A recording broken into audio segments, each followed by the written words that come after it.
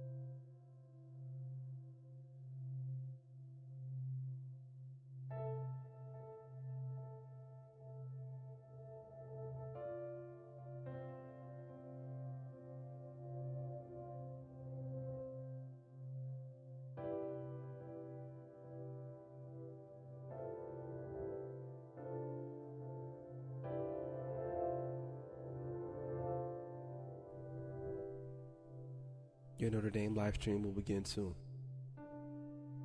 Thanks for watching.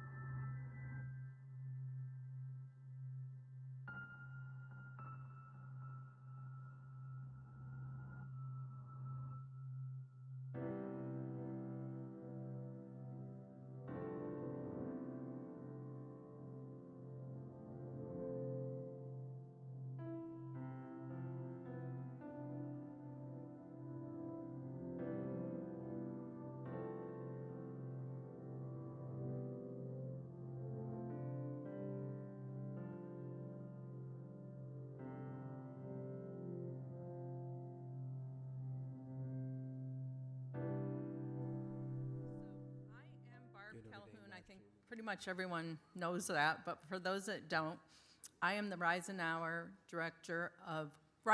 Family Director of Advocacy, Education, and Outreach for the College of Science and Notre Dame. This event was over across the stadium last year. This year we had to have a bigger space. So I'm excited that this is our largest event yet. I wanted to thank all of the patients, the families, the caregivers that are here today. You are the true experts, and hearing directly from you allows us to learn from your lived experiences. On a recent Zoom call, Andres Trevino from Chiesi said, and he described the rare disease community as superhumans, and I totally agree with him. We are honored to learn from you so we can deepen our understanding of what it truly means to live with rare diseases and apply that knowledge to become stronger advocates. Today's event is live streamed, so if you know of someone that is unable to attend, please feel free to share the link that's in the program. I want to give a huge thank you to the generous supporters of the program: Amgen, Dyne Therapeutics, the Reisenauer family, the Brum family, and Laura Schumacher. I'd also like to recognize all my awesome students in the minor in science and patient advocacy, and we also have some alumni here today that have graduated and come back because they love it. I also want to take a moment. Where's Katrina Conrad? Could you stand up, please, Katrina? Thank you. She is the program manager for the initiative, and she is absolutely incredible. I think I've told you that. But she goes through every detail to make sure that this event is flawless. And I could not do it without you. You're a tremendous help. And and you are a true champion for advocacy. And also, if there's any problems that go on today, now you know what she's wearing and where she's sitting. So I just want to take a quick moment to talk to you about what it is that we are doing and what I mean by Patient Advocacy Initiative and the minor in Science and Patient Advocacy. We launched the Patient Advocacy Initiative in 2022, and we developed it in response to the growing need for educated, compassionate advocates who can navigate both the scientific and the social dimensions of rare diseases. Our vision is to advance advocacy, outreach, and education for the rare disease community by harnessing Notre Dame's strength in science and research, combined with our commitment to social responsibility. We look at our program in this wonderful Venn diagram in three ways. We want to train the students to become strong advocates for patients and families and provide them with the tools to support not only individual needs, but also the broader changes that are needed. Along with that, education through our classroom learning, research projects, direct interactions with patients and professionals. The students gain a deeper understanding of the complexities that are involved when diagnosed and living with a rare disease. And outreach. We work closely with families, patients, and organizations, creating partnerships that allow our students to engage with real-world issues and contribute to meaningful solutions. And at the heart of our program is the minor in Science and Patient Advocacy. This is a program that brings together students from diverse fields of study to develop a well-rounded approach to advocacy. While one-third, as you can see, one-third of our students are in the neuroscience and behavior major, we are proud to have students in 10 different majors. And this diversity enhances our collaborations and brings a variety of perspectives to the complex issues that we're dealing with the rare disease community. Our students learn not only in the classroom through natural history studies, storytelling, projects with patients, and even events such as this.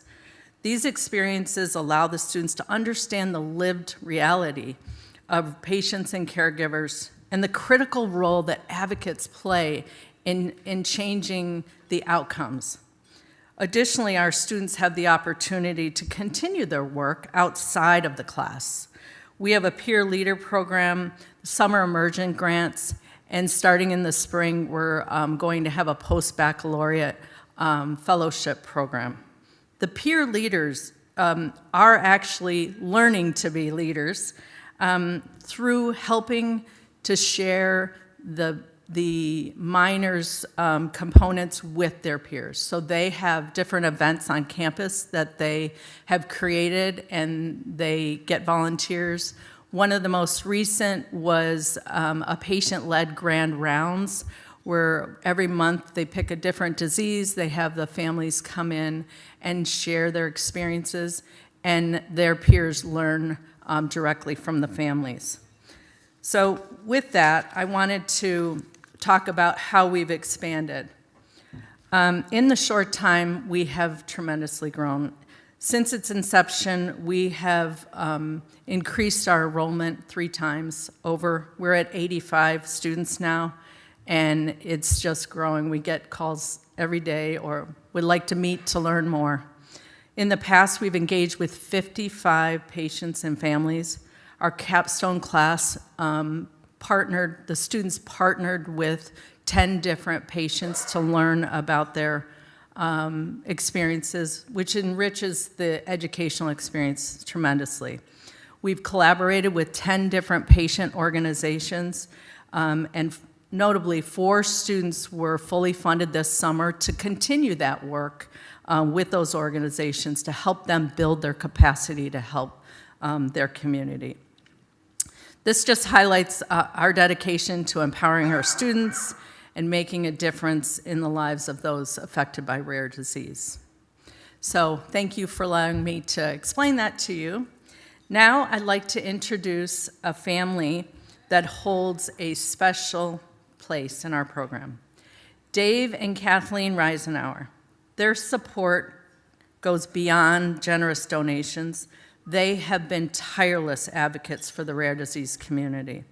As parents of 3 children, 2 adult children who have a rare disease called Corey's disease, their journey has fueled their commitment to not only advancing research and supporting programs that elevate the science and also the advocacy.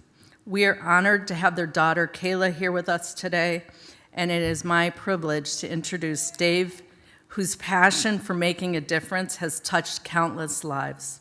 I'd like to have him say a few words, and if Sean Casson could come and join me. I don't know where, there he is. Thank you, Dave.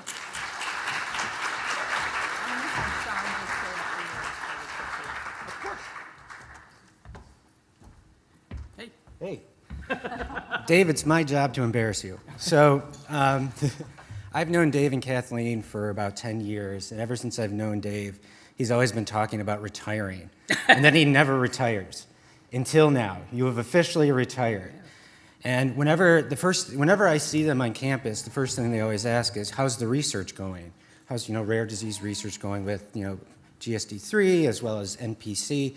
And I start to talk to him about the science, and he just gives me this blank stare. Just like that. That's supposed to be funny. I laugh. There you go. So then he tells me, he's like, Sean, I don't know science. I work in the supply chain. This is the kind of work I do. You have to put everything in the form of a chart. So now when I talk to him, I always present him in the form of things in the form of charts, so we can at least somewhat understand the science that we're doing. But since he's retiring, we had this little retirement gift, so we decided to create a Gantt chart of the things you're going to do over the next 5 years in your retirement. For example, this is unsolicited life advice you're going to give to friends and family, and you can see that increase over time. And then here's some pointless did you know trivia that you're going to continue to give people over time, as well as organizing the garage again, and again. So here you go. Congrats. Thank you so much.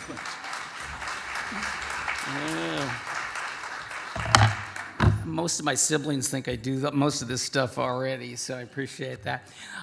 Thank you for having me. I was going to say all the thank yous that Barb did to Katrina and for the webcast. Especially since I was pushing hard for the webcast. We know how hard it is sometimes travel to events like this, especially if you're dealing with a rare disease or you're dealing with a disability. So being able to let folks see this. But I also want to thank Barb. Kathleen and I are so proud of having our name linked with this just an amazing individual. So thank you very much, Barb. Barb told me I had 5 minutes. Those of you who know me, I can barely say hello in 5 minutes, so I will try to get through some of this fairly quickly. My wife is in the back with our daughter Kayla, who's actually I'm surprised she's quiet. Usually when I start talking, she makes lots of noise. So as Barb mentioned, both Kayla and our son Peter, who's a 2011 grad of Notre Dame, have a rare disease. They were both diagnosed before they were a year old. And so we've been dealing with this for a lot of years, as many of you who have a rare disease or are caregivers of rare disease know, it can be quite a journey. It can take you in a lot of different directions. I'm curious, how many of you have ever heard of the poem called A Trip to Holland by Emily Kingsley? Okay, some of you have. For those of you who haven't, this was a poem that my wife and I received many, many years ago when our children were first diagnosed. And I won't read the poem to you, it's a little long, but think of it this way. It talks about a family that's planning, or has a child, and they're planning for this child to be born, and the poem treats it as though they're going on a trip. And the trip is to this country, Italy. And then the child is diagnosed with a disability, or we could talk about it from a rare disease standpoint. And that trip, again, is highlighted that instead of going to Italy, you're now going to Holland. And you've made all these plans to go to Italy, learn the language, talked about the customs, or prepared to meet with people, a bunch of different people, and see a bunch of sites, and suddenly everything changes. Now, I don't know how many of you have ever taken a 35-year trip. I know I haven't. That's how long our children, we've had this. But the concept of the changes that it makes in your life is pretty powerful. And I want to focus just on one aspect of it, which is it talks in the poem about the different people you're going to meet along the journey when you're in Holland versus Italy. And I think that resonates often with me in terms of the people that touch our lives, Kathleen's and mine and our children's lives. We have a famous story we love to tell everybody about when our eldest was about 2 and Kayla was just born. We were traveling in the wilds of Oregon, and suddenly Peter had an attack that was pretty life-threatening. So we start heading towards the hospital, maybe at a little bit above the speed limit, enough so that we're bombing down this road, and a police officer, a sheriff's officer, sees us. We flag him down, actually. He's surprised somebody driving about 95 miles an hour just flagging him down, but we'll set that aside. And he escorted us for 20 miles into the local hospital, where we arrived at the emergency room, and a doctor had no idea what to do with this child. None. I'm sure many of you have had this experience. So Kayla got to experience her first air flight when we airlifted them out of the middle of Oregon to Stanford, where they were at. But we tell this story because this police officer had such an impact on us in terms of stopping, literally running sirens for 20 miles an hour so that we could get to the hospital. And then conversely, or maybe in addition, we had a doctor there who had never seen this, or had seen this disease for a half a day during his training and had no idea how necessarily to treat this and had to work with the Stanford folks. 2 people that touched our lives almost 30 years ago. Again, along a journey that would have been different had we been in Oregon under different circumstances. The reason I say all of this is for all of you in the room, whether you're a patient on that journey dealing with a rare disease, whether you're a loved one of a patient dealing with a rare disease on that journey, or whether you're someone that is going to be or might be a part of their lives, you're going to touch them in ways that on their journey will be different than they probably ever would have been had they not had this rare disease, had you not had this rare disease. We have a few folks that work with Kayla. Her physical therapist started working with her when her physical therapist was pregnant with her first child. This first child is now in college, is a sophomore in college, and we're still working with her every day, 5 days a week. She comes to our home. We never would have met that family had it not been for this situation. So my message to you is, as we go through the day, and you're going to hear some wonderful stories on this, keep in mind that you will have an opportunity, I'm sure, in your lives, or already have an opportunity to work with folks that are on a different journey of their life, and embrace that and be excited about it during their trip to Holland. Thank you much.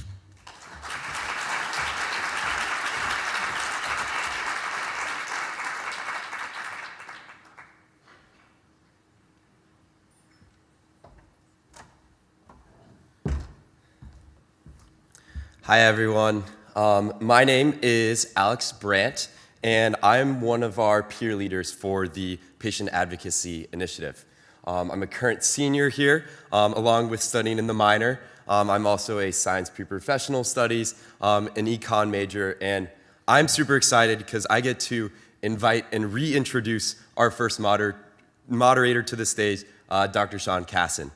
Dr. Casson serves as the director for the Ara Parseghian Medical Research Fund. In this role, he is responsible for administering all of the functions of the fund, which include advancing Niemann-Pick disease research, fundraising, managing the grants program, and raising awareness of NPC disease. Today, he will be leading us through a discussion with 2 mothers who are impacted by a rare disease. They will talk about their family and share their experience with the formation of a foundation, how they advanced research, and how 2 institutions, the University of Notre Dame and University of Michigan, supported them through their journey. Dr. Casson, welcome again.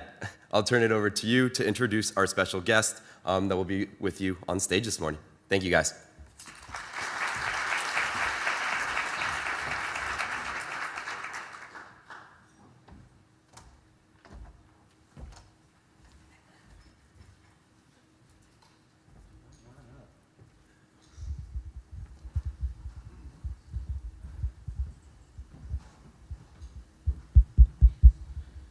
It's on. Oh, either one is fine. Yeah. You're the lucky one who gets to sit by me. So there you go. All right. Well, thank you again for that very kind introduction. But I think the best way to start this discussion is to tell you a little secret about me. And Tammy, this is for you, Cindy, and the guests. So I started at Notre Dame 21 years ago as a grad student. And then I worked in the development office, and then I've been running the fund. So I've been on campus for 21 years as a Notre Dame fan. But I'm also a closet Michigan fan. You see, I'm a Michigan fan for two reasons. One, I grew up there. I grew up about an hour north of Ann Arbor in a town called Oxford, Michigan. And then my sister went to Michigan, my brother-in-law went to Michigan. You were only allowed to wear Michigan stuff, not Michigan State, and definitely not Notre Dame. And then I was the bad one that went to Notre Dame. So I've slowly converted my family a little bit. But then the second reason I'm a Michigan fan is because about 15 years ago, my sister, the Michigan alum, her son, Andrew, was diagnosed with a very rare blood disorder called aplastic anemia. It got so bad that they said there's about a 10% chance he would pass away from this disease. And then he ended up checking in to Mott Children's Hospital, and he was there for about a month and had to do daily blood transfusions. And this is a picture of Andrew. Well, if you can look, you can't really see it really well. There's him, he's there crying, and in the background is Coach Lloyd Carr, Mike Hart. So he's not crying because he just had his first blood transfusion of the day. He's crying because all these massive football players came in and were intimidating him. But that children's hospital cured him. They were able to jumpstart his immune system, and 15 years later, I'm proud to say that he just entered his freshman year at the University of Michigan. There he is up on the right with his two sisters. There you go, back there. And I'm assuming that's water that he's drinking because he's underage. So anyways, we're so glad that you're here, and I think it's important that this group learns about you, Chad, and your family. So if you could give that overview for them, that would be great. Thank you. Thank you so much, Sean, for sharing that. We have a lot more in common now because I'm wearing green today, which was not allowed in our house for a very long time. But our oldest son is a quarterback here at Notre Dame now. So, hey, blood is thicker than all other things, and we are big fans of Notre Dame now. So, you know, I get to wear green, and it's fun, and I love it. So thank you for having me and allowing me to wear my green. A little background. You can see that's Chad right there. And CJ on the left of the three of them, Tommy in the middle, and then Chad. A little background on Chad's story. About 10 years ago, a little over 10 years ago, Chad fell and we thought broke his nose. So we took him to the emergency room, and you know, they said that he's probably got a concussion, it's okay, and brought him home. The next day, that night, I was thinking about how often he had been falling. And woke up the next morning and I said, I think we need to go back. So we took him back to Mott Children's Hospital, and we requested them to do an MRI. They didn't think it was necessary, but we said, you know, something just doesn't feel right. We're noticing some things. So they said, sure, we're gonna do this. The MRI took about 2 hours, or they said it'll take about 2 hours. 3.5 hours later, we were still sitting there, and I knew something was very wrong. The anesthesiologist came out to get us, and I could see she had been crying. And I looked at my husband, and I said, okay, this is probably gonna be bad. Now, I had worked at Mott Children's Hospital as a fundraiser, building the children's hospital that we were standing in. And I knew a lot of doctors there, so I called one of them and I said, I think something's really wrong. We haven't heard yet, but if you can check from home, let me know what's going on. She called me back, she said, I'm on my way in. It was midnight. And I said, okay. In my head, I said, it's gonna be cancer. And they pulled us aside and they said, okay, we found something. They showed us the image, and I didn't know what I was looking at. They said, your son has DIPG, diffuse intrinsic pontine glioma. Never heard that acronym before, never heard that disease. It's a form of brain cancer. We said, okay, brain cancer, what do we do? How do we fix this? When do we have surgery? What is the protocol? And the doctor said, there really is not much we can do. We'll do radiation, but your son has about 9 months to live. And to hear that while you're thinking, your son has a concussion, and next thing you know, you're being told he has 9 months to live. That is the worst moment of my life. Chad's no longer with us, but that moment is when everything changed. That's when our journey moved on to a different country. We really focused on our son, and how the whole Chad Tough thing happened was, I looked at my husband the next day, I said, we are supposed to make this big. My father-in-law had a platform, right? People were paying attention. He had been the head coach at the University of Michigan, won a national championship. So I said, and my husband's very private, and he said, do what you have to do. And so I shared, and I asked everyone to pray for my son.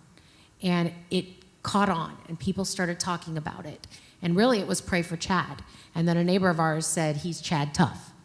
And suddenly, this movement was formed.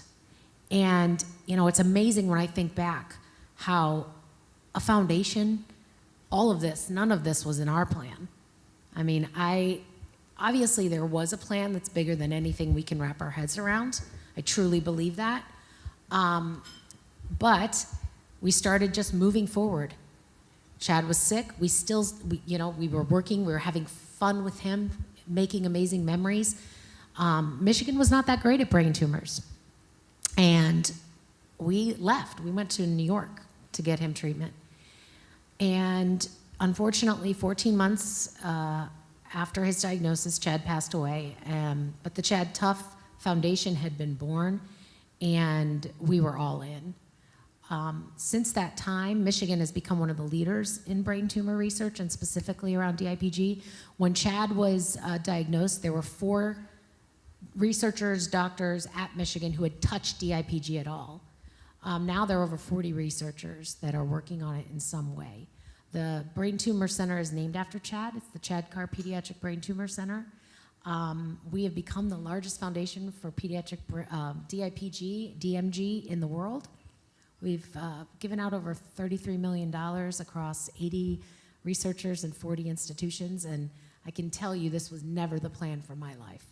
But God had a plan with our child, and it was to change the world, and that's what he's doing, because they tell us they believe they'll find a cure in our lifetime, which is something they wouldn't have said just 10 years ago. So thank you for having me and letting me share his story and his beautiful face. Thank you so much. And Cindy, to you, I know you have a similar journey with your children, so if you can share that as well. When Tammy and I met this morning, I said, you know, I'm sorry we're meeting under these circumstances, but so pleased that we are. You know, we've become part of a club that no one wants to be a member of. And I think many of you know our story, but for those that don't, my husband, who's sitting over here, Mike and I met at the beginning of our junior year. I don't know, how many years, 52 years ago or something? And I know, we're old. And we graduated from Notre Dame. Well, first I'm gonna rewind. My freshman year at Notre Dame was like the miracle year. Grandpa Era wins the national championship. Digger Phelps snaps the 88-game UCLA winning streak, right? And at the same time, hockey was rated #1. I never saw a team lose at Notre Dame. And I like to think that Notre Dame taught me 2 things from that experience. One is to be gracious in times of winning and to be courageous in times of loss. So that started my time here at Notre Dame. Yes, I was in the 2nd class of women. It was unique. But the best thing that came out of that was my husband, Mike. So we dated for 2 years. We married shortly after we graduated and moved to Chicago, and Mike did medical school, and I got an MBA from Northwestern. Go Wildcats. And then we moved to Tucson, and we started our family. And we had 4 beautiful children. Our oldest, Era, named after Grandpa, And then Michael was 3 years later, followed quickly by Marcia, and then our youngest, Krista. And we thought we were on top of the world. We thought we are the luckiest, coolest family in the world. And then our son Michael, when he was about 5 years old, started showing just delays. He just couldn't quite keep up with the other kids on the playground. His speech became slurred. He had this eye movement problem that I didn't recognize at first. I can remember when he was about 5 years old saying to Michael, Michael, when you look me in the eye, when I'm talking with you, you need to look me in the eye. Little did I think that it was a symptom of anything that was wrong. But as he got into kindergarten, his handwriting became really scratchy and his speech pattern became very slurred. So Mike and I started the journey of trying to find out what was wrong with him. And as I think is often the case with rare diseases, because they're not seen that frequently in pediatricians' offices, is the first pediatrician poo-pawed me. Said, oh, he's a little clumsy, but if he was my child, I wouldn't do anything. We didn't think that was right. So we went, and it took us 2 years, finally went to Columbia University, where they had, by then, they had a file, that was inches thick of all the testing that Michael had endured. They took a 5-minute look at Michael and said, we think it's Niemann-Pick type C. And I said, well, why do you think it's that disease? One I've never heard of. They said for 2 reasons. One was this eye movement problem is very specific to Niemann-Pick, and it's called, they get a paralysis of their eyes both up and down and left and right. And he had an enlarged spleen. We took him back to Tucson. We had him tested for this disease, and he came positive. Because it's a genetic disease and it required both Mike and I to carry the bad gene, it's called an autosomal recessive. We had our other 3 children tested, and much to our disbelief, our 2 daughters, Marcia and Krista. Marcia was 5 and Krista was 3. Were also tested positive for the disease. And so this picture that you see was taken actually by my brother-in-law. And you can see, if you look closely, Michael is got a kind of a little goofy look on his face. His legs are bruised. He's got bruises. But then you look at the girls, right? And you can tell that they're pretty normal for their age group.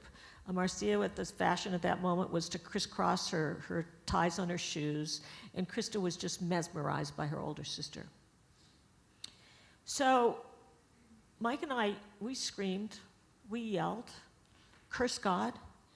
And after a couple of weeks, though, we realized that we needed to do something positive. Our first thoughts were, we're going to take the kids out of school, we're going to show them the world. And then we went, that's not what they wanted. They wanted to be in class, they wanted to be with their peers, they wanted to be going to birthday parties and to their outside activities. So Mike and I started talking about a medical research foundation because there was absolutely nothing known about Niemann-Pick at the time. And so the first thing we did was, and this is, you don't know your connections in life, where they're going to take you, but Mike's best friend from medical school was a research cardiologist. We did know it was a cholesterol storage disorder. And so he reached out to Mike Parmasek, and Mike put together a scientific advisory board for us that was just absolutely off the charts.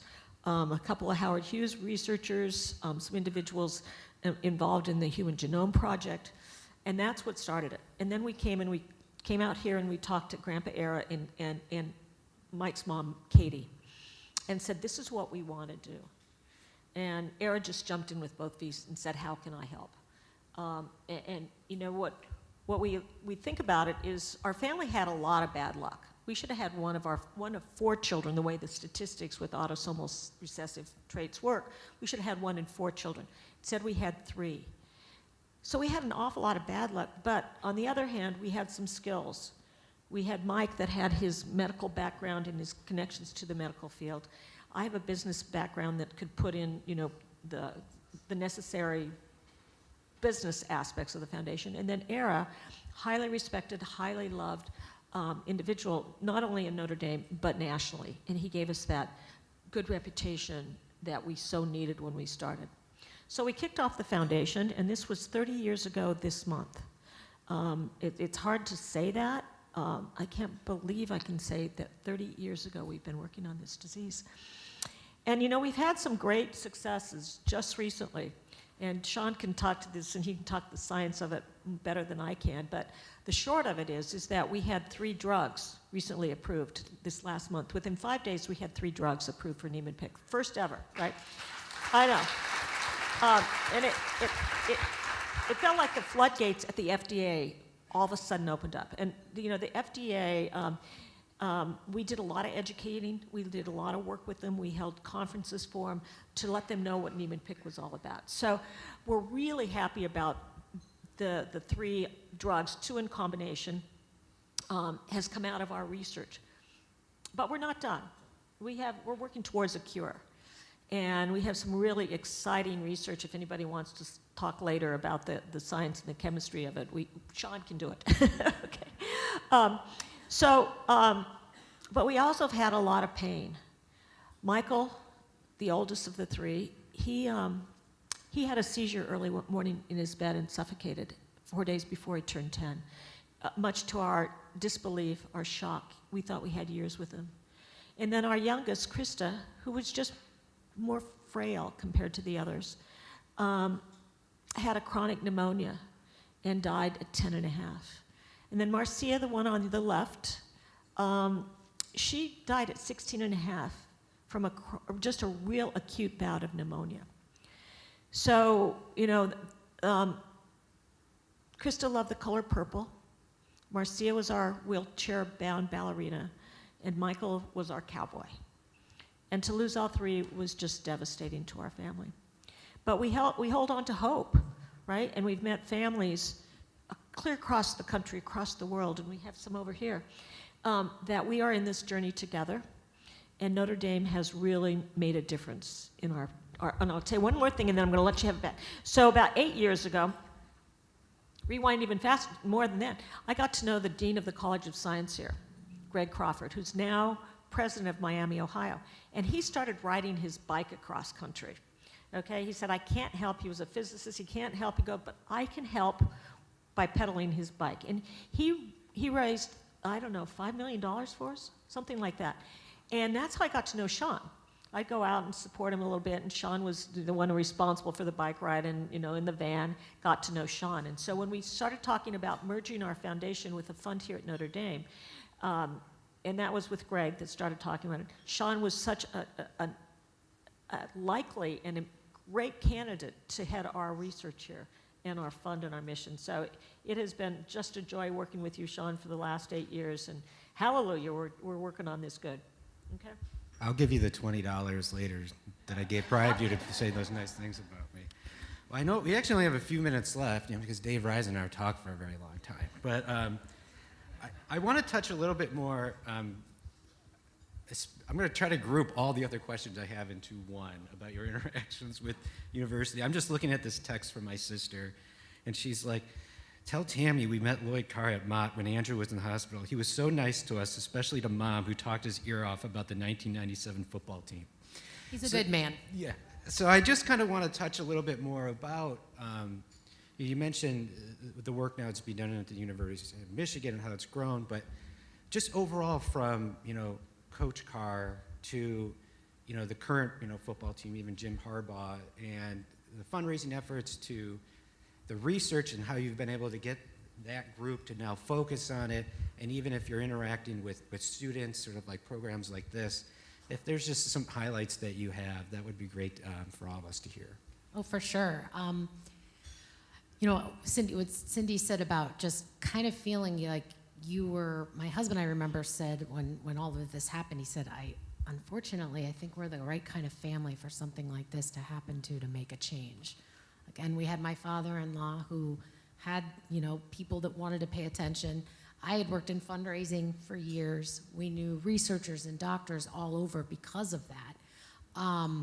And we knew that this was supposed to be the way, our life journey was going to go.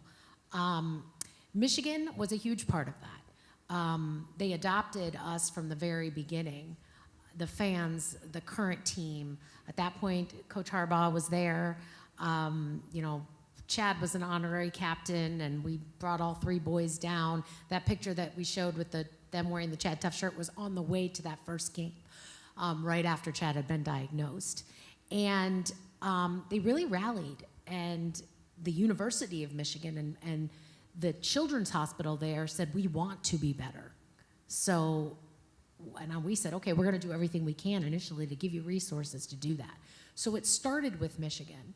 And what's happened since, I think has even been, more beautiful, because I say sometimes things are bigger than a rivalry, and I fully believe that. We've had Michigan State get involved in things. We've had Ohio State get involved in things. Notre Dame, Coach Freeman and a bunch of the coaches come to our gala now. We have a son here, and I think that that's part of the plan, right? I think that's just helping us to tell the story of DIPG and to spread the word. We have 40 family partners now from across the country. So we've kind of said we don't want everybody to have to start their own foundation. It's a lot of work, and there are expenses and things that go along with it. So we have 40 family partners who have either lost their children or who have children that are battling right now from all over. So they're also impacting their local communities with fundraising, with advocacy, with getting to know the doctors in that community to spread more about what we're doing. So if someone walks in those doors, they know what this is. We give out fellowship grants, which for us is very important. We have pre and postdoc fellows because we want future brilliant minds to focus on this disease, and we're seeing that happen. So I think there's just been a lot of amazing things. We've started a nurse navigator program, which I think we wanted to be able to do something for the patients currently in the fight. We focus on research, and we have a scientific advisory council from across the world that helps us to make sure we're giving to the right research, because we are not scientists either, and I don't want to be. So they help us to make sure we're stewarding the funds right. But that research brings hope. The Nurse Navigator program that we started brings help, because that's what we would have wanted as a family going through it. If we had had somebody, because basically it was, this is what you have, we're gonna do some radiation, and then here's a website with some trials, and my husband would stay up researching all night to try to figure out what the next best thing was to do, how we were supposed to determine what our child's future would look like. That's not okay, especially when you're not a scientist. So we have a Nurse Navigator program. We have 4 nurses on staff. Any child that is diagnosed with DIPG, DMG, they'll be responded to within 2 hours. They are given one of these nurses to walk with them through this entire journey. It also helps families like us, because what was happening is the family community who had been through this, we were the ones getting every call. And I still get the calls, and I'm there to help. But I'm not a scientist, and what Chad experienced is very different than what is out there now. So I'm able to send them to a medical professional who can hold their hand, and then I can help with the emotional support if they want to talk to somebody like me who has lost a child, because initially I didn't want to do that. So I think that we've grown in ways that, Michigan has been a huge part of it, but I think it's even bigger than Michigan now. It's bigger than Chad now. It's about all of these families and us being able to honor them and working together to change the future of this disease. That's incredible. It really is. And I know, and I'll just leave the last question to Cindy. I know that from how this foundation started, what's neat is last year was the 50th reunion of the 73 team. And as one of them said, hey, we're getting older. We can't wait another 5 years to get back together. So they had the 51st reunion. They're here today, and they're all coming to our event tonight. You have about 30 former players, so you see the engagement there. But then as you've grown, you've seen the engagement of cross institutions. We have actually 2 scientists here right over there, one from UIC, one from the University of Iowa, that are with us. So Cindy, can you just kind of comment on, as you've seen this foundation grow, and then at the end just kind of give a rah-rah to some of the students here that are just starting this journey with rare disease advocacy? He threw me a low ball. I'm going to think about that for a second. But I know we're running out of time, and I'm going to not answer his question. I'm going to tell you the impact that Notre Dame has had on our work, okay? It has just been so far, so reaching, and I'm going to give you a quick little example of the Notre Dame family and how it has come to help us, okay? And my husband and I, we went on a walk, a pilgrimage, about a month ago right now, yeah, a month ago in September, we were walking the Camino de Santiago. It's a pilgrimage to St. James, okay? So the very first morning, we come out of our restaurant in Soria, and there's a man there with the Notre Dame hat on. So we do the Go Irish, right? And we start to talk to him. And it turns out he wasn't even a Notre Dame graduate, but his father was a Subway alumni, loved Notre Dame, and now his son, who's about our age, also loved Notre Dame. So we exchanged names, Bob and Kitty, and Mike and I. That was the extent of our conversation. But when we exchanged names, we said, Mike Parsegian, Cindy Parsegian, and they go, are you related to the coach? We said, yeah, he's the son. That was it. 3-minute conversation. We go on our pilgrimage. They go on theirs. And unbeknownst to us, Bob and Kitty had talked on the flight over to Spain that they were going to make a donation to some cause, but they were going to let the Camino tell them what that cause was. So we go on our way. They go on theirs. They get to the arch right in front of the cathedral in Compostela. And there's another Notre Dame guy, another Notre Dame hat. They say, Go Irish. So they start talking, and it turns out, and the Bob we met says to this other Notre Dame guy, well, I met the coach's son and his wife. Well, this gentleman says, well, I know the Parsegians. And he told him our story. He told him our family journey and how we fundraised for this cause. Bob and Kitty decided the Camino had told them what they would donate to. So 2 weeks go by, and they made a meaningful gift to us here at Notre Dame. And it was that Notre Dame connection that runs deep and wide and is so strong. So I just want you to know that what you're doing out here for not only rare disease families and patients, but for the general medical community, you're making a difference. You're making Notre Dame proud. Thank you. As you can see, Cindy makes my job very easy when it comes to fundraising. So I don't have to do anything. She just handles all of it. But anyways, it has been a pleasure. It has been an honor. Thank you so much for both joining us up here. Barb, I think we're a little bit over, so we don't have time for any questions, even though I have a ton of questions. So thank you again. Thank you. Hi everyone, my name is Sam Dreyer, and I graduated from Notre Dame in 2023, where I majored in neuroscience and minored in science and patient advocacy.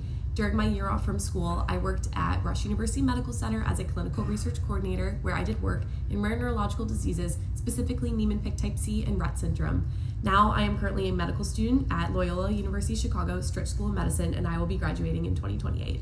I think the most valuable lesson I learned through the patient advocacy minor was to be able to identify areas of unmet need in underserved populations.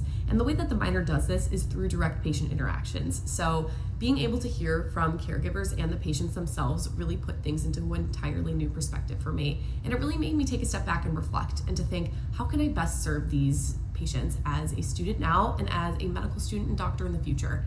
And I think that this value is really important in treating patients of every kind, but especially the rare disease community, because personalized medicine is so important in rare disease. So I really think that everything I learned in the patient advocacy program will allow me to reach new levels as a physician in the future.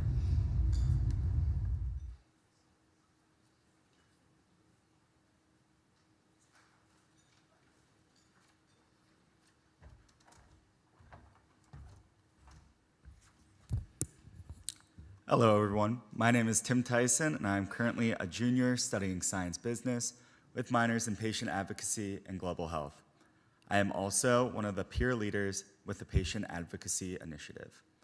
I am honored to introduce our next panelists. Before they dive more deeply into their own stories and tell us more about how their experiences have motivated them to create a positive impact on the rare disease community. This next panel will be moderated by Professor Barb Calhoun. Laura McLinn is a rare disease mom and advocate. She is the founder of the Best Day Ever Foundation, a nonprofit organization that supports families living with Duchenne muscular dystrophy and other complex medical conditions. Sarita Edwards is the CEO and president of the EWE Foundation, a global healthcare advocacy organization for families living with trisomy 18 and other rare diseases. Sarita's son was diagnosed in utero with full trisomy 18, which began her efforts of advocacy and public policy. And finally, Chris Ostertag. Chris is the bereaved father of Hans, who had peroxisome biogenesis disorder, also known as Zellweger spectrum disorder. Chris holds a PhD in theology and healthcare ethics, and he currently works as a clinical ethicist at Intermountain Health. Additionally, he currently serves as the board chair of the Global Foundation for Peroxisomal Disorders. Welcome, Laura, Sarita, and Chris. We're grateful that you're here with us today.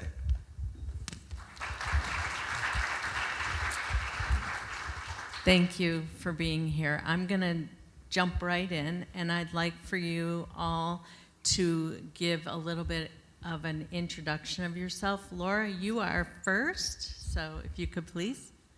Okay, thank you so much. I'm so honored to be here. I was thinking this morning, my why is sitting at this table, Jordan, who I'll talk a little bit about in a few minutes, but it's so inspiring to know that there are students interested in advocacy without that kind of why. I'm going to give you the clicker. Thank you so much. Okay. And I know we need to make up a little time, so I'm going to go quick through my intro. This is a picture of Jordan and I, and these are some of the hats that I personally wear. This is our family. My husband Jeff is here with us today, sitting with Jordan. We're celebrating 20 years of marriage this year. We are big Notre Dame fans, and my husband has been a Notre Dame football fan since the time he could walk and talk. My connection came last year when I started serving with Dr. Santiago Schnell, who's the Dean of Science here, on the Rare Disease Advisory Council. And quick fun fact, our 3 children are all named after Joe Montana. So I'll take you super quick through Jordan's 11-year journey, actually 15-year journey living with Duchenne. I'll go through these pictures really quick in order, and the first one is a picture of Jeff and I when Jordan was in my belly, and he was already living with Duchenne. We just didn't know it. The next photo is when Jordan was 3, almost 4, diagnosed with Duchenne muscular dystrophy, words we had never heard before. We had to learn how to pronounce them. We had to learn what that meant. The next photo is a picture of Jordan with his doctor. We started traveling out of state after Jordan's diagnosis to try to seek out the best care possible. When Jordan was 5, I made a resume for him to get a job. And so at 5 years old, he interviewed and had 2 job offers in his stocking on Christmas morning. So we started. I realize now, not at the time, that that was actually my first step into becoming an advocate. The resume talked about Duchenne. It kind of went viral, so lots of people were reading the word Duchenne who had probably never heard that before. We did dip our toes a little bit into some state and federal advocacy work. So the picture on the right is us giving a testimony together. And then we were given no hope when Jordan was first diagnosed. We were told there were no approved therapies for Duchenne. We were told probably nothing would happen in our son's lifetime. We were given a short life expectancy. But Jordan did make it into a clinical trial. And so if you move to the bottom photos, you see Jordan starting a clinical trial. A little later, you see him walking out of Lurie's Children's Hospital after we made weekly trips to Chicago from Indianapolis for him to participate and get a weekly infusion. At week 180, that drug was approved through the FDA accelerated approval pathway. The next photo is from last week. Jordan received infusion 394. Now he gets those infusions at home. This is a drug designed to slow the progression of Jordan's muscular dystrophy. It's not a cure. We do have 8 FDA-approved therapies now for Duchenne, many others coming up in the pipeline. I'm now homeschooling Jordan. He wants to be a chef and go to business school. That's a photo of him. And we also founded a nonprofit called the Best Day Ever Foundation. Unlike many of the organizations you'll hear about today, we're not funding research, but we are helping families live their best days ever while they're living with a rare disease. And we host a monthly program called Living Our Best Lives with Duchenne that pulls families together, helps family connect and learn about resources. Excellent. Click it ahead. Hello, everyone. My name is Chris Ostertag, and that's a picture of me and my son Hans. So Hans, he died last year, age 5, just before his 6th birthday, and I'll talk about him. But just briefly, so I do serve on, so he had a rare disease called Zellweger's, which is a peroxisomal disorder, and I serve on the board for the Global Foundation for Peroxisomal Disorders, currently serving as our board chair. And then I also work in clinical ethics and healthcare. So I work in Denver. We recently moved out there, but lived most of Hans's life in St. Louis. So Hans had his rare disease, kind of goes by some different names. Clinically, like the coding is Zellweger syndrome, but it's one of this group of rare peroxisomal disorders. And Hans was diagnosed when he was 3 months old. And, you know, this rare disease impacted him in really profound ways. So Hans, he had seizures, he had a feeding tube, he had liver disease, global developmental delays, never really was able to sit up or stand up or anything like that because of his, some of the neurological issues and muscular issues that he had. But one of the things that I always try to do, and I did this when Hans was with us, and I do it now, is really sharing the joy that he brought us and those around him. You know, I think, you know, in our journey, because of my graduate school at St. Louis University, I was able to spend some time talking with like medical students at SLU and nursing students and others. And I think really just trying to change the narrative around this particular rare disease. And I know a lot of us as advocates, we try to do the same within our own rare disease space. Because I think that, you know, when you read, you know, case reports or some of the medical literature around any of these rare diseases, it kind of paints a particular picture. But then you actually get to know the patients and the people impacted by these diseases, and you see so much more than just a constellation of symptoms and tests and things that are challenging them, but really the joy that they bring and the profound impact that they can have. So Hans, he was such a happy little guy early in his life. You would always hear him kind of babbling about and laughing in the back. But as his disease progressed, he did lose a lot of the skills that he did gain. And towards the end of his life, you know, we had a lot of difficulties around pain control, spent lots of time in the hospital. And I think for us, you know, kind of reflecting on our journey, I think that, palliative care is something that has had a profound impact on our life. And I think that it's something that just in talking with other parents of children with rare diseases, it's not something that's always accessible. So I think, you know, whenever we can share our stories and kind of shine a light on some of these difficulties with respect to access is really, really important. But yeah, so Hans passed away last year, and we do miss him every day. But his life continues to shine on, and the impact that he has will continue to unfold.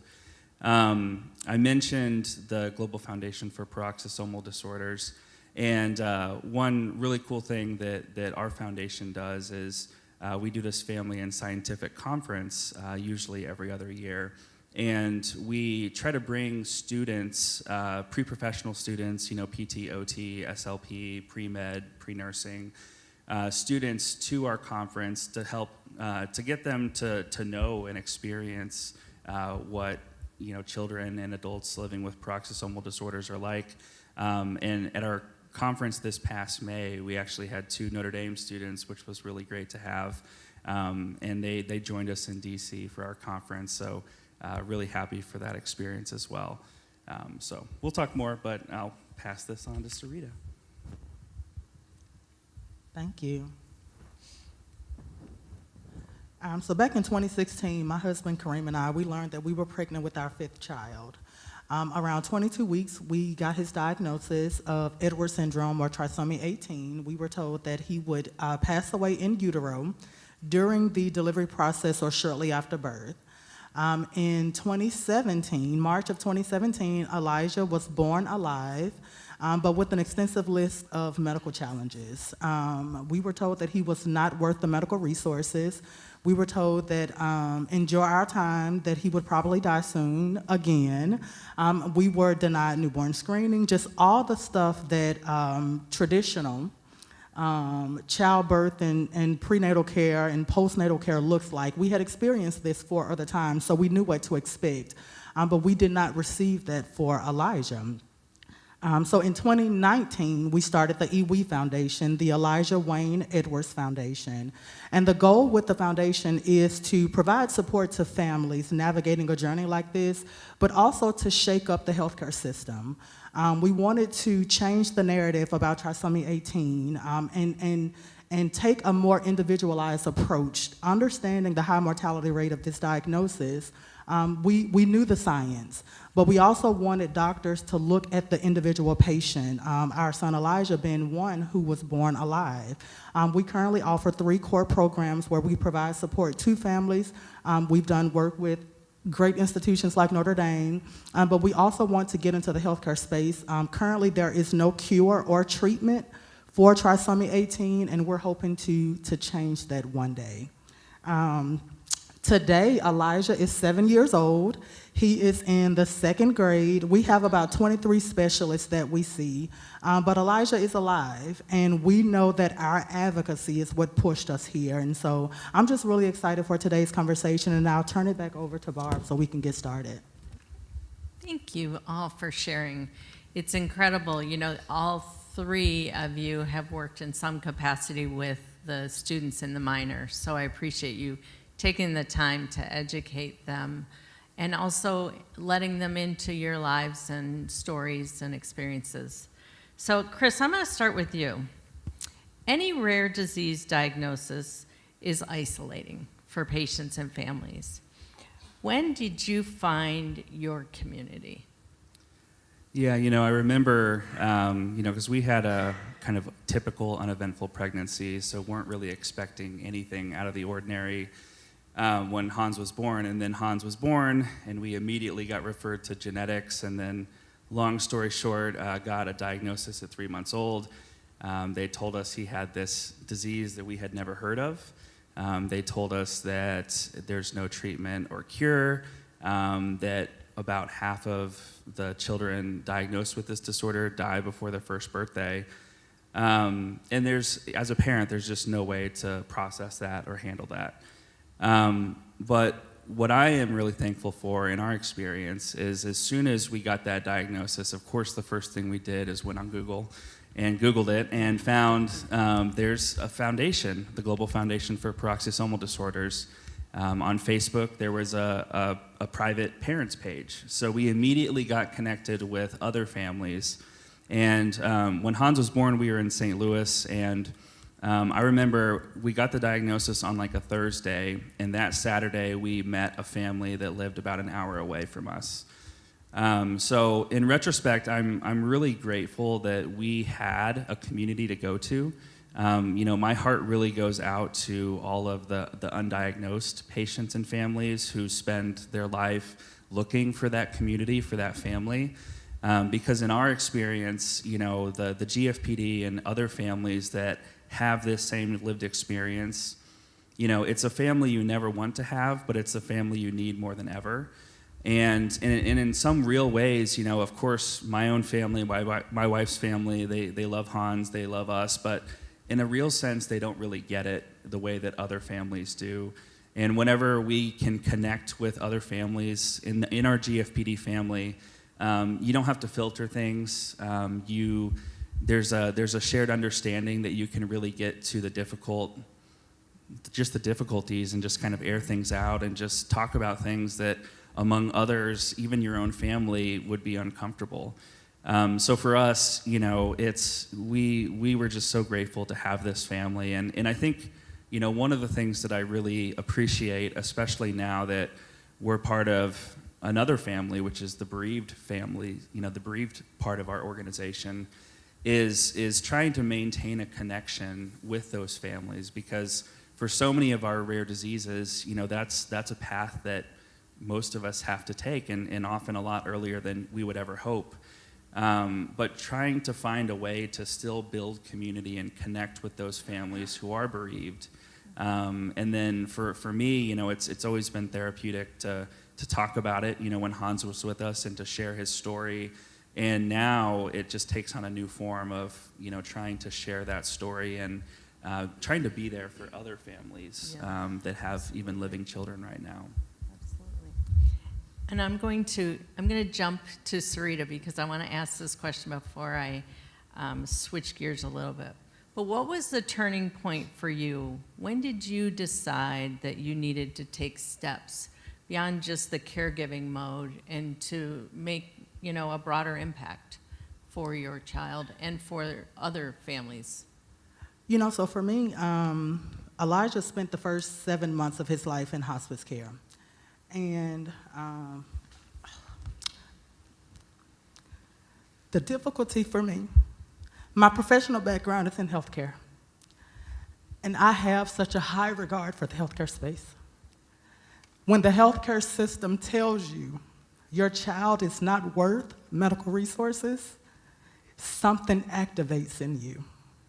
After spending 7 months in hospice care, we were told that we needed to stop life-sustaining measures. We needed to stop calling doctors ourselves. We needed to stop making appointments ourselves, because there was going to be a conflict with our health insurance.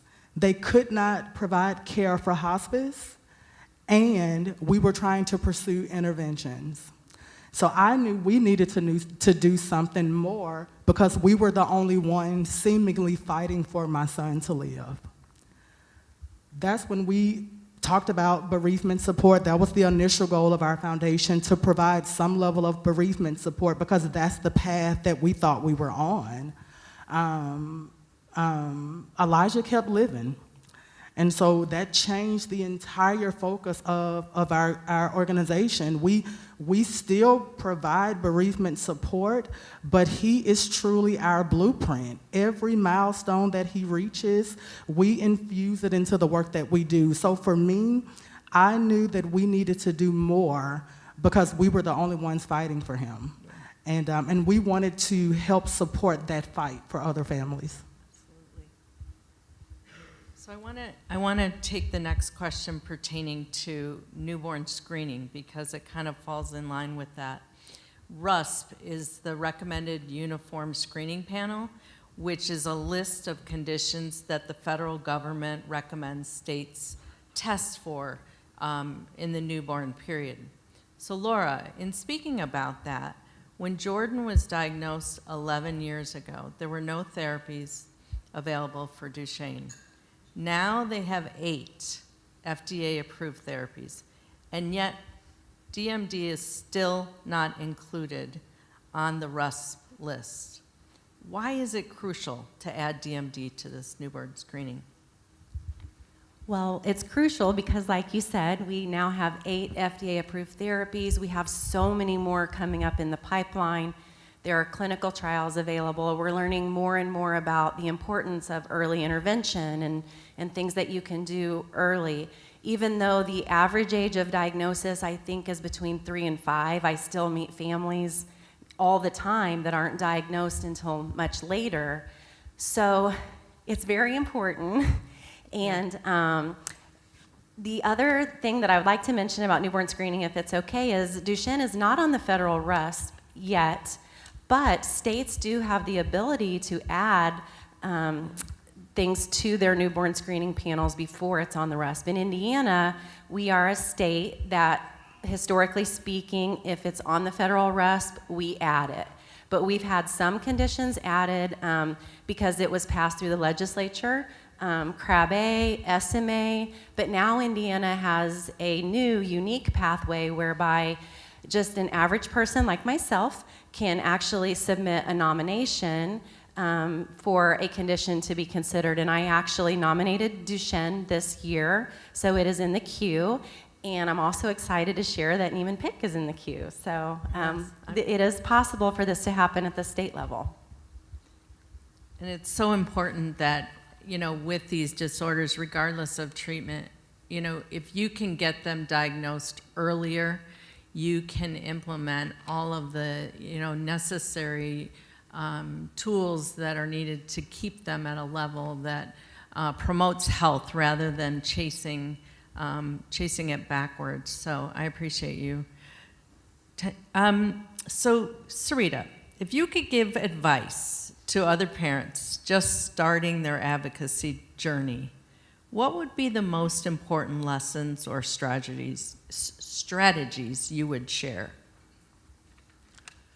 You know, I would say when you think about advocacy, you know, look at it from a broad lens, right? Like, there are so many scopes to advocacy, and you have to do what feels right for you.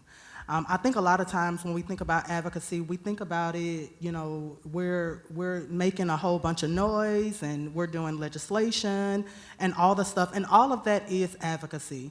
But if you're just getting started yourself, I think it's important that you first explore what your goals are.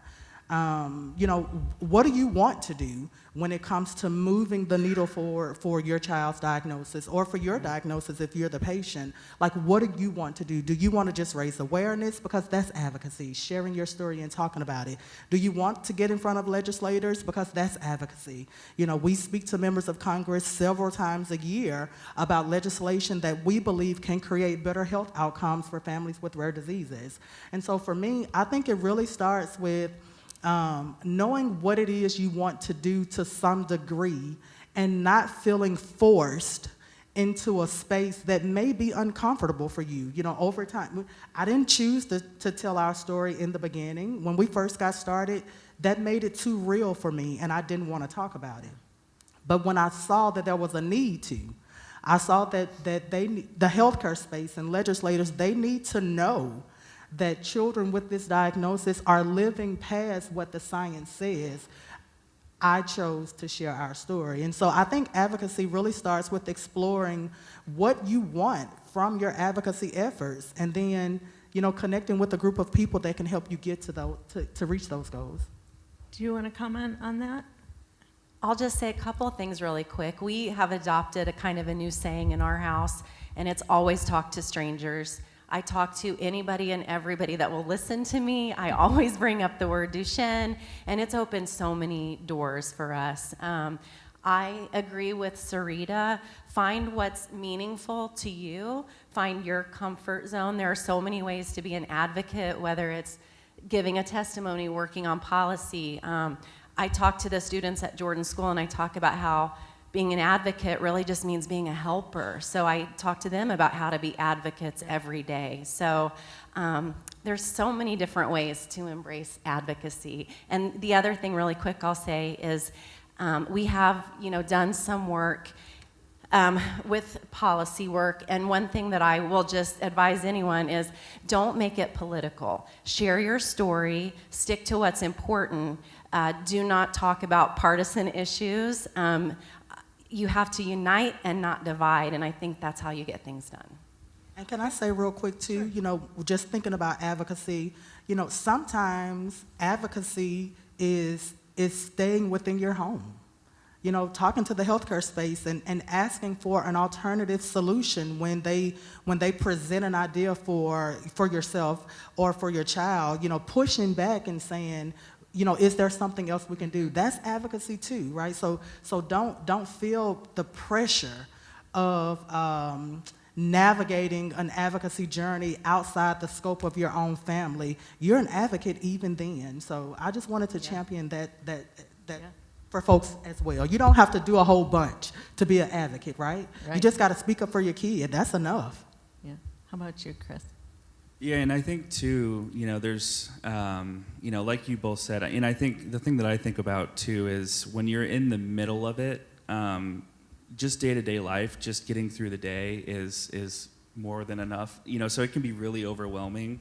And I think that's where, as parents or as patients with a rare disease, like, I think putting yourself and your needs first is really important, and making sure that you're not always feeling the pressure to like overextend, because you're already overextended in just carrying day-to-day life.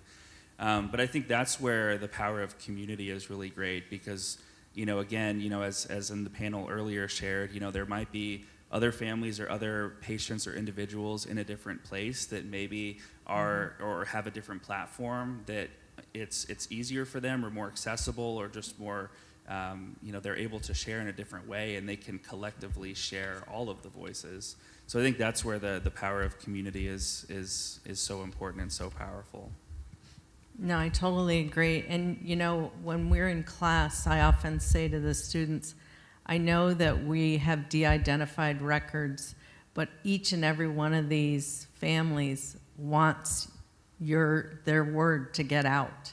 And so even though we can't do that based on the medical, rules, we invite the families in so that they can then share their stories, because I think getting the word out is just the beginning of what can come. Don't you agree? So, Laura, there are several nonprofits focused on DMD. What inspired you to form the Best Day Ever Foundation, and what distinguishes it from others? And I'll ask the same of all of you. Sure. So we do have a lot of great organizations in our space. Best Day Ever Foundation, for me, my inspiration was my very own family. I watched as Jordan he got his job as a firefighter. We were making trips every 3 weeks to Washington, D.C., and doing all these things. And one day I just sort of had this epiphany that we were all living with Duchenne, and my girls, they had needs, my husband had needs, our entire family had needs outside of Duchenne, but because of Duchenne, if that makes sense. So Best Day Ever Foundation, we are not funding research, but there are lots of great orgs that are, but we are actually providing resources and education to families for how to live their best lives together as a family and as a community while living with Duchenne.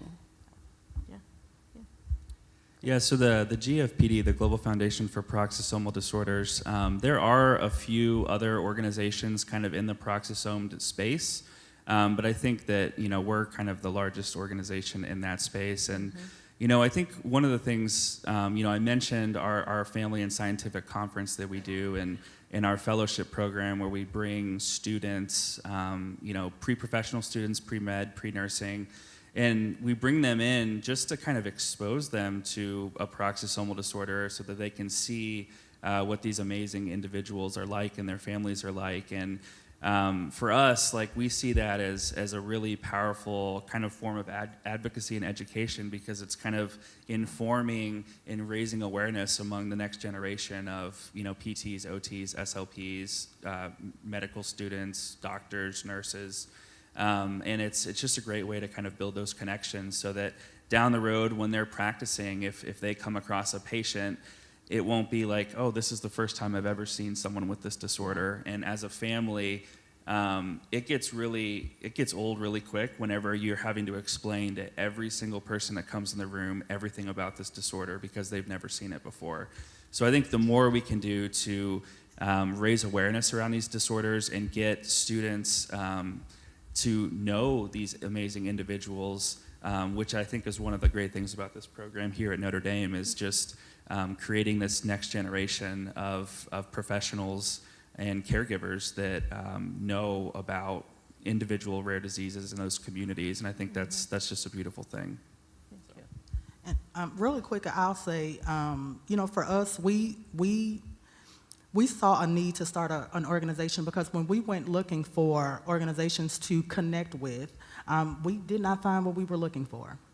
And we wanted to try to champion and support organizations that were already present, and and the organizations that we heard back from, they told us, we're not looking to do what you're trying to do.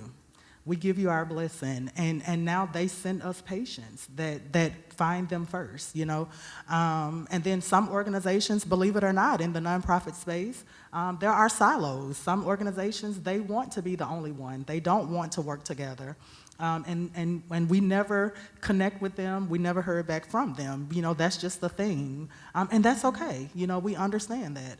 But for us, the need that we saw missing was support, true, practical, tangible support for families. You know, there were support groups, and so we didn't want to reinvent anything that was already present, but the financial burden that comes with navigating a rare diagnosis is extensive. And it gets really expensive. And so one of the things that we wanted to implement was a program that could help cover some of the costs of navigating a diagnosis. And so for us, what that means is we might cover, you know, rent or mortgage or utility assistance. We may cover durable medical equipment or something that your health insurance may not provide. And so we do that exclusively for our trisomy 18 families. But for the broader rare disease space, we saw that there was a need for health literacy, and health literacy not just in, you know, families, but also in the healthcare space, because the healthcare space, they look at just the science. And so we saw an opportunity to, just like every other program, you know, talk and share stories and connect them with families so they can hear, yeah, we know that this is what the science says, but, and then let those families fill in that space. And so there was an opportunity for health literacy, which led us to just thinking about who provides a lot of support to our families: social workers, nurses. They are the people who our families get a lot of their information from when it comes to looking for and finding resources. So we became a continuing education provider, an accredited continuing education provider, because we wanted to incentivize social workers and nurses and all these people for coming to our workshops and coming to our webinars to learn how to have conversations with families like ours. And so it was just a missing need. And then the bereavement support, we think that the support groups are great, but we wanted to really hone in on mental health. And so we started working with a licensed professional counselor, and through one of our programs, we're able to provide counseling services to families, whether it's the parents or the siblings, whomever that may be. We do bill insurance, but whatever their insurance doesn't cover, the family will never get a bill. We eat that cost and work directly with those counselors for those families. And so it was just a lot of missing needs, and it was important to us to not duplicate services. We would much rather support services that are already there. But we saw that there was a need to actually implement services. And so that's why we decided to start a foundation ourselves. So I'll start with you, Laura.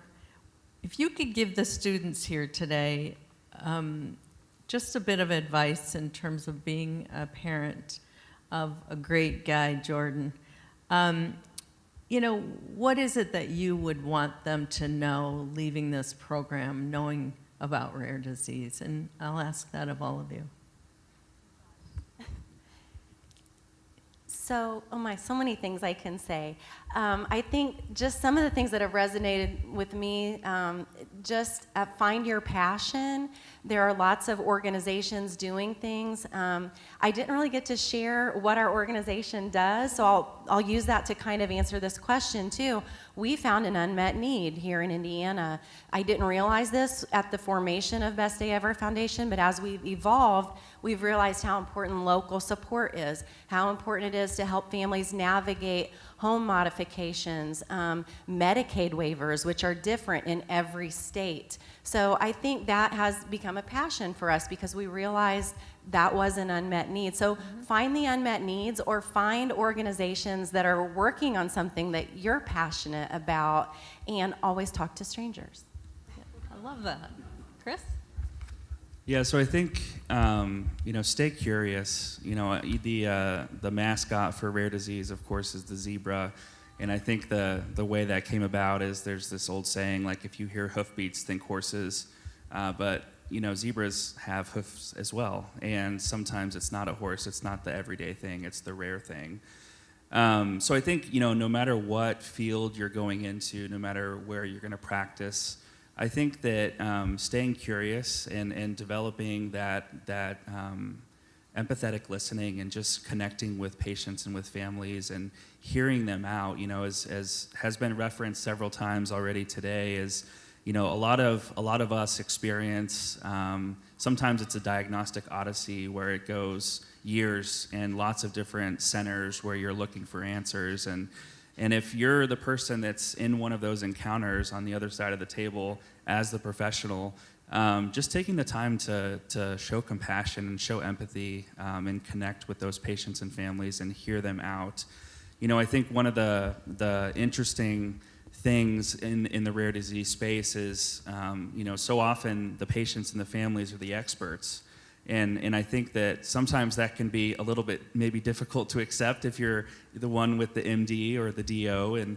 But I think that there's so much to learn from patients and from families because they are the ones living this experience. And in real ways, they are the experts on their particular disease. So I think just having that curiosity and taking the time to listen and ultimately accompanying them on their journey and doing what you can to help connect them with wherever they need to go. I think today in medicine and in healthcare, we're so compartmentalized, we're so focused on our specific organ system or symptom or what have you. But I think in so many of our cases, it really does take a holistic kind of whole person, whole family view that is so important. And I think no matter how specialized you get, I think just never lose sight of the whole patient and the whole family. I would say, to a student, believe in your impact. I think a lot of times we look to the healthcare space for impact. We look for the science for impact. But when you're navigating a rare diagnosis, you're looking for a champion in the form of anyone. And so I think if just like Chris says, with that curiosity, if you're curious, trust that, and believe that for yourself. If you want to know more about it, lived experience and navigating that space, trust that, right? Like I think if there's a hunger and a curiosity inside of you, I say embrace that and trust the impact that you can make, because a lot of times we think it has to be huge. And sometimes some of our best strides have come from the smallest impact from someone who just wanted to support the cause. And that's even fighting for my son to live, right? And so impact, I think, is huge when it comes to navigating rare diagnoses, and it doesn't have to be big.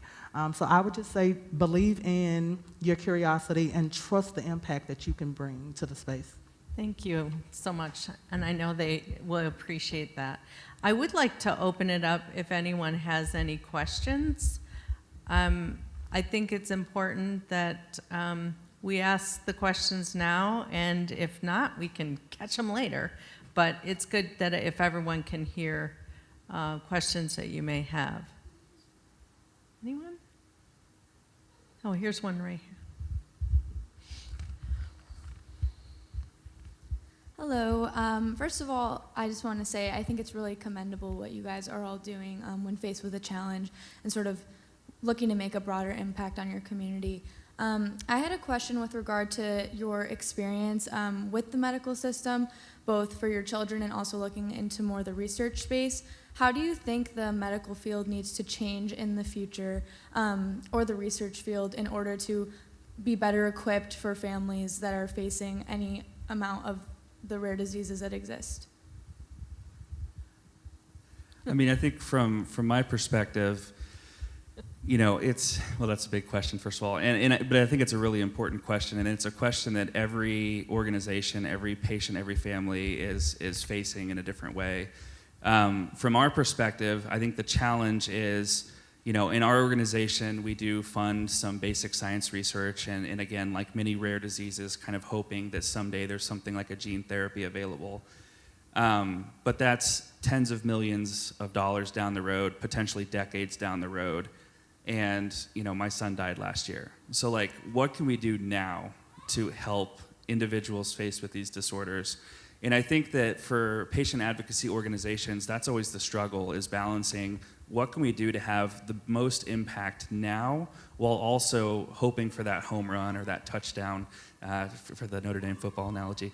Like, what can we do to get to that cure? But we don't want to just focus on that and then leave all the people now.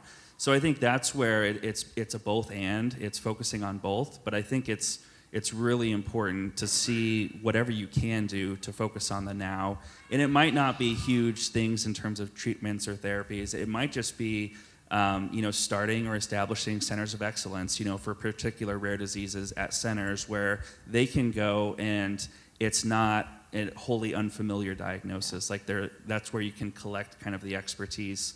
In our case, we don't have any centers of expertise yet. That's something we're hoping to get.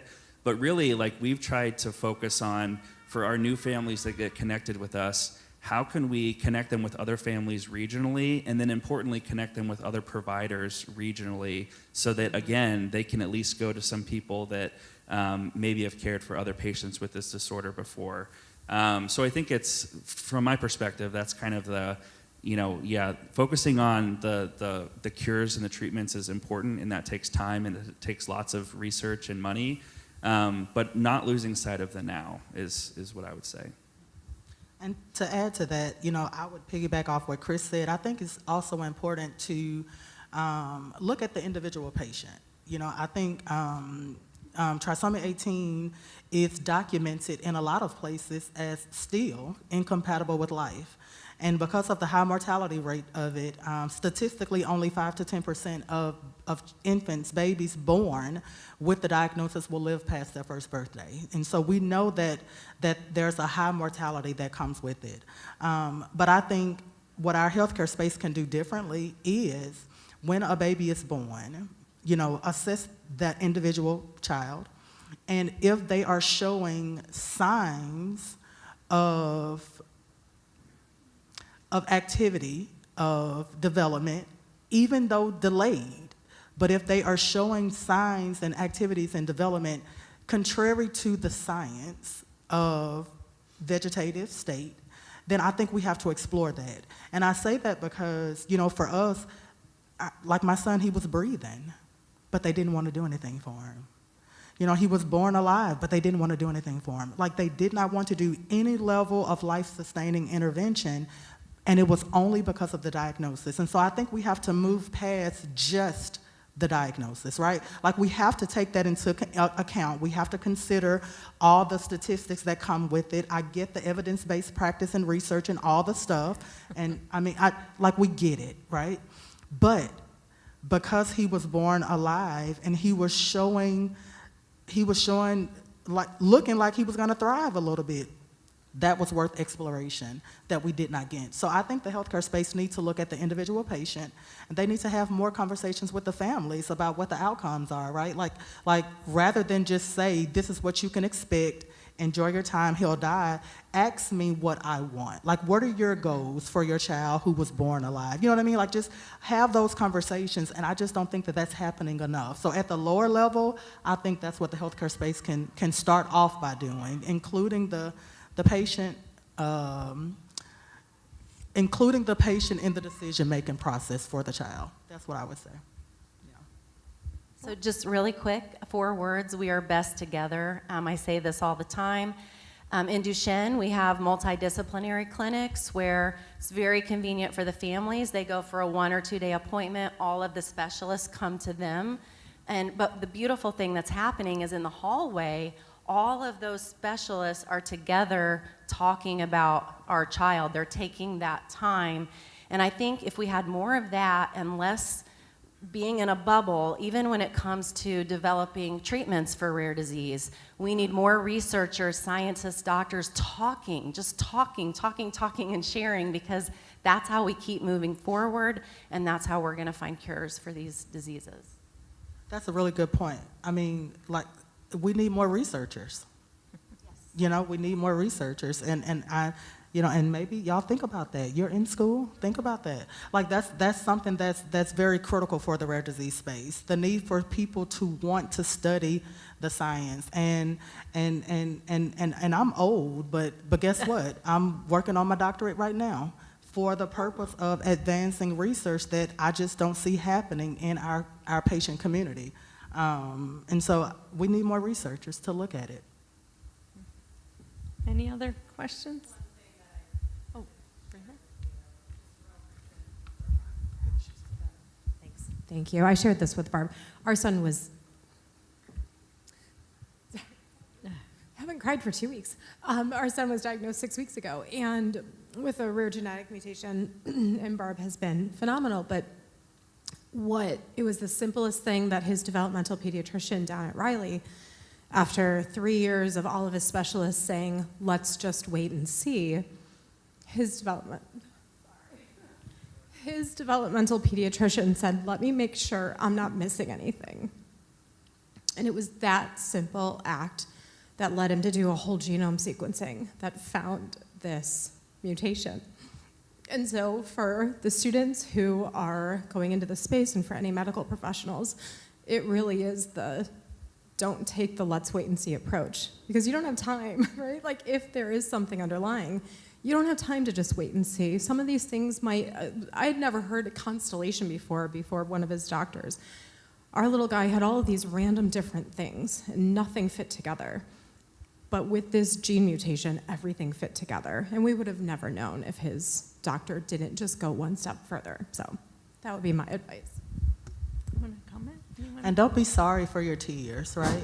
Like, I think, like, I find myself emotional sometimes, and I tell people, like, these are not tears of sadness all the time. Sometimes they are, but sometimes these are tears remembering the process, remembering where you started, and then being grateful for where I am, right? And so I think I applaud your tears, and I think we just, out of habit, a lot of times we say sorry, but don't be sorry for your tears. No. I'm right there with you, Mom, right there with you. Everyone's crying now. I Chris, have a question. 8 approved therapies for Duchenne, that's impressive. So, best practices that you can share with us? I mean, how were you able to achieve that many for a rare disease? Oh my gosh. Well, I mean, our community coming together. I remember our first approved therapy. We had an FDA AdCom meeting. This doesn't happen for every drug, but when that happened, our entire community came together. I can't remember how many people were there. I was honored to be able to give a testimony, and I was able to read a letter from our United States Senator at the time, who's here, Joe Donnelly. You're going to hear from him. But I'll never forget the day that he called me and said, Laura, I have a letter. I can't make it to the AdCom. Would you read this for me? And I was able to stand up and read that letter. So it was so many people coming together, lawmakers, families, doctors, scientists. And I think once you have that one therapy, and I believed this with all my heart then, and I still do, that wasn't a therapy that my son could benefit from, but it opened the door for others. And that was approved through the accelerated approval pathway. I think we have two drugs now, I hope I'm not misspeaking, that have a full FDA approval, but the accelerated approval pathway has really opened up a lot of opportunity for our therapies to be approved. And I think one thing I'll add, so for paroxysomal disorders, we don't have any approved treatments or therapies, but one thing that we were able to do at our past Family and Scientific Conference in May is we had the FDA come and we had an externally led patient-focused drug development session. And those sessions, I think, are so important because you hear the voice of the patient and the families where they talk about what is a day in the life like, what are the priorities, like what are the struggles in terms of activities of daily living, what are the struggles that caregivers are experiencing. Because I think for a lot of rare diseases, there's often a lot going on, and like in the case of Zellweger's, like the mutations at the cellular level, so it affects everything. So even thinking about a targeted gene therapy is difficult because it's like, well, we'd have to do retina, we'd have to do liver, we'd have to do all these things. So I think the first starting point is getting the community together and then finding a way to get the right people to listen. And I know like the feedback that we got from the FDA at our May meeting in DC was they had no idea. Like they did their research, on this disorder, but it completely opened their eyes hearing from patients, from families, from bereaved parents like myself. And I think that's an important first step is bringing everyone together, because even within one particular rare disease, there are often different priorities, different challenges, unique challenges sometimes. And I think that it's really important for all of us to create a platform where all of those voices are heard. And real quick, if I can just piggyback off Chris, we're in that similar situation in terms of research for a cure. We have been told, we've had several conversations with scientists and researchers, and right now they're saying there's no viability of research for us because of what this condition does to the body. They don't even think research is even viable. They don't think that there's anything that can change the trajectory of what it does to the infant body. And so for us, one of my questions to them was, well, what if we look at it just from a gene therapy focus? And I know I'm just super adventurous here, and I understand the financial piece of it, but gene therapy in utero. And even everybody in the room, like their eyes open, they were like, whoa, wait a minute, like you're taking us really fast here. But I think that's what we need to start thinking about, right? Like thinking about how can we, if there's opportunity of correction, that may be in utero for some diagnoses, right? And so I think, just what Chris was saying, I think it really starts with honestly having the conversation, but then exploring every possibility, even if it's so out of the ballpark, that there's no way for us to do that right now. That doesn't mean we can't start talking about it, because, it may be my daughter who's an advocate. It may be her who gets it done. It may not be in my lifetime, but we're starting the conversation now, so. I love this. We could go on forever. I want to thank you all for being here and sharing your story. And I will ask that if anyone has additional questions, to feel free, I'm speaking for you, but to feel free to reach out to them either today or let me know and I can give you their emails. I wanted you to know that the students have been working with you, and I appreciate that even more than anything, because beyond what you're doing here today, you're teaching our future generation. So thank you all very much. Thank you. Thank you.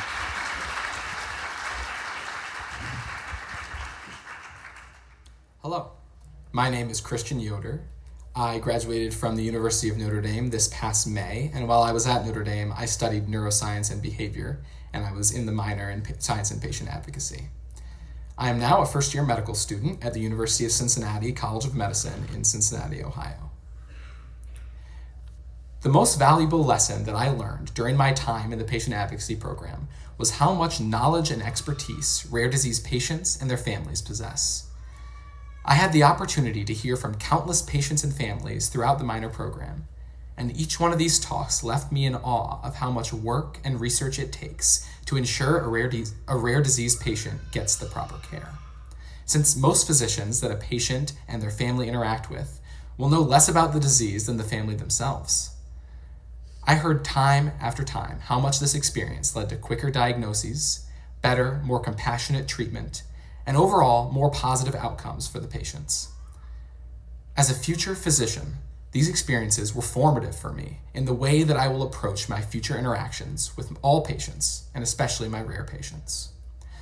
Taking the extra time in an appointment to understand and appreciate the knowledge that a patient and their family have will go a long way, and I am so excited to learn from my future patients as I'm treating them.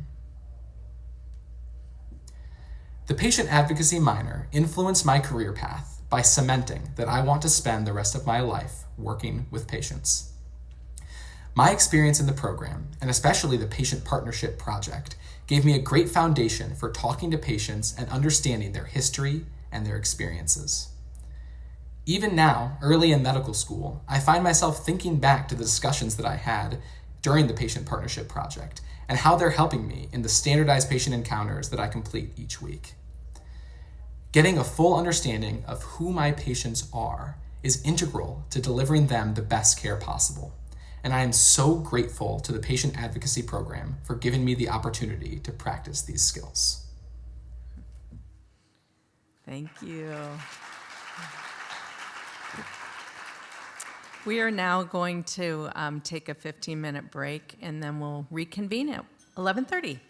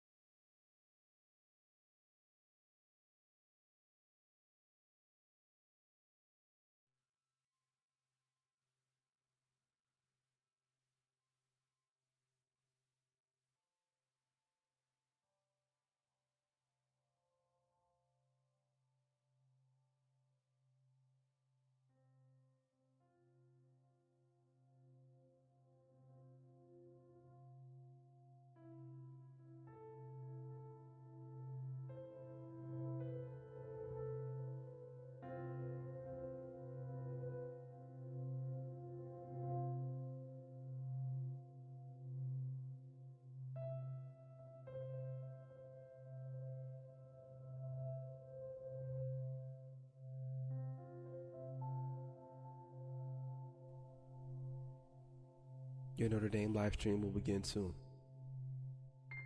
Thanks for watching.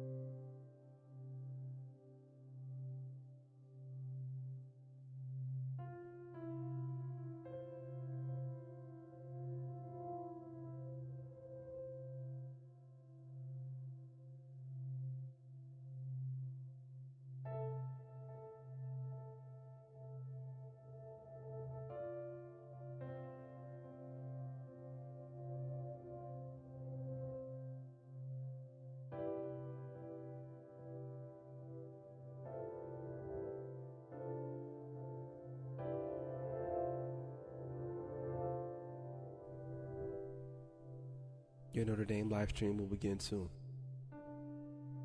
Thanks for watching.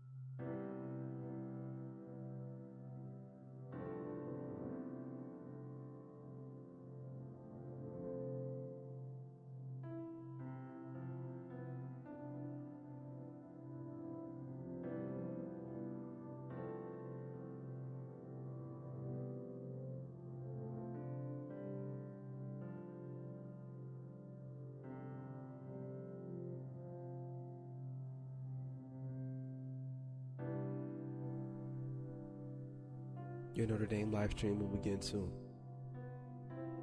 Thanks for watching.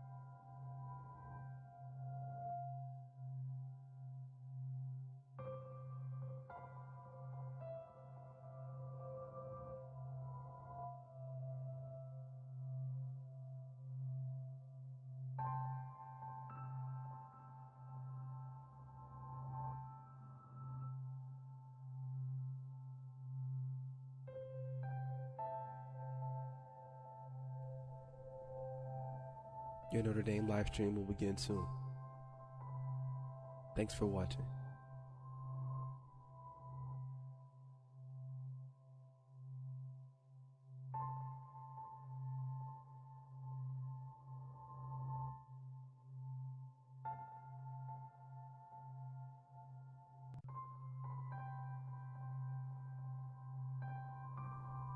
Your Notre Dame live stream will begin soon. Thanks for watching.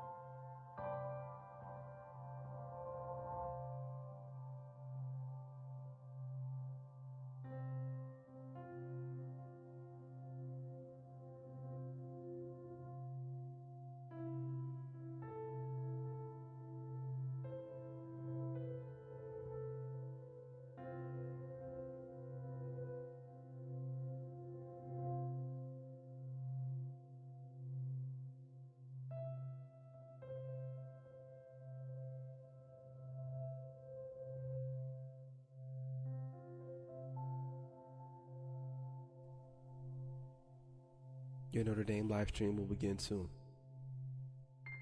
Thanks for watching.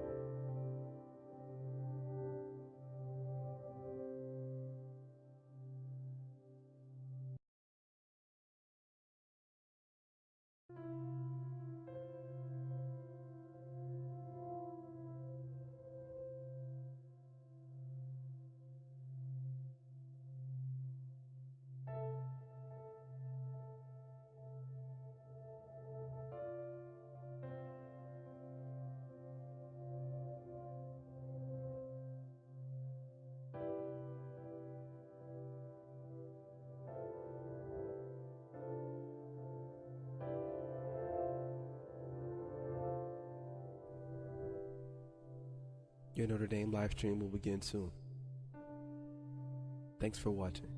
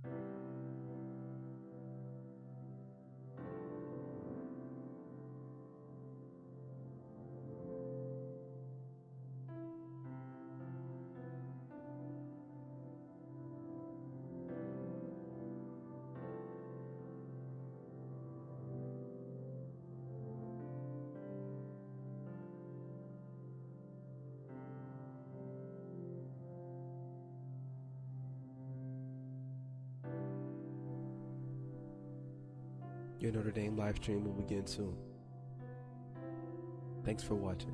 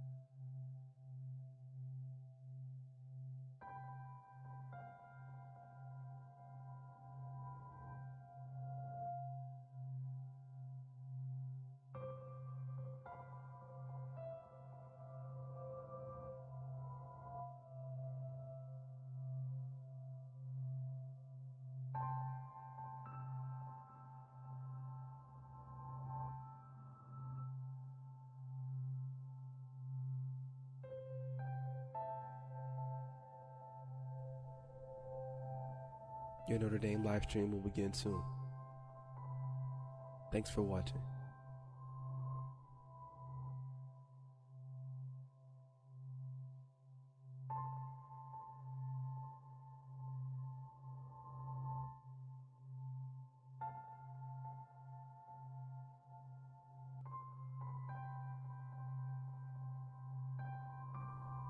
Your Notre Dame live stream will begin soon. Thanks for watching.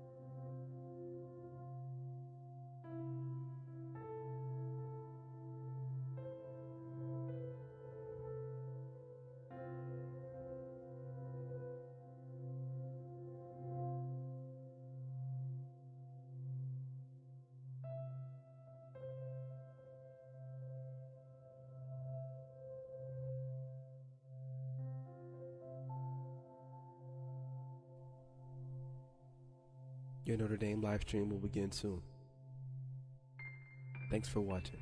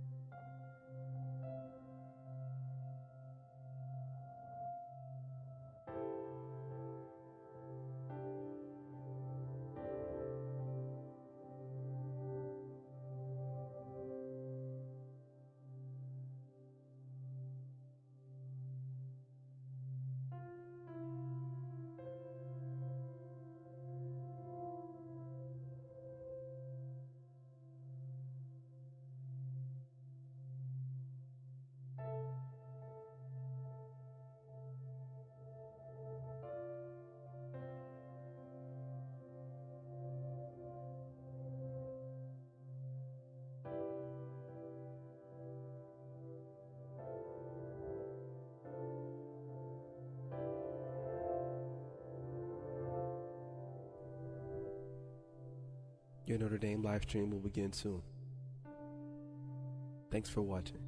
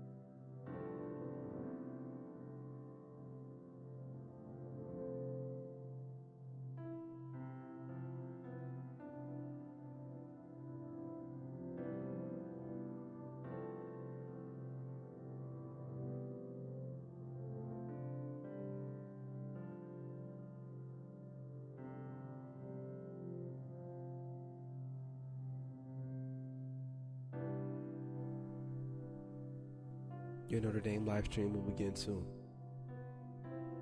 Thanks for watching.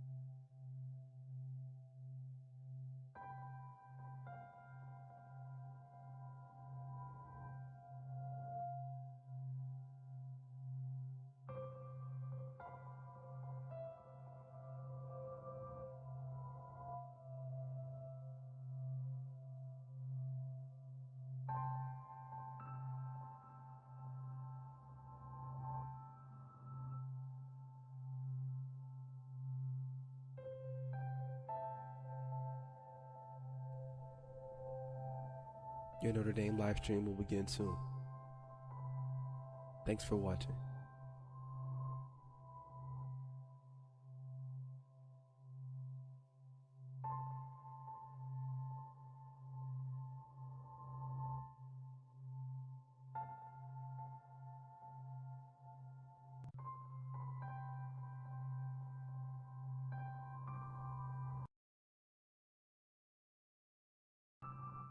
Thanks for watching.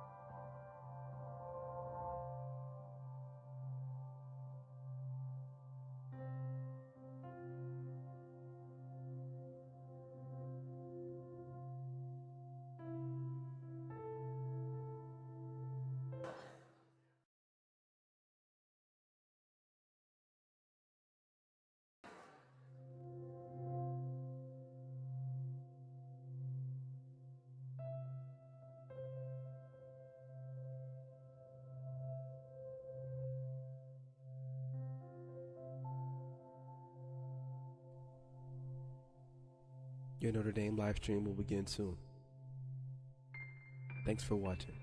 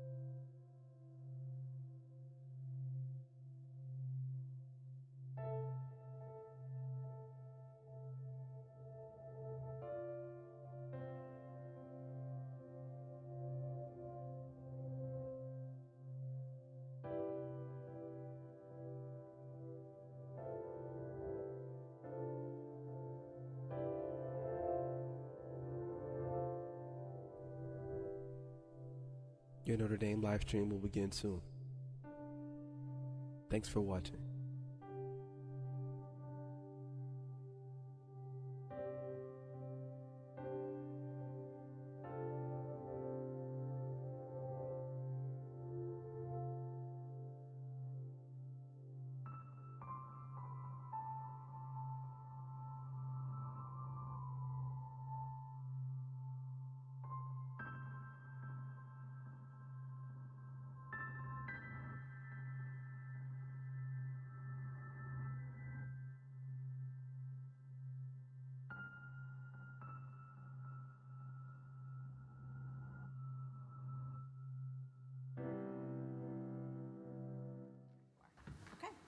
you ready?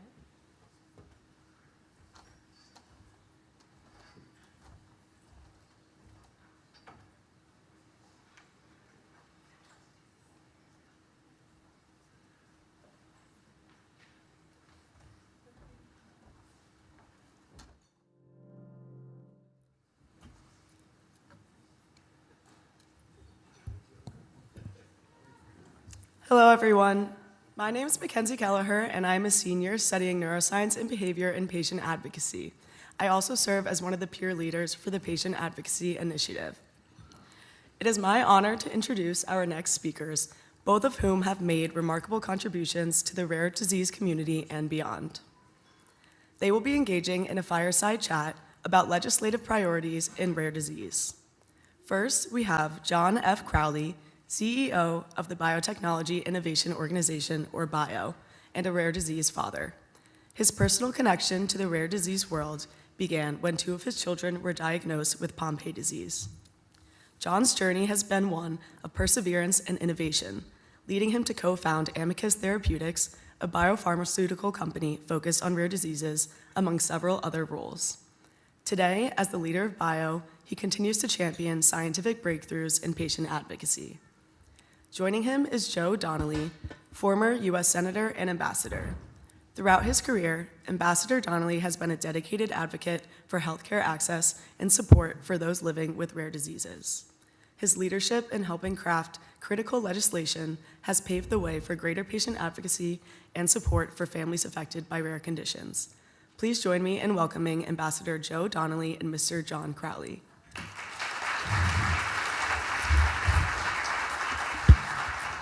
Great. Thank you. Thank you for the warm introduction. And Joe, it's great to be up with you here with you. When I first met you, it was Senator Donnelly.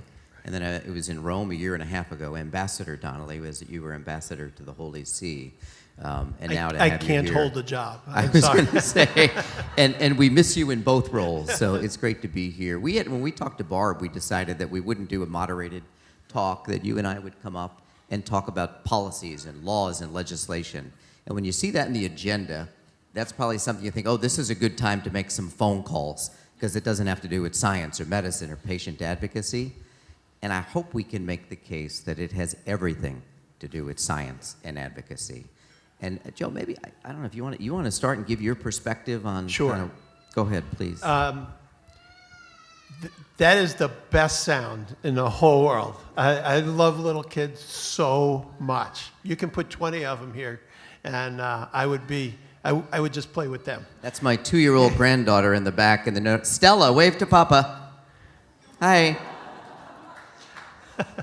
I was on the road yesterday, a couple of states away, and my daughter called at about 8:15, and she said, our granddaughter's name is Josephine, and she said, Joey wants to talk to you. I said, oh, how exciting. I said, Joey, how are you? She goes, where did you put my blue cup?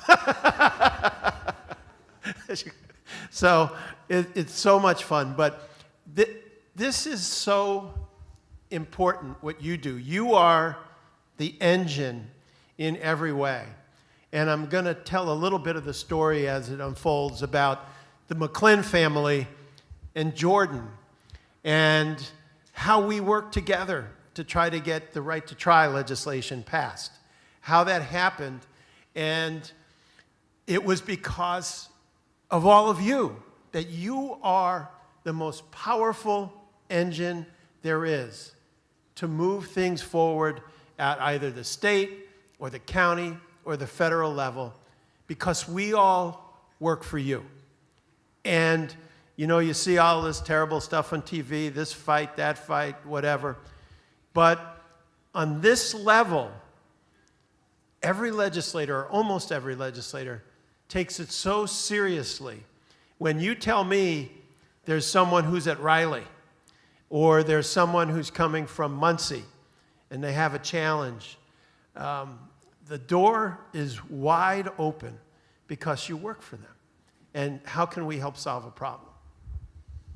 Absolutely. I've always, the advocates are the ones who help us raise the awareness, the education, and make this human, to take it out of the numbers and PowerPoints and the politics, frankly, right? If there's one area where there's no blue, no red, or shouldn't be, this is it. But it is immensely important.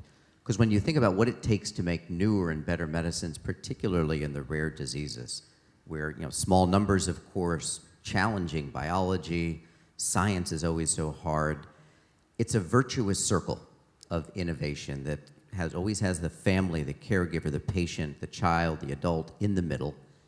But it almost always starts with university research, and that's one of our great strategic assets, that the incredible system of universities and the NIH-sponsored research that we have, where great science, fundamental science, begins. But medicines ultimately get developed in small businesses, typically, companies. As I started a biotech company when our kids were diagnosed, and you need money to do that, startup capital, and then you got to attract a lot more money, and oftentimes tens or hundreds of millions, sometimes billions of dollars. You need big companies. You need the FDA, the regulators involved to do all that. And if you go all the way around that circle with every part that's involved, you could do something pretty extraordinary, and that's to go from an idea to a new molecule or repurpose an existing molecule to come up with a meaningful treatment that extends and enhances life, gives people, our children, many of us, time with the people we love. And that's kind of the goal. So it's time and quality of life, but it gives all of us in this ecosystem a chance typically to go back to the drawing board and to think, how do we do it again till we get to a cure? And we need to think about every part of that ecosystem has to work. And when you do, it's incredibly rare, right, to go from that idea to a molecule to an approved medicine. But every part of it has to work. And this is where policy is so important. So if you start at the top and think about, we need money. We need money for universities, for research. We need money from not-for-profits funding some great basic research. Our startup companies need money. That's all policy. A lot of it is tax policy. It may seem very basic, but the deductibility of charitable donations. That may be threatened again next year when there's massive tax reform. We need to defend that. Tax credits for investment in orphan diseases, incredibly important, because without that early seed capital, it fails. And you think about the Orphan Drug Act, that's only 40 years old right now. That provided a system of largely private-based incentives to bring capital into research and development for rare diseases. It's been an incredible piece of legislation. Before that, there were very, very few rare disease medicines developed. Now we have hundreds of rare disease drugs. But still, for the time that I've been doing this, it's the same facts and figures for 10, almost 20 years now, that it's 95% still don't have treatments, and all the statistics we know. We need to think about how do we extend the orphan laws and build upon it. And I'd love your thoughts, Joe, on the Orphan Drug Act and the incentives, and when you thought about it as United States Senator, policies that will advance this ecosystem. Well, I am blessed that Cindy and Mike are my classmates from Notre Dame, class of a while ago. And it was in the 1900s. They are two of my heroes for their incredible courage, their incredible hard work, their willingness to go out and to try to raise information, to try to raise awareness. And that's so important. That kind of work. When I was senator, so I was blessed to represent the state of Indiana. And as you know, you try to do everything you can every day. And we would get 5 or 6 requests for every 15-minute slot of time. And so how do you make sure that you're heard? And if I had one thing to say, I would say don't be shy. Don't be shy and go, well, I can't go there. And you're the bosses of the people who work in Washington. Laura McClin is the epitome of don't be shy. We were so fortunate to get to meet each other. I met Laura at the State of the Union address. And I didn't know about Duchenne's muscular dystrophy and the effort being put in there. And she was with Congressman Marlon Stutzman, a Republican from Indiana. And he and I are great friends. You know, maybe it's changed a lot, but we all hung out together, Republican, Democrat. It never mattered. It was how can we move the ball forward? And Laura said, I'm here on behalf of my son. Let me explain to you what's going on. We have potential legislation, and we need champions. And so I looked at it and I said, this makes all the sense in the world. And I'll just tell you a quick story. So we're looking at it saying, I think we can work on this. This makes sense. So I said to Laura, why don't we meet in my office in Indianapolis? We can go over this a little bit more. And in my mind, I'm like 90% of the way there. And Laura comes in and talks to us, talks to the team. And she said, so will you publicly come out and support this? I said, I am almost there. We've got almost all the research done. I just want to make sure of one or two things, and we'll be ready to go. And Laura said, well, I actually have 2 television stations outside of the office waiting to hear your decision. I said, I want to hire her right now is what I want to do. And I said, you know what? We don't need to do any more research. Let's go out there together. But that's the power of what you can do, and the power, like the Orphaned Diseases Act. These kind of things, when your legislator knows about them, they'll be all in. They'll be all in because it helps the people of our country. What is better than using some funds to make it so that children have possibilities? It's the best thing in the world. It is, and maybe I'll just share a short vignette about the power of advocacy in the context of the Orphan Drug Act. So many years ago, when there was no research being done, there were no economic incentives, no rationale beyond the human rationale to invest in rare diseases. There was, some of you know, you got to be over about our age or so to remember a TV show called Quincy with an actor called Jack Klugman. See, everybody with some gray hair nodding yes. So this was a medical examiner kind of CSI show in the early days. Well, it turns out there was a mom in Connecticut, Abby Myers, and she had a son with a rare disease, Tourette's, trying to get a medicine approved, and realized there was just no system to develop rare disease medicines. Well, there was a story about it, and Jack Klugman read it, the actor, and he had produced this TV show. Turns out his brother had a rare blood disease.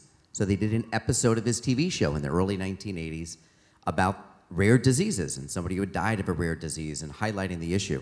And it actually brought the attention of Congress because it was on TV. So they had hearings, but it didn't go anywhere. So the next season, they did an episode of the fictional character, Dr. Quincy, going to Capitol Hill and meeting with his members of Congress. And there's a scene at the end where he's in the office with another actor who's a tough, grizzled senator, unlike lovable Senator Donnelly. It was tough, and he gives us impassioned talk, talking about people with rare diseases, and he talked about the suffering and the needs, and he opened up the window and superimposed graphically back then were thousands of people, and most of them children in wheelchairs on crutches coming toward Capitol Hill. And he said, it's not me you need to answer to, it's going to be them. And that fictional senator said, kind of put his head down and said, Doctor, I can't support your bill, but I won't stand in its way. And in real life, 2 weeks later, they had hearings with a lot of attention, and within 6 weeks, the Orphan Drug Act was passed into law, and Ronald Reagan signed it bipartisan in the Oval Office with Democrats, Republicans around him, and he said, I only wish that with the stroke of this pen that I could also decree that the pain and suffering of people living with rare diseases would end. It didn't with the stroke of that pen, but again, it said about this marvelous system, but it's still a very imperfect system, and part of the reason I stepped away from developing medicines to run an advocacy group in Washington is because it's just that important. And we've never had a time now, 40 years later, where there is so much science, so much medicine on the horizon. To think that there was nothing in Duchenne a decade ago, and now we have multiple approved medicines that will lead to cures for Duchenne. We just have to beat time. And so now you think about policy on the other side and regulatory policy, regulatory science. We need safe and effective medicines, but we need it as fast as we can. So we need to, like we did in COVID, throw away the old playbook and realize that there is an enormous amount of human suffering, and we need these medicines, vaccines, therapies, treatments as soon as possible, and we need it for everybody. And Joe, I'd love your thoughts on FDA and regulatory science and finding that balance. Sure, because that was kind of the crux of the whole Right to Try effort. What that was there were Duchenne's, ALS, across the board, different medications, different potential coming down the pipeline, but not yet to the final step.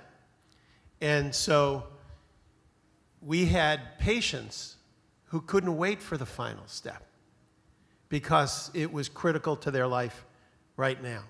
And so when Laura explained that to me, I met with Ron Johnson, the senator from Wisconsin, a Republican senator from Wisconsin. I said, Ron, I was told you are working on this. Ron had an ALS patient from Wisconsin that he met. And so he became fully engaged. And the two of us started. At that point, we had 0 sponsors on the Democrat side, 0. So how do we get there? And just what you're talking about, going through the FDA process, we would hear, it's like, okay, what are the barriers and how can we knock them down? You had barriers like the drug company saying, well, if you take this out at stage 2 and it doesn't work and they sue us, how is that fair? And I understand the question completely. And some others were saying, well, how do you make them immune from any question about liability for their work? And so those are the kind of things we looked at. And eventually, you look and you go, here's where we have to be. Help me to get there. And so we came up putting some heads together that, people have the freedom to decide their own lives. They can make their own decisions. For our children, parents can make the decisions. And if the parents feel this is the way to have hope, to have a chance, there was an immunity put in for drugs after stage 2 that a patient chooses to use. And it was about people being able to make their own decisions instead of the government. And we went to the House, and we worked with the folks there in the Senate. At the end of the day, we got 100 Senate votes. It was 100 to nothing for this. And that's the legislative process, is everybody almost to a T wants to help. They may not know about it. They may not have heard about it. And so the best advocate is when the McClin family shows up. The best advocate is when Ron Johnson's friend shows up to talk and look you in the eye and say, all I want is the chance, just the chance. And we're willing to make our own decisions on this. And when you look, it's like, what greater calling do you have in these jobs than to serve the people of your state and to serve your country? And here you have a chance to serve people who have immense challenges in front of them, and you can help make it a little easier. I couldn't agree more. And we've talked a little bit about policies and laws and how important they are for bringing capital into research across the spectrum. We need more of that, and we're going to be championing next year a whole new series of laws, tax incentives, other programs that will drive more capital. Because again, medicines ultimately get developed in biotech companies. And 70% of all medicines can trace their start to early emerging startup biotech companies. They may ultimately be driven by larger companies that have more experience and resources, but that's kind of the lifeblood of where we begin. So we need more policies, and I'd ask you to look for next year a lot. They may seem like, well, why do I care about tax incentives and policies and research and development tax credits. It's fundamental. But then also we just talked about in terms of time and the FDA. We've all struggled. There are some great people who work at the FDA. I've had lots of challenges with parts of the regulatory body in years past. I mean, years of delay for no reason. And that's unbelievably frustrating. Also, too, we do these clinical trials. Again, we have to prove these medicines safe and effective, but regulatory science needs to look at medicines, particularly in our diseases, where every proposed new medicine is viewed through a risk-benefit lens. That particular medicine and this particular disease, and sometimes all the way down to this particular child, should this go forward, and do we take the chance? And we almost lost it 8 years ago in Duchenne. And when that company was struggling, when it wasn't going to get approved, when people were dissing on accelerated approvals and biomarkers, they are so essential to the drug development process, but so is necessary risk-taking. We have to take risks. We will make mistakes. We may get drugs into people that proved ultimately not be effective, maybe even side effects we didn't foresee. But in so many of these disorders, in the absence of that, we know exactly what the outcome is going to be. So there are many, many tools and techniques and technologies in regulatory science that will allow us to make these assessments. We need to build in AI. There's some incredible stuff I've been seeing about what you could do with artificial intelligence in the regulatory review process. We also need to reimagine clinical studies. They take too long, they cost way too much money. So one of my major new initiatives next year is going to be to launch a project to reimagine the clinical trials paradigm and the entire FDA review and approval process broadly, and particularly in rare diseases. I am cautiously optimistic that we're starting to make some headway. You may have seen FDA and Dr. Marks and Dr. Cavazzoni, who are the two leaders at FDA right under the commissioner responsible for medicine review and approval, just launched a rare disease innovation hub. We have a patient conference at the end of this month. I'm going to do a fireside chat with both of them. I worked with them both before it became public on this innovation hub. It has to succeed, but it's just a start.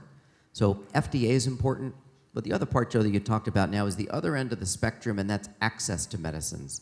Yes, access throughout the clinical trials, but we're to the point now where we're starting to see approved medicines where, okay, you've raised the capital, you've gotten the regulators on board, you've done the difficult clinical studies, you finally get that approval, and now insurance companies don't pay for it. And we've got to break that down. So how do we think about access? Well, I think it's the same type of formula again. The whole purpose of the Affordable Health Care Act, I was in the middle of that in 2010, was how do we make healthcare more available to people? How do we make medicines more available to people?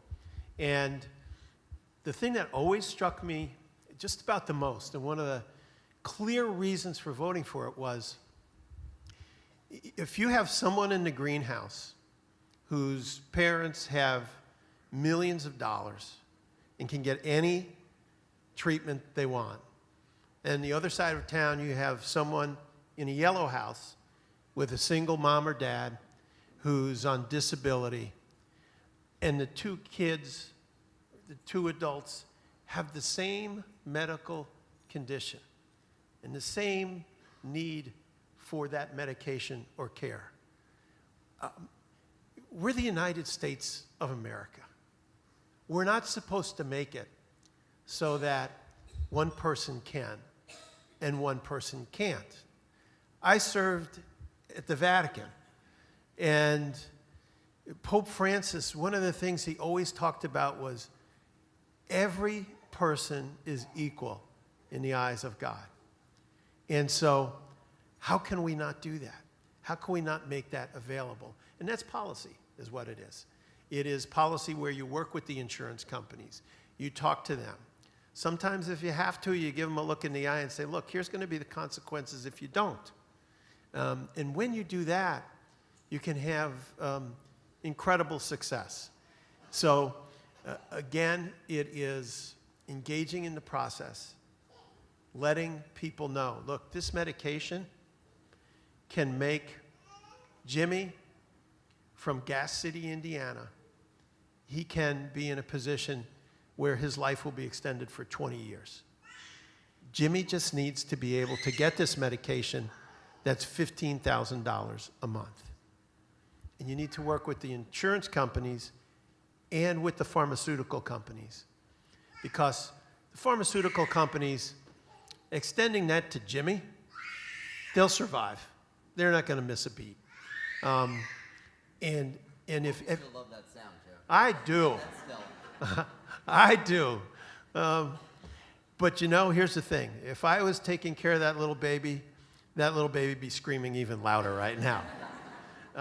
But the pharmaceutical companies, part of the obligation is they need to make that available. I mean, we have as a country taken on a bit of a burden in that around the world, you know, I was over in Europe, and the price for medications there, I'm like, this is $6, it's $174 in the United States. How does this work? We've carried a lot of that load.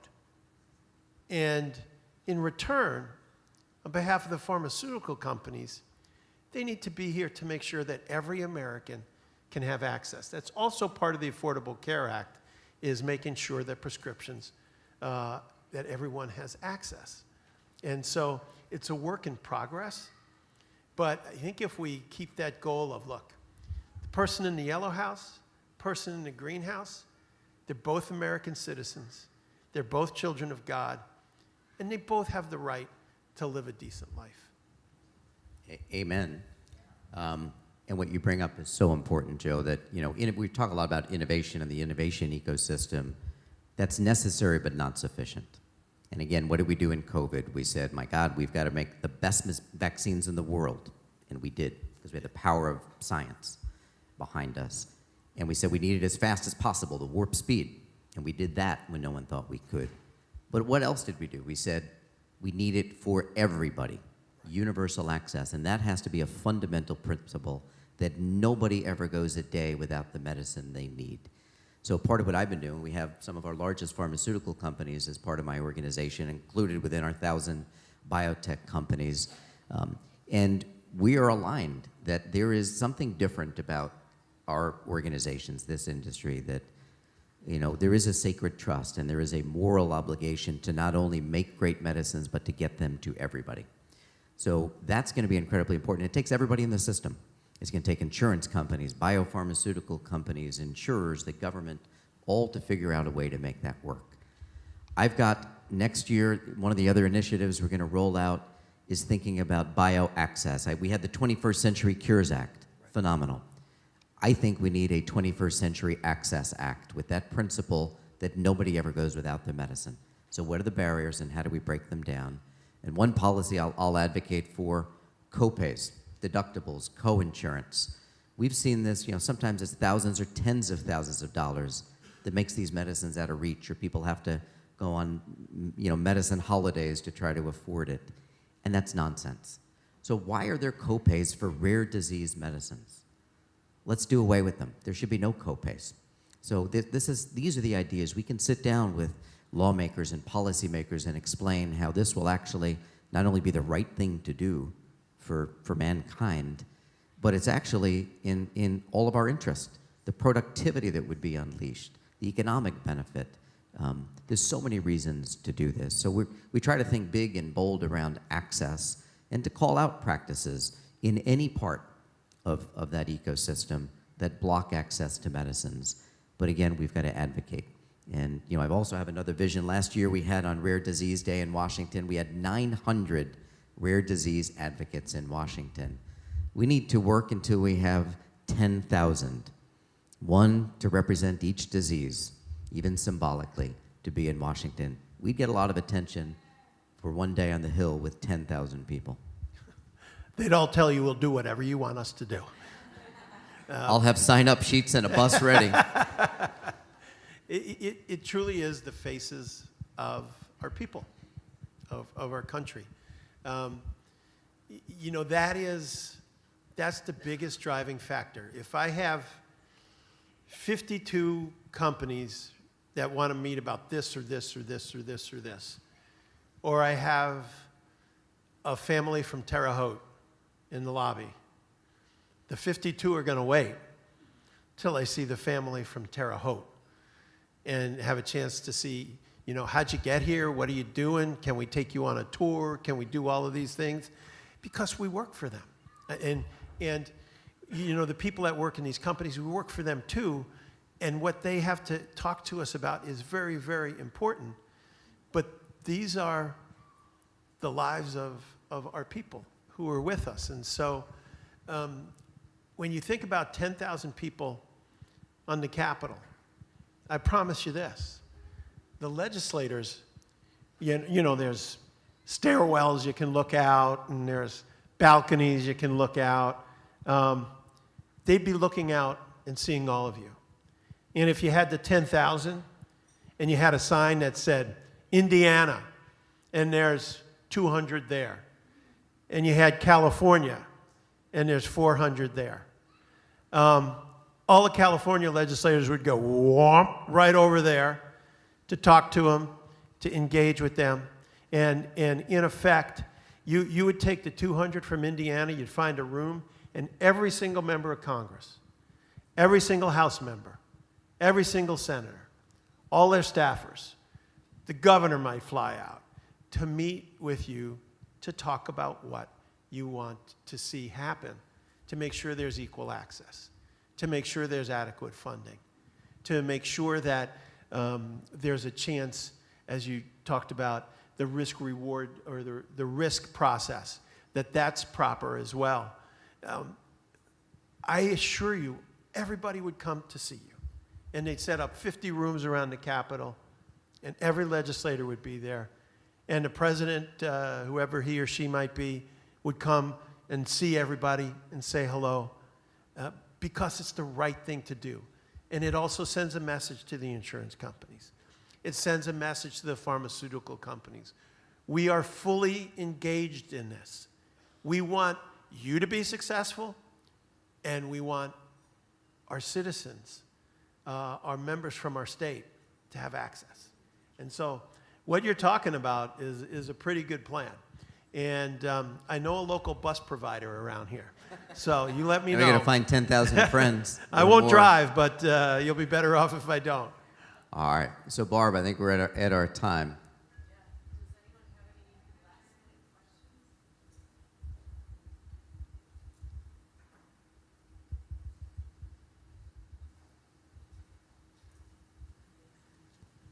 Hi, thanks so much. My name is Maureen, and I'm a parent of a rare young adult. The legislative priorities you're talking about, is that available publicly so we know how to call our own members of Congress and senators in our home states to ensure that they're prioritizing that? It will be. You know, there's great organizations. I saw Charlene from Global Genes here has been a great advocate. I will tell you, in the near term, its renewal of the Pediatric Review Voucher Program is critical for the ultra rare disease research. It was temporarily extended. It was set to expire September 30th, temporarily extended to December 20th. We're hopeful it'll be in a year-end budget reconciliation package. And then when we come into the new year, there's a whole host of legislative priorities. So I think we'll have more to come after the new year on that, Maureen. Hi, Harry Kujayan. Thank you for all you do, by the way, for the rare disease community. You know, as Cindy said earlier, last month we finally, after many, many years, had several drugs approved for Niemann-Pick type C, but the journey was not very easy. And in many cases, my personal opinion was that the FDA was a big hindrance to this whole process. You're right. So, you know, having the availability of the 21st Century Cure Act and, you know, accelerated, and the ability to design trials, flexibility.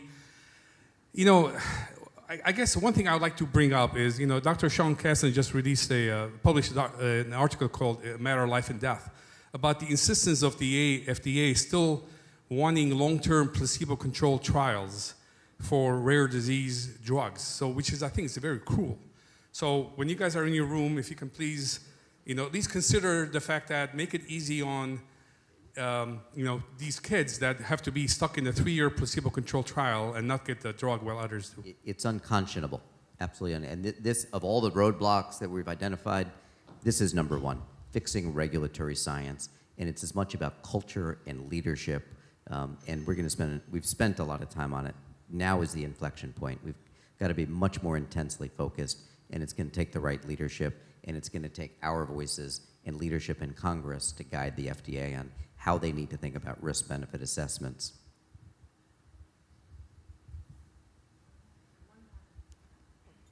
Hi, my name is Courtney Tracy. I'm a rare disease mom. Thank you guys for being here and for putting this on, Barb. My comment/question is just talk to Charlene. I know there's a lot of support for patient advocacy groups. I'm representing one today. And when you talk about the green and the yellow house, wondering if there's any legislation around funding for patient advocacy groups, specifically because when you talk about drugs that are available, even not new drug development. For example, my son has Cohen syndrome. He has congenital neutropenia. And so when we tell our other families, there is a drug that's available, you can have these Neupogen injections that will help raise their white blood cell counts, but you need to tell the doctor exactly this test to run. You're looking at the absolute neutrophil count. You know, there's all this specific jargon because we went in and were told, your son's fine, he doesn't need to go on that medication because his counts are fine.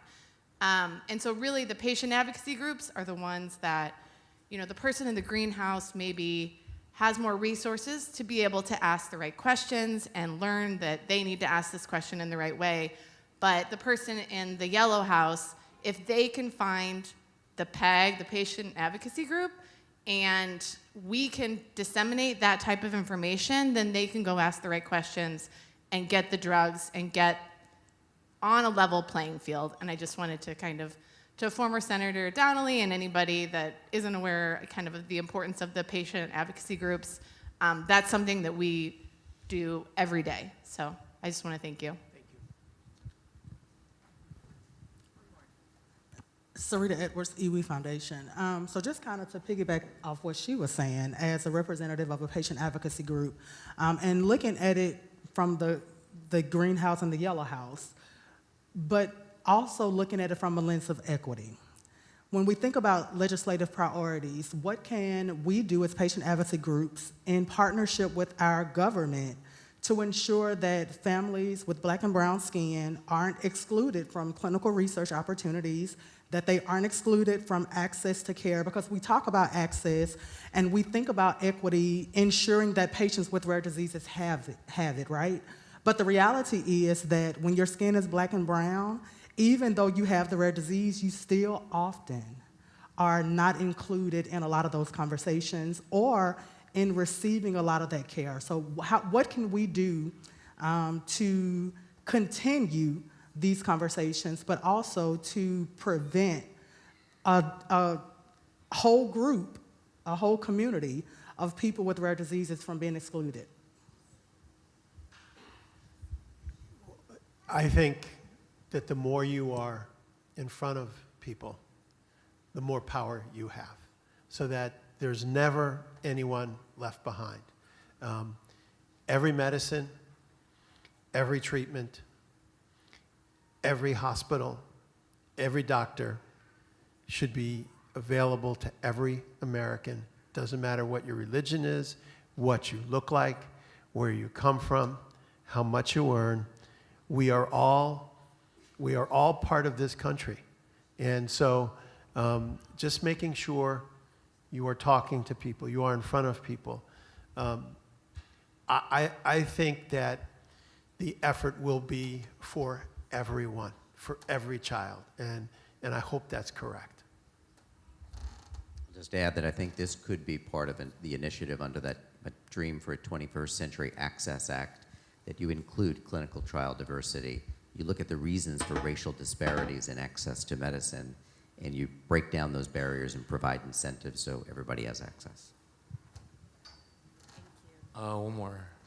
I have a question. I think a big problem for people with rare diseases is you may only have a specialist that's halfway across the country. And I know different states have different regulations on providers and where they're licensed. Do you think there are ways that legislators can make it easier for someone with a rare disease in the West Coast to see a doctor on the East Coast through telemeds or other ways, so that they don't have to bear the cost of travel and time to just have a one-on-one meeting if it's only for an hour just to check in. That's actually a perfect piece of legislation. And what I mean by that is everybody should be able to get behind that, because the opportunity for our people to be able to live a long and fulfilling life, I mean, if you want to look at it from a cost-benefit analysis, here's someone who can have a long and beneficial and productive life for very little upfront assistance costs. More importantly, from the human perspective, to be able to make sure that everyone has a chance to see the medical professionals that they need, that they can be healthy, that they can live a long and wonderful life. It's a home run across the board, and so everybody should be for it. And then the question is, are they aware of it? And so if a piece of model legislation can be put together, and there are groups that can do that, that will say, here's a piece of model legislation to make it so that you have in your healthcare 3 hours of telemeds a month that are available, that you can be reimbursed for, if your doctor is on the other side of the country, 2 flights a year, so up to $2,000 in travel or something like that. That's a piece of legislation that makes perfect sense, is waiting to be written, and waiting to get a congressional champion. And so I know that this group and others can help make that happen. But the more folks are aware of that, the more chance there is that that can get done. Thank you very much. Thank you. I think that that's a good project for the students in the minor. We can get that going.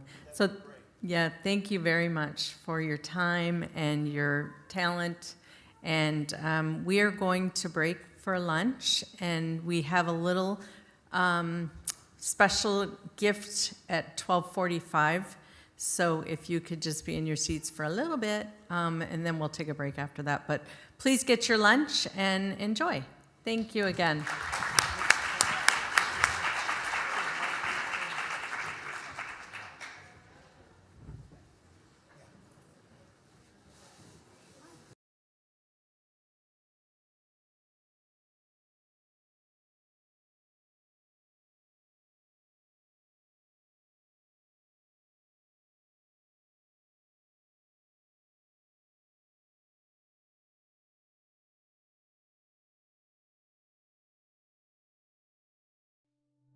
Thanks for watching.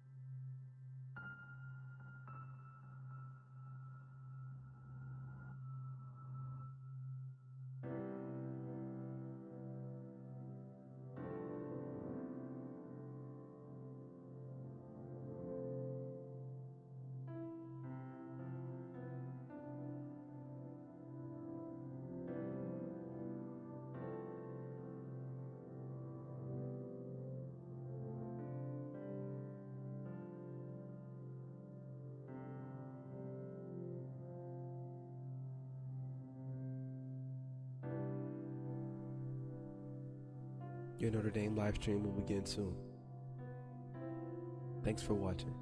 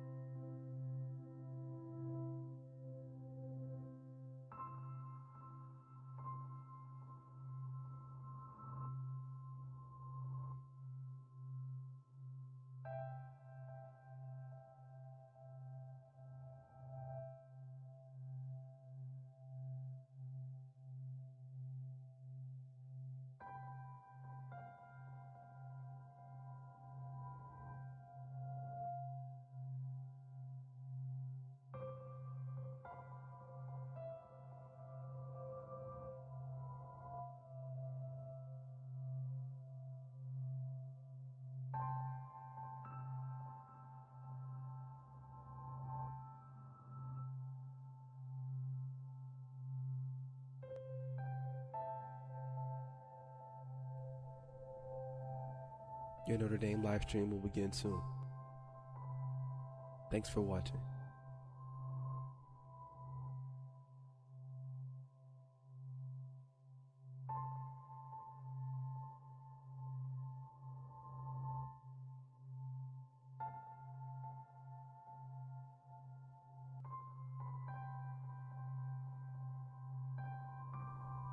Your Notre Dame live stream will begin soon. Thanks for watching.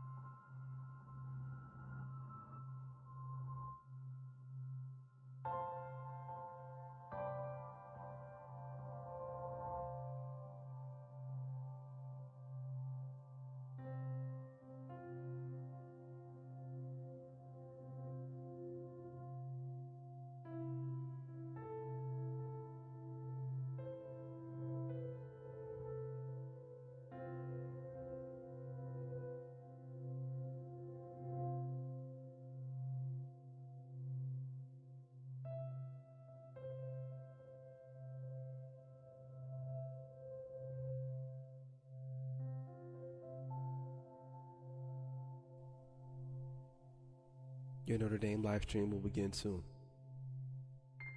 Thanks for watching.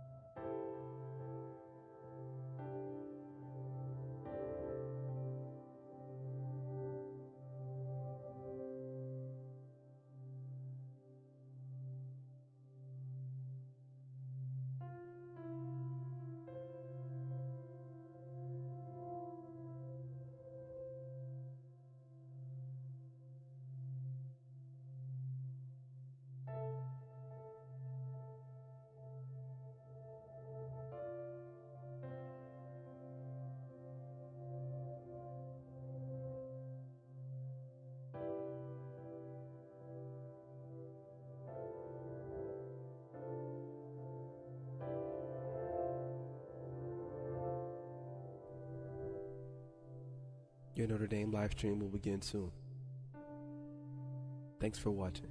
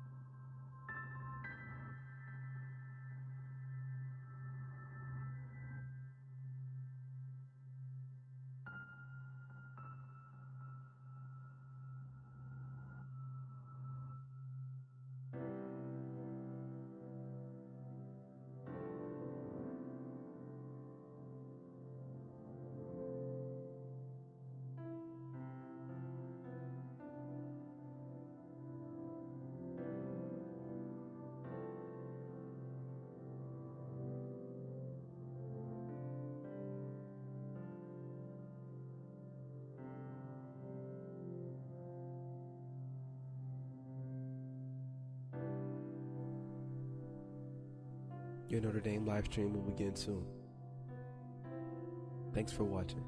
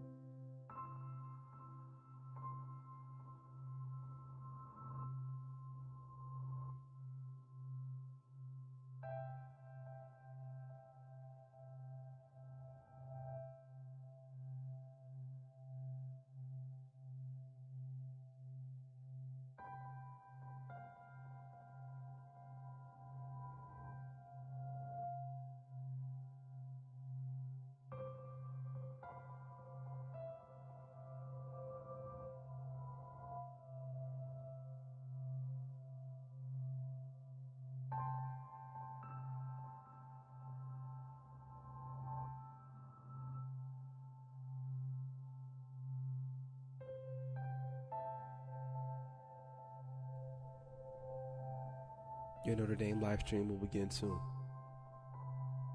Thanks for watching.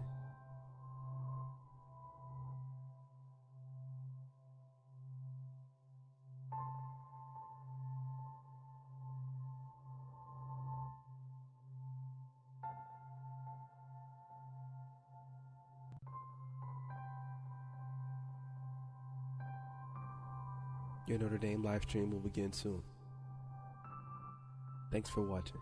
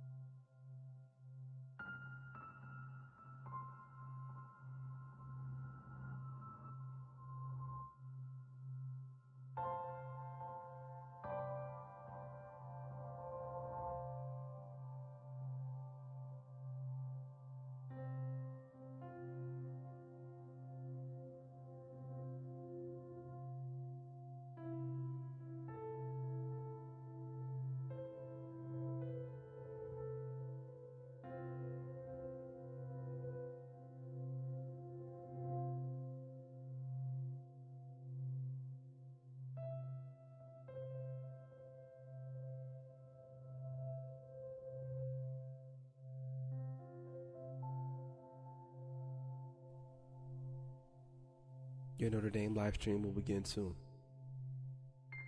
Thanks for watching.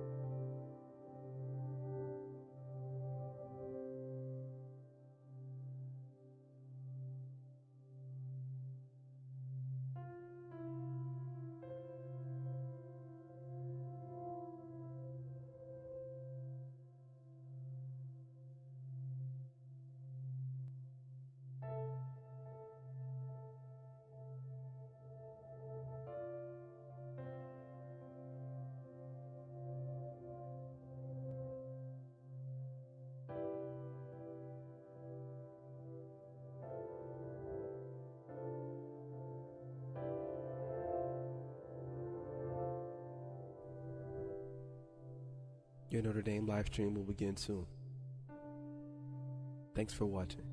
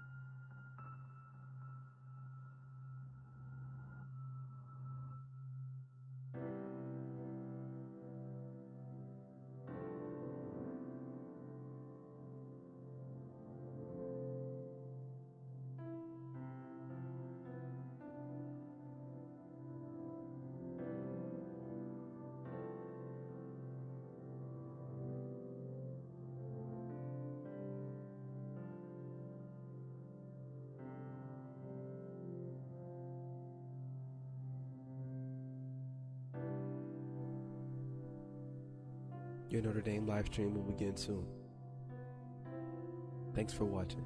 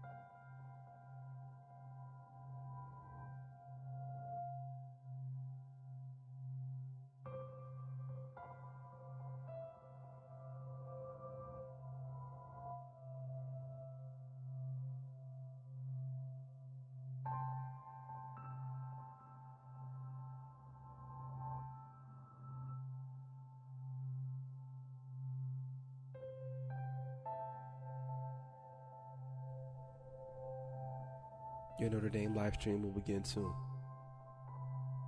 Thanks for watching.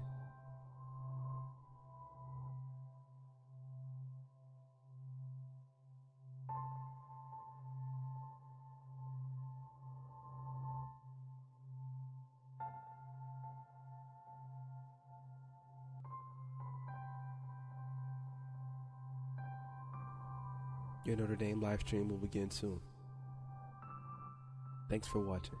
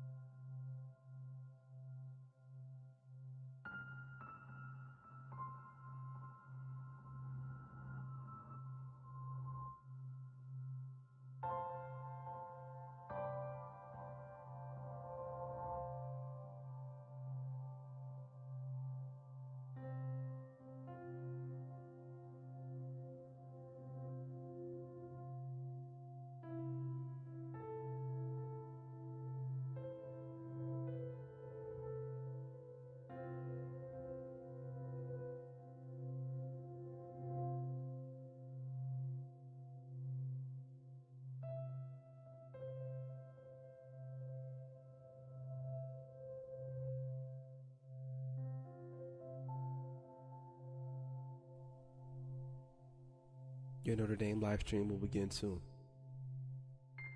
Thanks for watching.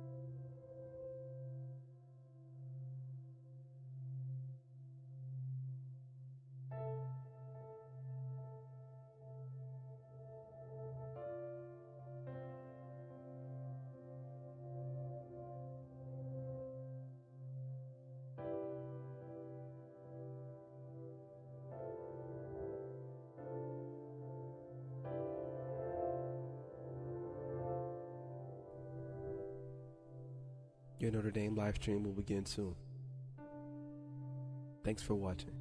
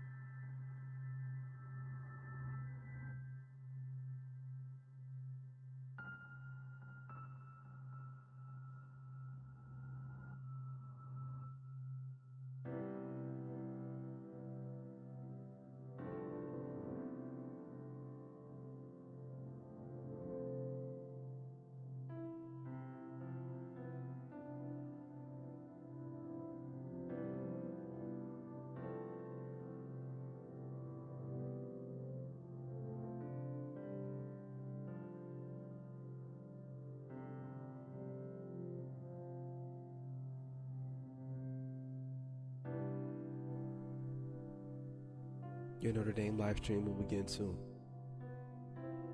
Thanks for watching.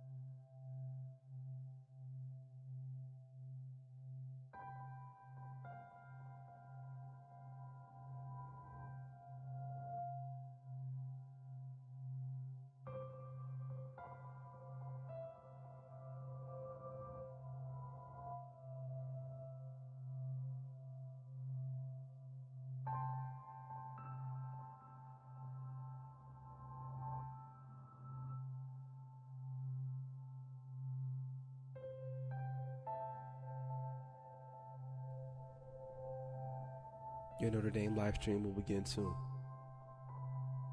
Thanks for watching.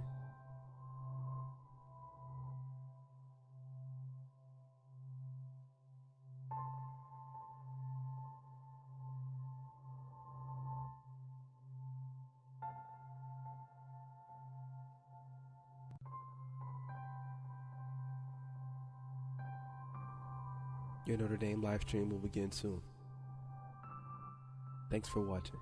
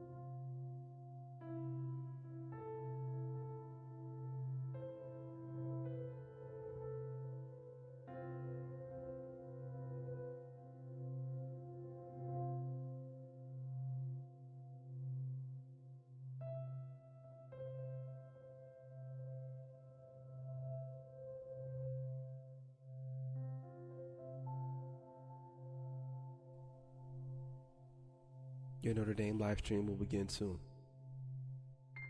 Thanks for watching.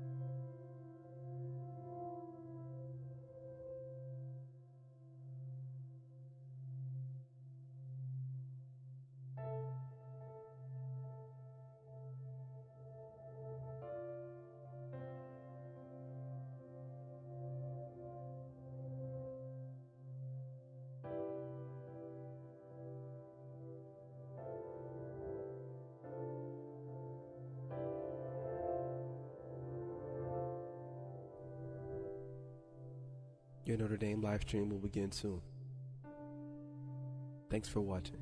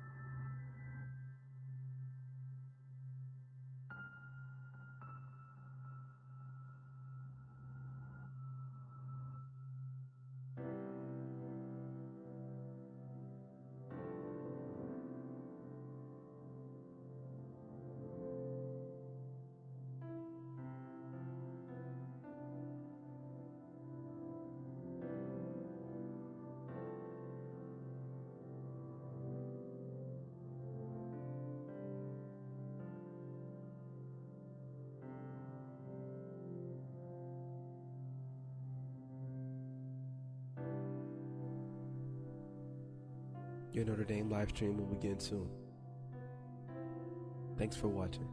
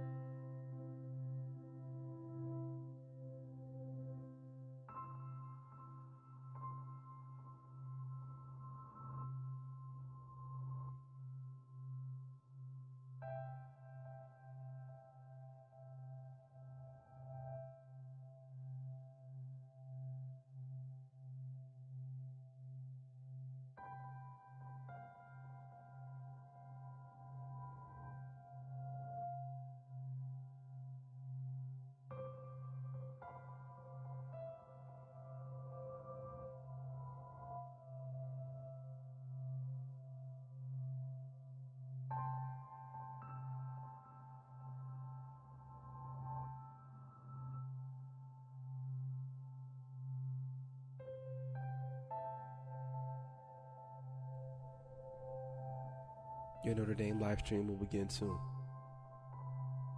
Thanks for watching.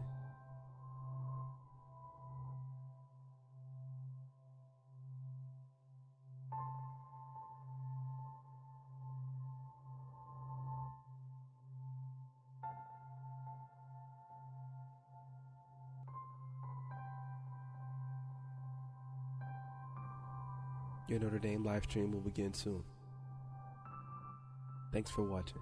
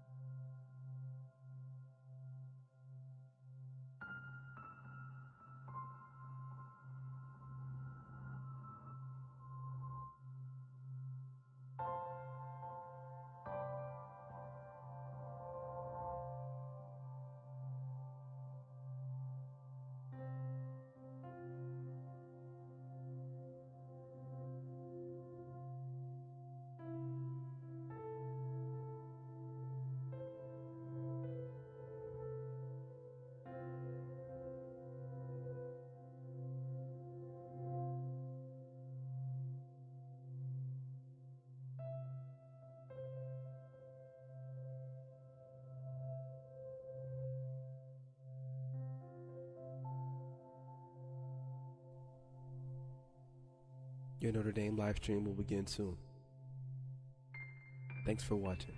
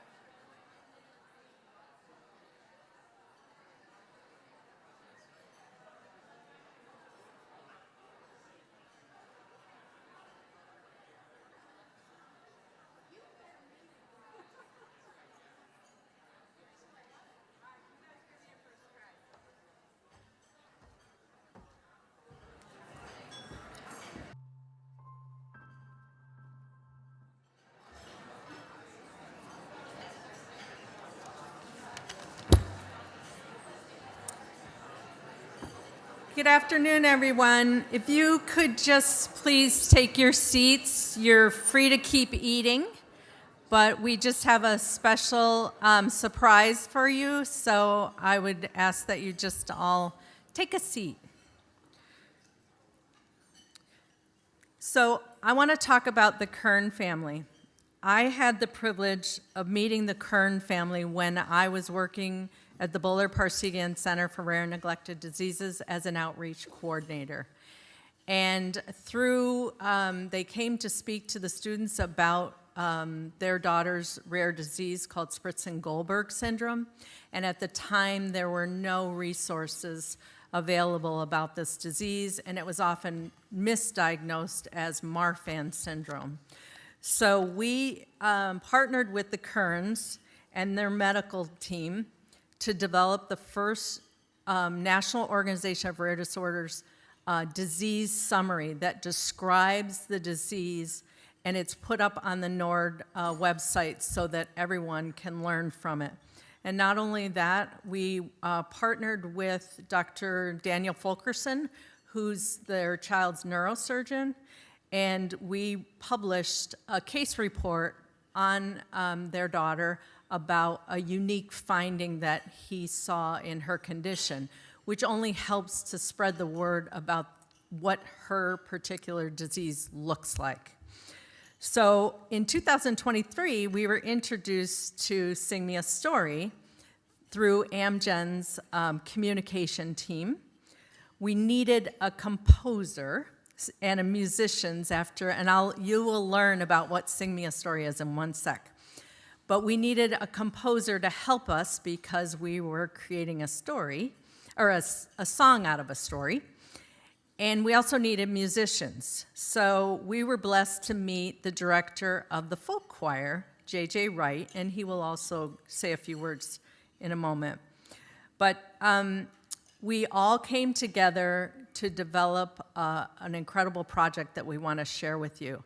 And I'd like to invite Autumn. Autumn Dubbock is from Sing Me a Story. She's going to give you a little explanation about this whole process, and then we'd like to share something with you.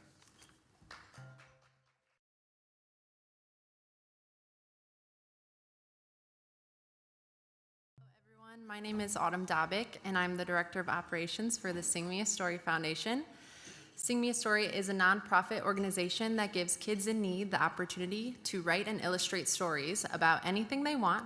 We take those stories and we give them to songwriters, musicians, and composers who turn them into songs for the children and their families. These songs and stories remind us of how much we all have in common, raise financial aid and awareness for nonprofits all over the world, and most of all, provide an experience that brings joy and healing to these families. Thank you to Amgen, Barb Calhoun, Katrina Conrad, Angelic Hubert, Dr. J.J. Wright, and the Notre Dame Folk Choir for making this song possible. Most importantly, thank you to the Kern family for letting us be a small part of your story. Hope, thank you for sharing your heart with us. You're an inspiration to us all. Please enjoy the world premiere of Hope's Song, composed by Dr. J.J. Wright, Joe Roebuck, Meg Buter, A.J. Nelson, and Claire Rademacher, and inspired by the story, Jesus Helps Us, written by Hope. We hope you enjoy.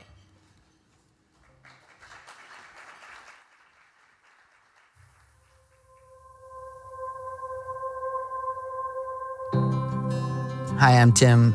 I'm Melissa. We have 5 kids, Haley, Hannah, Heather, Henry, and Hope. When Hope was born, we could tell something was different at first. We just didn't know what. It was actually kind of difficult having her. It seemed like I would progress, but then not. And then once she was born and they handed her to me, I thought I was just really weak. She was very hard to hold because she was very, very floppy. And our midwife said that I think we need to go to the hospital. I think Hope might have Down syndrome. It was very obvious that the room that they put us in was even more than the NICU intensive care. They were just not expecting her to make it. It was like one of the hardest days of our life.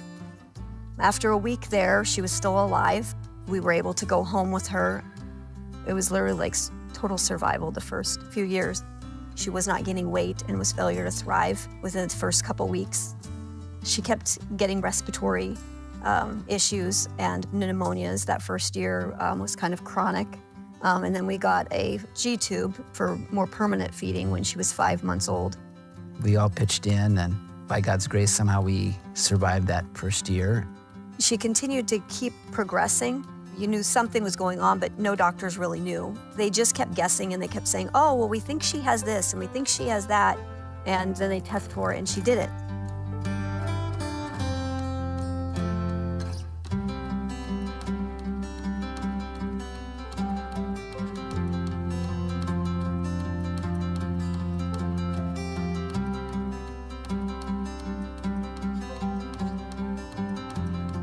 It affects everything. Like there's nothing in her body that's not affected. Most of her bones are very small and tiny and then frail. Her whole body dislocates everywhere. Her knee would just completely go out. The taller she got, the harder the falls were. Her left lung collapses all the time. And then she's had 8 airway surgeries. They had to grow all of her face bones. I mean, she's had, I don't know how many surgeries, 30 surgeries or more. Some. I mean, she's gone through so much and yet still loves life and still has so much joy and smiles and loves people. We see specialists and they're like, she's functioning and shouldn't. She is just truly a miraculous child. When we were first diagnosed, there was a few medical articles online, and some of them were right because there was wrong diagnosis. Partnering with Notre Dame and the Advocacy, the Rare Disease Center and the Advocacy Department, that was our first biggest breakthrough. Her condition was able to be published on the National Organization for Rare Diseases, so accurate information got to be online. As a whole family, you know, we're willing to just do whatever we can to live our lives open. The more information you get put out there, the better care and the better chance they have at, you know, their life expectancy being prolonged. The older kids have just really, thankfully, all just loved Hope, and we've had to restructure how we would do things. And yet it's brought us together as a family.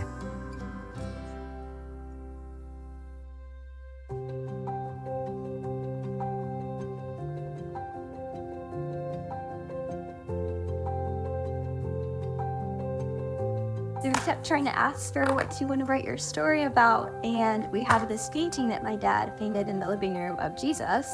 She especially loves worship music, so we kind of just took her everyday life and her phrases that she always says and praying for things for the sun to come up, for it to be all better, for pain to go away, everything. To go shopping. Her life.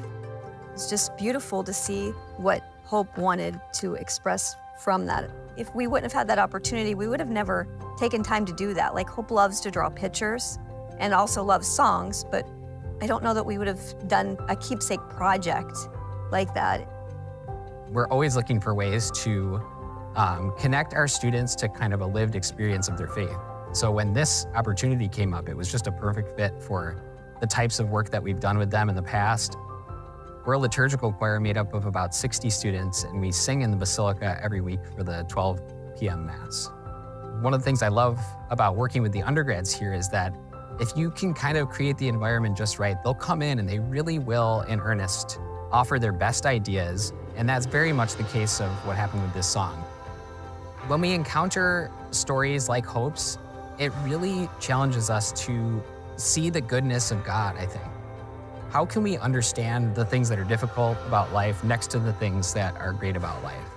Reading her story and seeing how much hope that hope is filled with, it kind of melts and breaks your heart in the best possible way, because this person is struggling.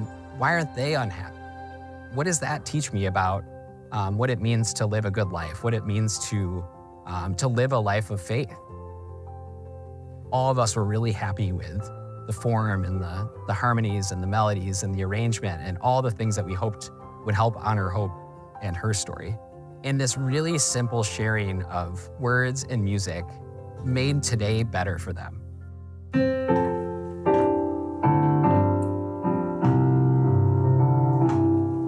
On weary nights so dark and alone, I pray to you, Lord, through the unknown. When you feel far from my call, my voice so very small, reaching out to you through it all. And I have hope in my heart, because I know from the start the Lord surrounds me ever near, in every joy, in every tear.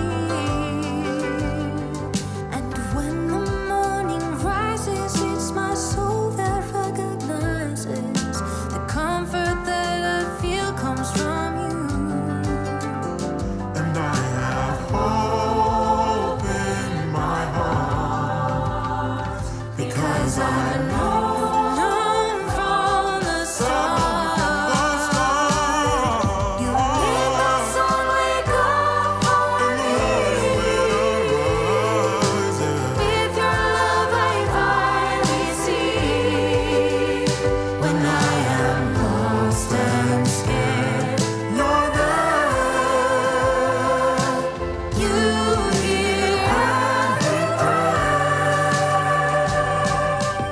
the students who worked on the song, just thank you. You could just see just so much love that they poured into it. I would hope this song would reach anyone who feels they need it. Getting to sing it, I hope, and her family brought new life to it. I just distinctly remember seeing like Hope's mom just smiling the whole time. It was so wonderful. This is a blessing that not many of us will get to experience our lifetimes again. It's Hope's song, but it was really a gift to all of us. It truly is something we'll treasure.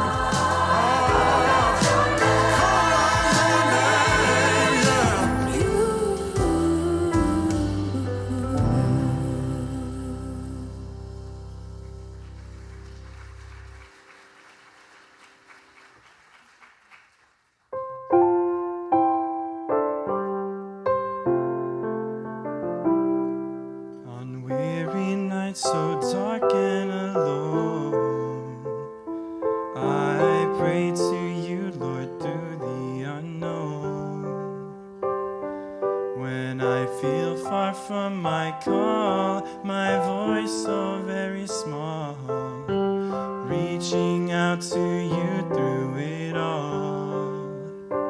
And I have hope in my heart, because I've known from the start. Your love surrounds me ever near, in every joy and every tear. And when the morning rises, it's my soul that recognizes the comfort that I feel comes from you. And I have hope in my heart, because I've known from the start. You make the sun wake up for me. With your love I finally see. When I am lost and scared, you're there. You hear every prayer. You give me voice to proudly sing.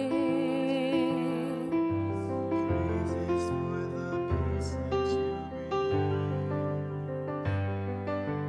When I'm feeling sad, you fill my heart with song.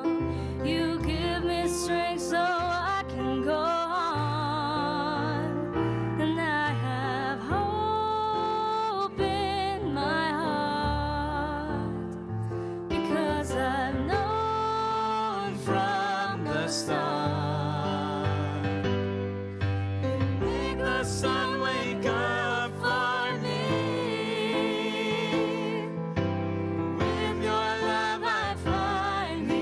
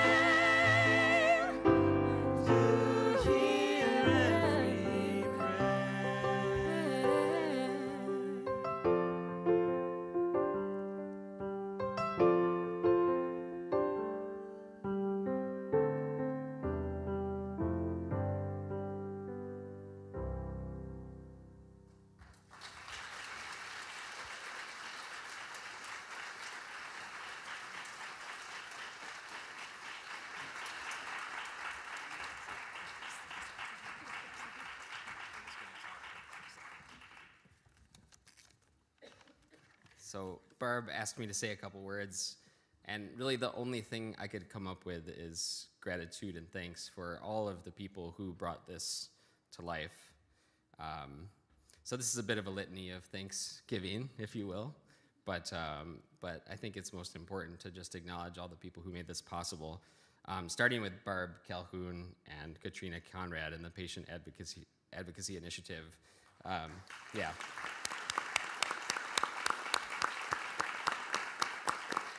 I'm so grateful to Barb. We both are from Buffalo, New York originally, and so we have this very proud grit that we carry, and seeing each other, and we know we can get something done when we put our nose to the grindstone, so it's been a privilege, Barb.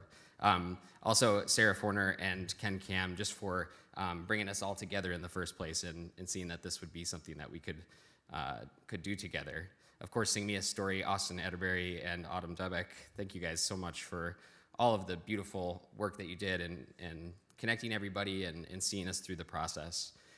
The Rares program through Amgen, especially our folk choir students here who took some time out of their day today on a Friday, but also those 4 songwriters, only one of which is here, but they gave so much time to bring this to life and really brought their best selves to this project. I'd like to especially thank our soloists today, Joe Trueluck and Lucy Bullock.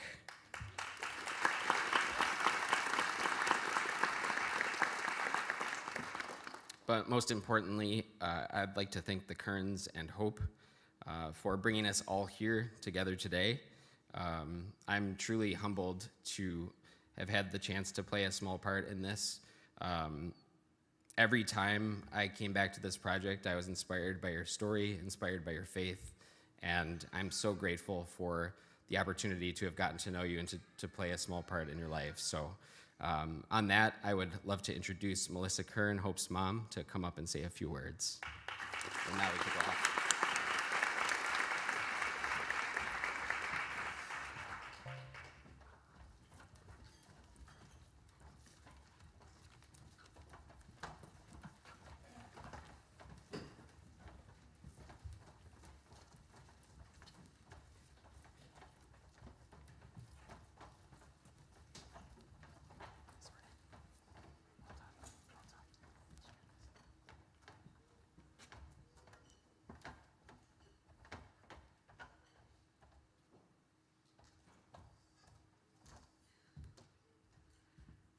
That was just amazing. Like this, it's just breathtaking from the first time we've heard it, and then we were sent copies of it, and we have it playing through our house all the time, and Hope goes around the house singing it. And but I'm so thankful that God crossed our paths with the Rare Disease Center here.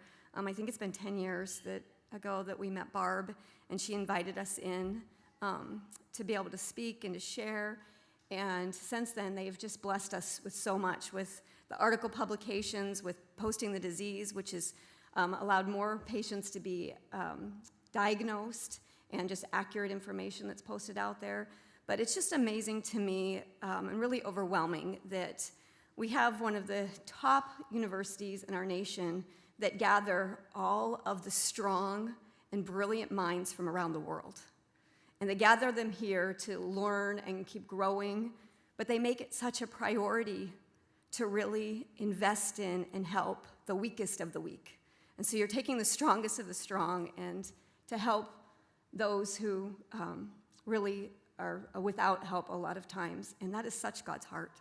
And I just think it is so beautiful. And just being allowed to come in with organizations like Sing Me a Story and the choir partnering together and this video and things being published, it brings awareness around the world that there are people out there that are weaker and need help, and that people can bring their gifts and their abilities and their talents to really bless those who really need it. And so we are just super thankful. We're thankful to all of you and for all you do, for sharing your gifts and your talents and your strengths to help those who really need it. So thank you.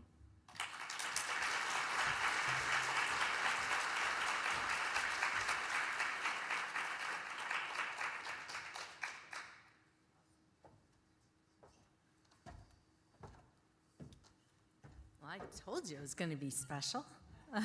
So we're going to just continue lunch until 1:30. Excuse me. What time is it? For the next 15 minutes, and then we'll reconvene again. But I'm telling you, this family is incredible. And despite 35 surgeries, they are still here with us and doing great things. And I think they're a model for all families in the ways that we can engage with one another. So thank you all so much.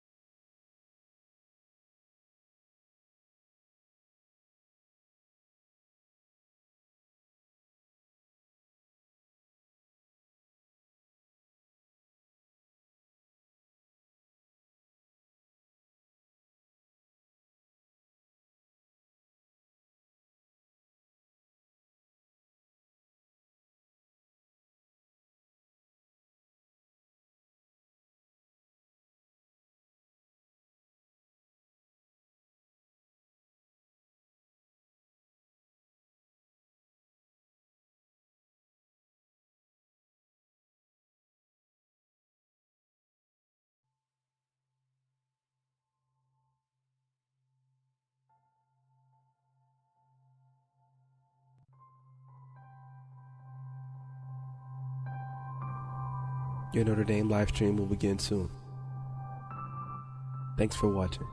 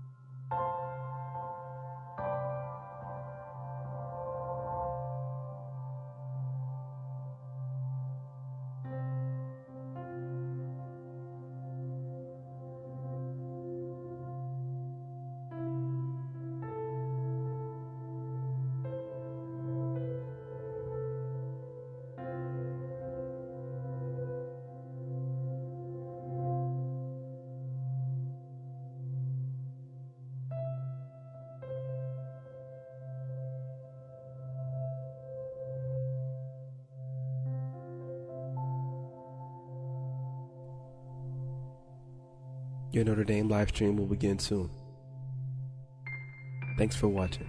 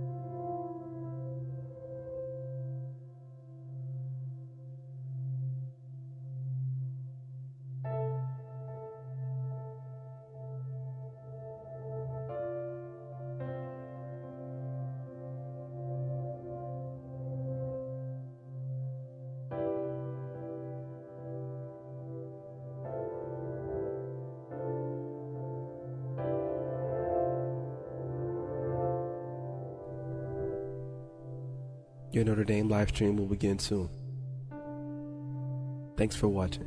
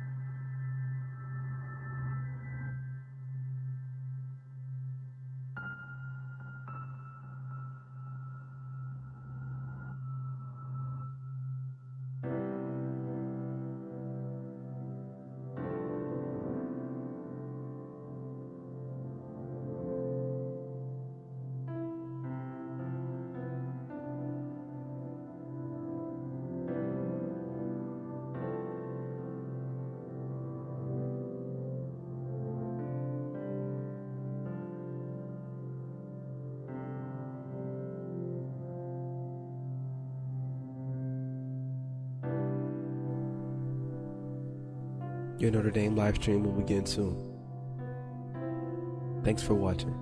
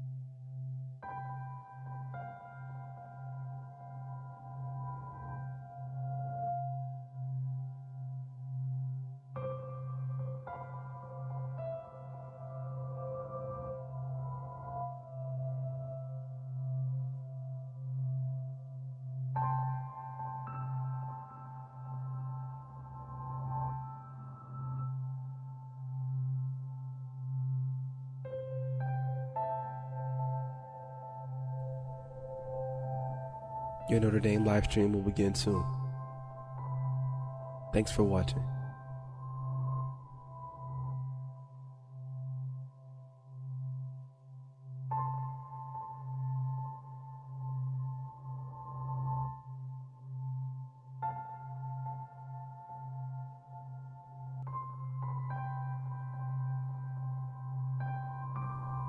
Your Notre Dame live stream will begin soon. Thanks for watching.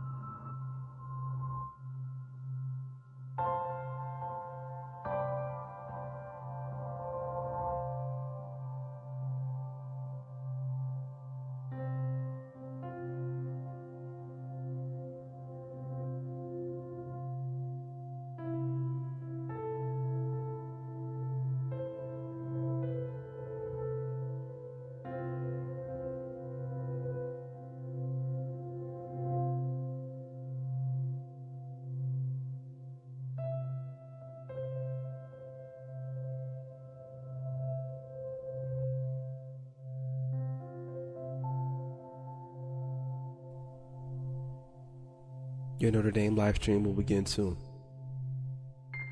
Thanks for watching.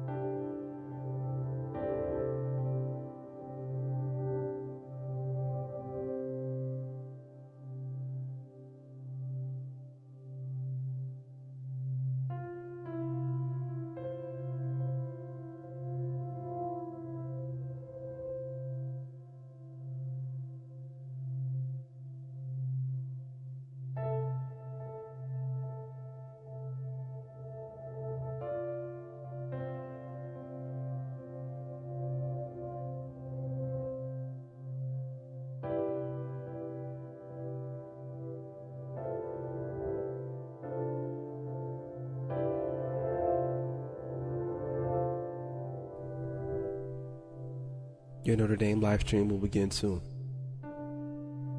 Thanks for watching.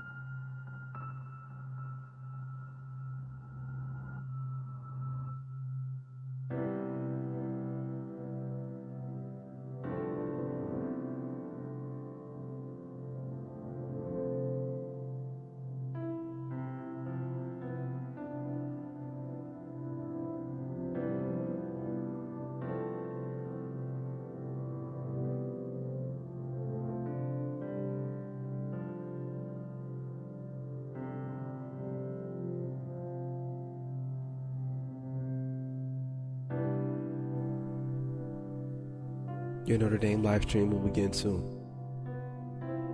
Thanks for watching.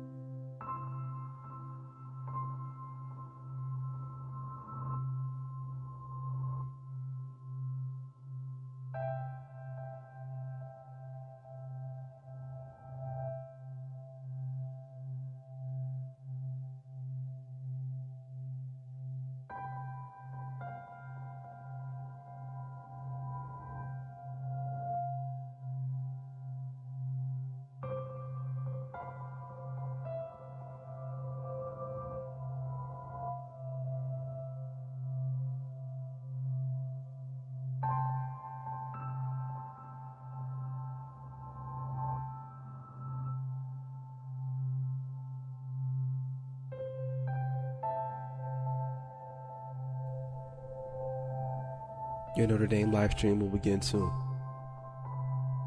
Thanks for watching.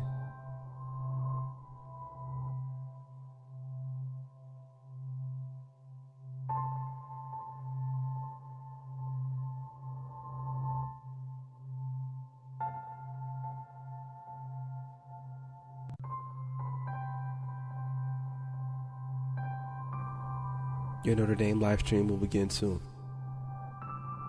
Thanks for watching.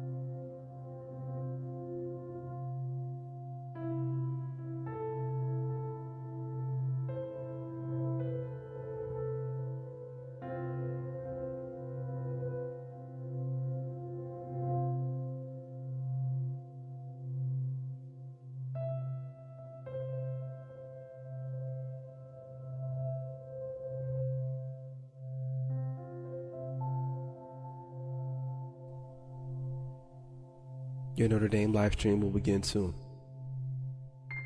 Thanks for watching.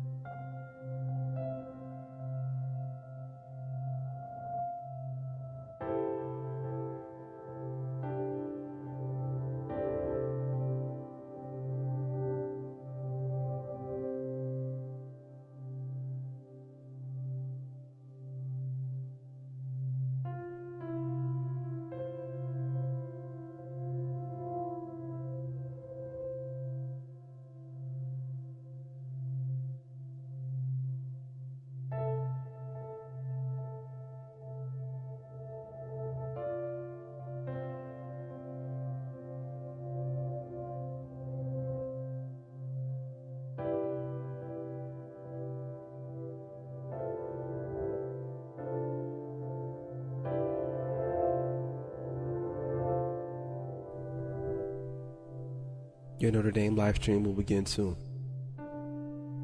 Thanks for watching.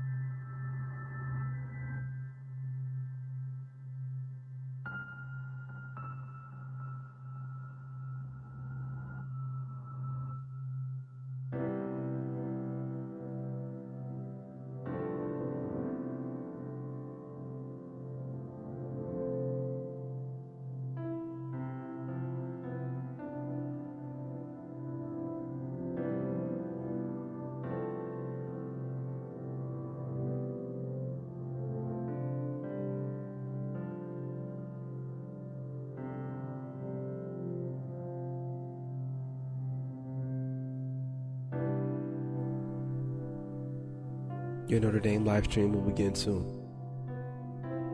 Thanks for watching.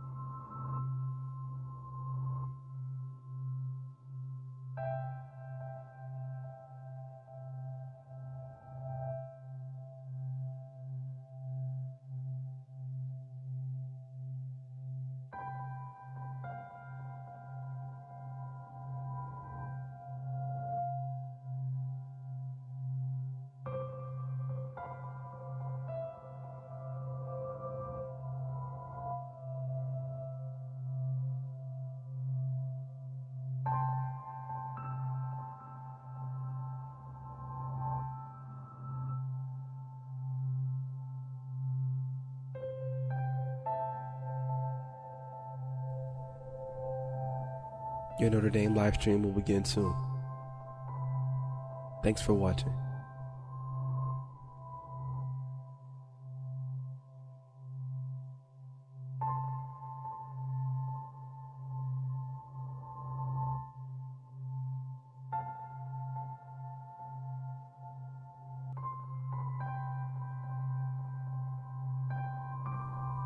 Your Notre Dame live stream will begin soon. Thanks for watching.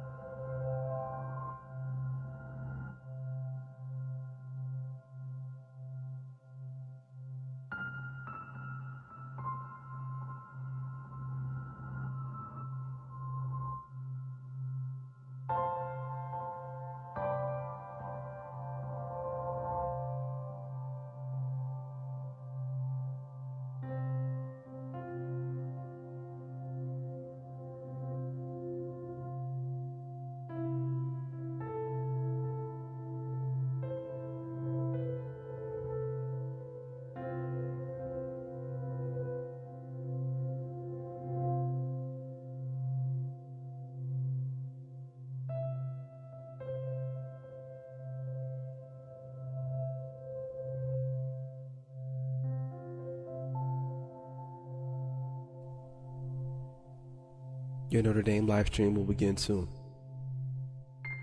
Thanks for watching.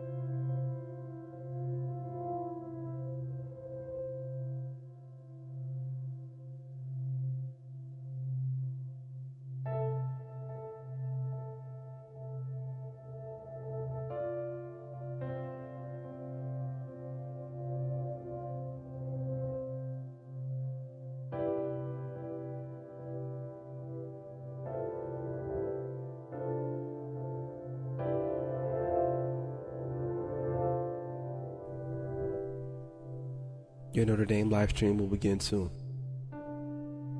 Thanks for watching.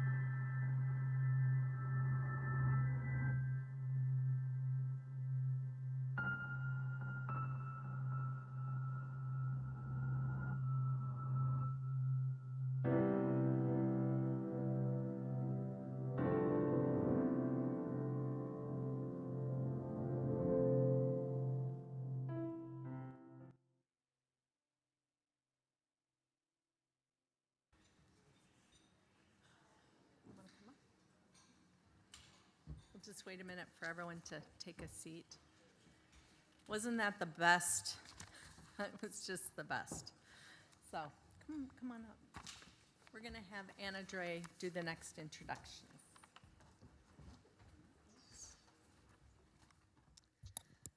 Hi, I'm Marin Callista. I am a 2024 graduate and I majored in science pre-professional studies with a supplementary major in Spanish and the minor in science and patient advocacy. And following graduation, I've started my master's in genetic counseling program at the University of Pennsylvania. My favorite experience from the patient advocacy program was the patient partnership project. Getting to build a rapport and a connection to a rare disease patient and to have insights into their life experiences was invaluable to building my skills as an advocate. And it really showed me all there is to consider with a rare disease, that there is so much more to learn beyond just what you would read in a medical textbook. And so it was really valuable to me to have that experience getting to know a rare disease patient. The most valuable lesson that I learned in the patient advocacy program is that advocacy can come in all shapes and sizes and that anyone can be an advocate. Something as small as writing a kind note or sharing a social media story goes a long way in making a rare disease patient feel seen and heard. And so advocacy is and can be easy and everyone can be an advocate. The minor has influenced my professional journey by providing me with knowledge that I see reflected in my training to be a genetic counselor all the time. As I sit in class and learn about rare diseases, it feels familiar because I've met a patient with that disease or talked to a researcher investigating therapies in that disease. And so the knowledge and skills built in this program have prepared me so well to be an advocate for my patients as I go on to become a genetic counselor. All right. Good afternoon, everyone. My name is Anna Dre, and I am a senior studying neuroscience and behavior with a supplemental major in classics and, of course, the minor in science and patient advocacy. I am another member of the peer leader team for the minor and have the privilege of introducing our next panel moderator today, Annika Knuth. Annika graduated from Notre Dame in May 2023 and has since been pursuing her doctorate degree in occupational therapy. During her time in the program, Annika was an active volunteer for the Patient Advocacy Initiative, which led her to be the 2023 recipient of the Megan K. Crowley Patient Advocacy Award. Annika also worked with all three organizations you're about to hear from on the panel, which makes her the perfect moderator. This afternoon's panel will highlight 3 student organization partnerships that took place this summer as part of the Schumacher Summer Immersion Grant Program, which provides the opportunities for students to partner with a patient advocacy organization for 10 weeks. The students benefit from receiving applied advocacy experience, and in turn, the hope is that the partnering organization gets a boost in capacity. The program launched this summer with 4 students at 3 sites. Annika, I will turn it over to you to help lead us through these unique experiences.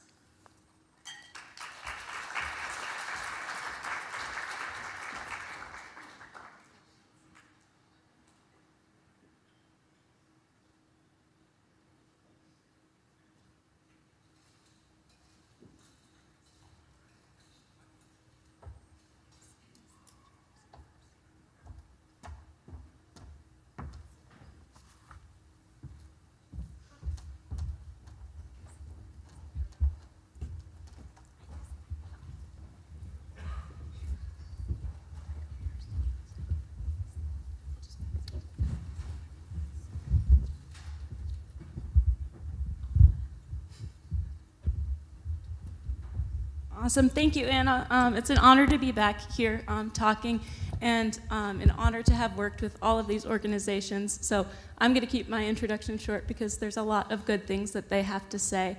To start out, I want to have every organization here. So we have a current student as well as a patient advocacy organization that they worked with on this summer immersion program. And so we would love to just get an introduction of each student, every organization, and the mission of the organization. So Melinda, I'll have you start. Thank you, Annika. I think we had a couple slides. I'll get started while we worked on that. So my name's Melinda Marsh, and I'm here representing the rare disease Labor Hereditary Optic Neuropathy, and the short for that is LHON.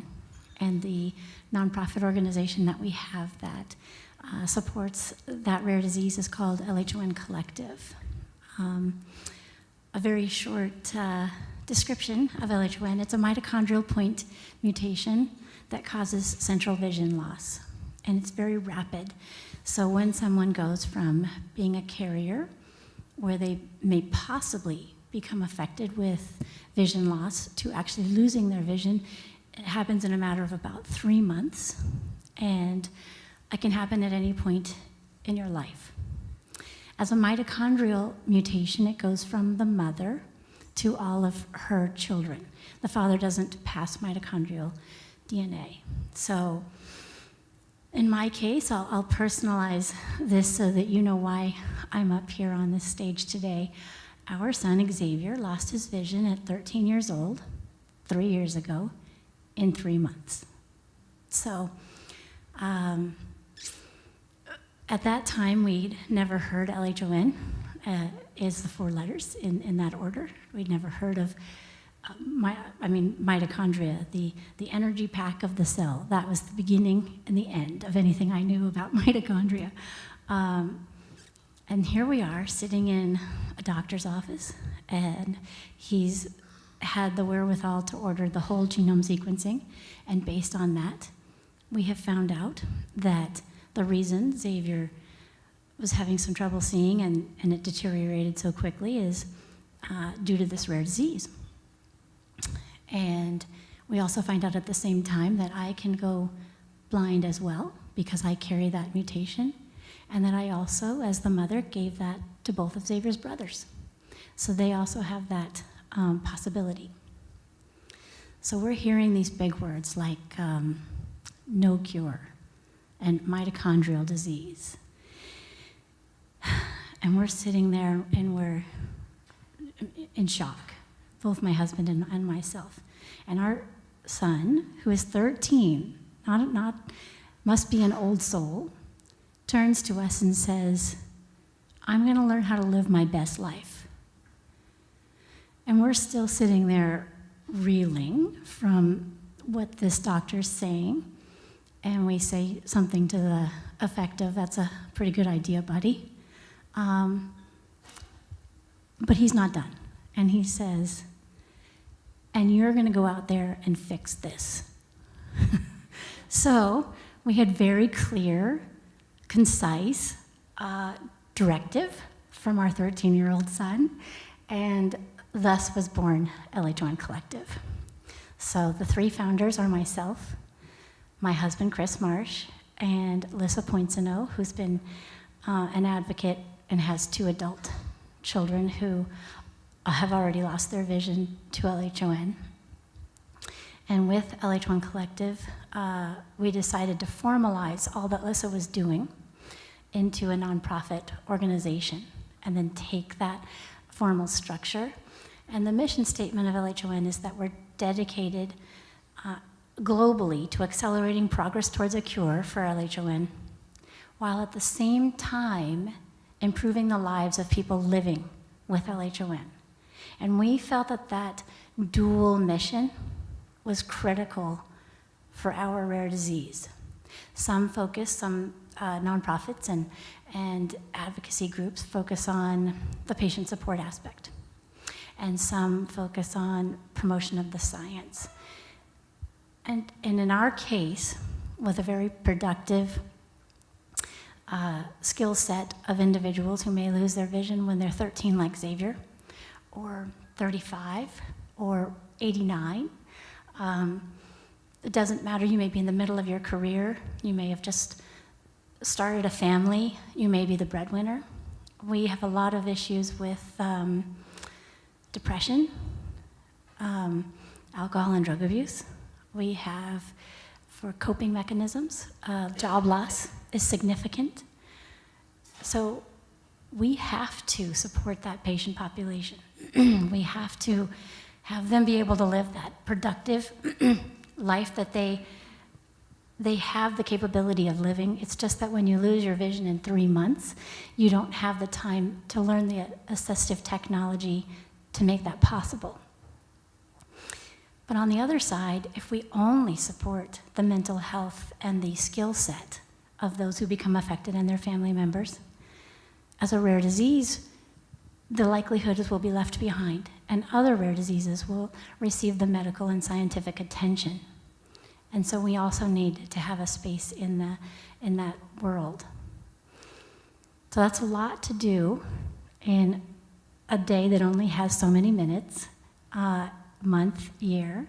And we've been very lucky to have the partnership with Notre Dame and the Rare Disease Initiative that they have supported us with relationships such as Annika when she was here as an undergraduate, and then with Brooke, that I'll have talked to you about some of the things she did in her summer internship working with us, and what we can do that is mission critical has to be tailored back to the number of hours and the number of volunteers. We're an all-volunteer organization that we can meet.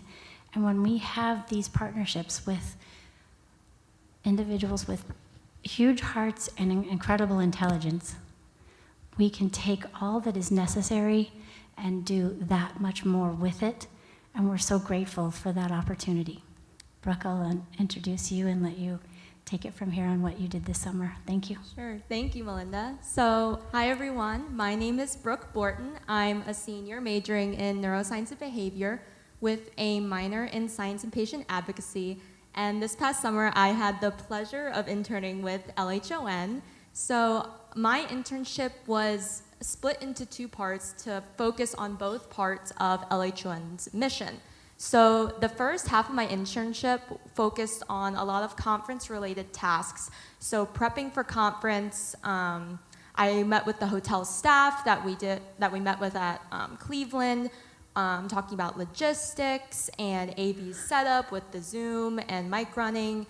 And I also, we made sure all the signage was high contrast, for example. So if there's a white background, we want to use dark text, so that way those who are visually impaired can read these signs better. And the same thing goes for table setting. If you're going to have a white table cover, you're going to want to have dark plates or vice versa. And so I did a lot with the hotel staff beforehand, and I also helped with a lot of tech support. So I created and edited the master slide deck that we used for the conference, and that was at the UMDF conference, which stands for the United Mitochondrial Disease Foundation conference. And so I was inserting a lot of headshots, formatting texts and photos, because a lot of our presenters were visually impaired, so it's hard to be nitpicky about those sizing and different fonts. And so I went through and was making sure everything was A-okay for the conference for when it was time to present. And then I also helped with social media, creating content for our Instagram account, and I also helped a lot with mic running during the event, which I actually found quite fun because I did not know anyone before going to this conference, so it was hard to mic run when I didn't know any names or faces. So we actually had a leaders luncheon right the day before conference started, where all of the main leaders in the LHON community from all over the world came together and talked about logistics for the conference and gave each other updates. And I was able to get to know a lot of those leaders during that luncheon and put names to faces. That way for mic running, I would be able to just go straight to the next person as they are ready to present their slides. And that was really fun. And then I also managed volunteers during the conference. We were lucky enough to have 2 volunteers with us that weekend, and I just made sure to delegate tasks to them, such as printing conference agendas or making sure the water was filled up, making sure doors were closed quietly, and helping lead people to the next session, or helping those who are visually impaired with the breakfast buffet. Because as someone who's visually impaired, this whole table of food might just look very blurry and like a mix of different things. And so our volunteers helped with a lot of those tasks that either I or Melinda couldn't attend to that day, and so we were very grateful for them. But my favorite part of the conference was with social support. So we had a lot of solo travelers and a lot of first-time conference attendees. And I really enjoyed getting to know them and making sure they felt welcome at the conference. And I got to know so many people in the LHON community. And I was also helping with like app support, hotel registration, questions, and conference attendee registration. And so I was helping do that through, we had like a Facebook group that people could ask questions to. So I was one of the main people who was going through that and answering questions as needed. And I would definitely say that was my favorite part of my internship, just because I became so involved with the LHON community, and I really loved getting to know everybody. And then the second half of my internship focused on scientific acceleration. So one of the projects I worked on was updating the tissue protocol for the Harvard Brain Tissue Research Center, which I'll refer to as the HBTRC. So they currently collect brain donations for brain disorders, to study brain disorders, but I went through and updated this protocol to ensure that it would include the eye and the optic nerve in these donations. That way, neuro-ophthalmologic disorders such as LHON could be studied in addition to brain disorders. And so I created a mock-up of that in Canva, and we sent that in for submission. And I also did some research on biomarkers in different eye research and publications, because Melinda was presenting a case later that summer for the global collection of eyes in addition to brain donations. And the LHON data collection program is a secure database where those who are a carrier of LHON can submit their health data, and that way we can use that data for research. And although I didn't work on it that much this summer, Annika did do a lot of work with this over the years. So if anyone's interested, definitely talk to Annika. But right now, we're calling it the DCP Olympics, and we're having different states and countries compete for who can get the most people to sign up for the DCP. And so that's been an ongoing campaign this month. And it's been interesting to see which states have the most people sign up for that. And lastly, I worked on a contact database for neuro-ophthalmologists and genetic counselors in the US and Canada at major academic and research institutions for future outreach. So if we need to have the contact info for future clinical trials, or if we have a newly diagnosed member, then we can immediately give them the contact info for these resources. That way they're not looking for this on their own and wasting precious time, and we can immediately connect them with the resources, which I think is a large problem in the rare disease community. So that was my summer with LHON, and I'm so grateful that I was able to work with LHON. I could not have asked for a better team or organization to work with. So thank you. Awesome. Thank you, LHON team. I'll hand it over to you, Kellen. Thank you. So my name is Kellen Madden. I am the patient engagement manager at the Friedreich's Ataxia Research Alliance. I'm also a genetic counselor, and I trained at the University of Pennsylvania, like the student we heard from on the screen previously. I worked with Kim here. She worked with us this summer. I'll tell you a little bit about FARA and Friedreich's Ataxia, or FA. Thank you. So Friedreich's Ataxia, I think a lot of the students in the program know what Friedreich's Ataxia is, but for everyone else in the room, it's a neurological disease, it's a genetic disease, it's recessive. It causes progressive ataxia, which is the loss of coordinated movement of the limbs. There are several other symptoms as well, including cardiac disease. And over time, people will progress through different use of mobility aids, maybe from a walker to a wheelchair to an electric wheelchair as the disease continues on. The Friedreich's Ataxia Research Alliance was founded in 1998, and we are a patient advocacy organization that really is focused on marshaling the funds for research to find treatments and cures for FA. Our mission is to treat and cure FA. Again, we focus specifically on the research, but we also really value partnership and collaboration with stakeholders from clinicians, researchers, regulatory, different government officials, as well as different healthcare students and undergraduate students now that we partner with Notre Dame as well. And we focus on a deep and diverse treatment pipeline. So there are several clinical trials ongoing for FA that target different aspects of the disease. We have a fairly small team, but we do a lot of different things in different areas. So again, research, we have a clinical research infrastructure as well that focuses on natural history studies. I specifically work on the patient engagement team, which focuses on educating the patient community as well as educating pharmaceutical partners about the disease. And we have fundraising, of course, as well, and then advocacy. I think I'll let Kim tell you most about what she worked on this summer, but as a brief overview, The first ever drug for FA was approved on Rare Disease Day in 2023. It is a small molecule drug that slows progression of disease. We've already heard today that approval does not always mean access, so a lot of FARA's work over the past year has been to advocate for access to this drug, so Kim helped us with that. And we also have a tissue repository program that Kim worked with Barbara Tate, FARA's Chief Scientific Officer, on as well. Thank you, Kellen. So yeah, as Kellen said, I was able to come on to FARA this summer and work as part of 2 projects under different managers. Both Kellen and Barbara were incredible mentors to me, and I was really able to spend time working first under Kellen in patient engagement on a healthcare access report. So as part of this, like Kellen said, approval does not mean access. So just because the FDA has approved a drug, there's still a lot of prior authorization and sort of barriers that patients are still facing before they can even access this drug, which is very frustrating when you think you've hit a milestone and then you've kind of been blocked again.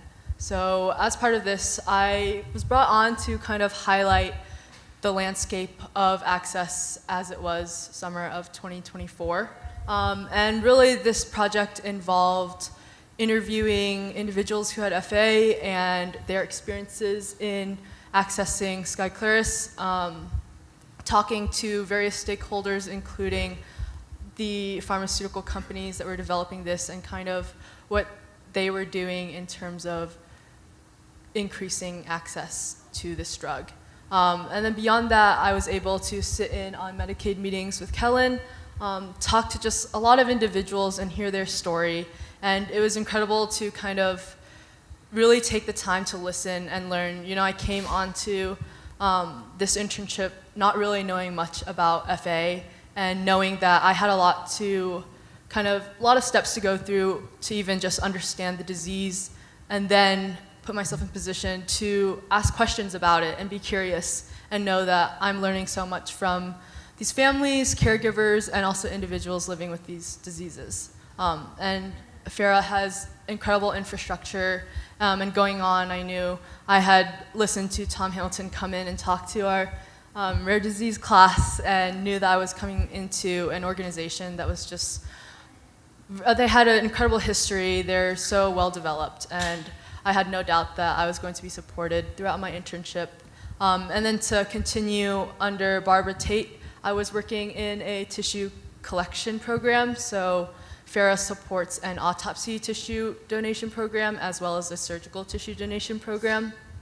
And really, initially this began as kind of restructuring the way that we were framing this program so that kind of the patient-facing portion of our website, it would be sensitive, but also encouraging people to pre-register, especially for autopsy donations, since that's really a major driver of success in these tissue donations. But then also in surgical, you know, if you're getting a surgery, it is really convenient to also mention it to your surgeon beforehand.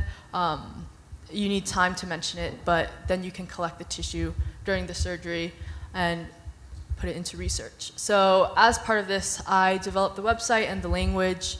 I was able to research into what other rare disease organizations were doing with their language and how they were organizing their tissue collection programs. So it was great to just see kind of the intersection of FARA is doing one thing, but it's also similar to what other organizations are doing. And then beyond that, we were trying to streamline the process a little bit more so that in the event of an autopsy tissue donation, we already have boots on the ground that's available and we're not scrambling to kind of find a medical examiner. And so this involved kind of tapping into our clinical consortium. We have connections with academic institutions that are running clinical trials. So I reached out to all of these universities and I was able to connect with the departments of pathology and autopsy and talk to all of these people in academia, which was a little bit outside of my wheelhouse, but you know, Barbara gave me ownership of this, and it was really incredible to just be able to share with them. You know, FARA's this incredible organization. We connect with researchers, but we're also patient-facing. And it was great to just kind of see everything come together at the end and take a lot of responsibility for my work. Awesome. Thank you, FARA team. And Megan, last but not least. Hi, everyone. It's Megan Weber. And first, I just wanted to say I'm so excited that you kids all have the chance to even participate in a class like this. I graduated from Notre Dame in 1990. There was nothing like this then. And just to have this sort of an opportunity to be involved with these groups in this meaningful way is just extraordinary. Barb, congratulations on the program's growth. And to the patient families as well, just to have the resource in the Bullard-Percy and Rare and Neglected Disease Center is also something that didn't exist 35 years ago. So as difficult as the challenges are that many of these families are facing, I think that this is a huge source of hope for everyone and just as varied. And I also love, Barb, that you include the whole experience for patient advocacy. And as you see with LHON with the patient family support and with FARA with the treatment and research for new protocols and new opportunities.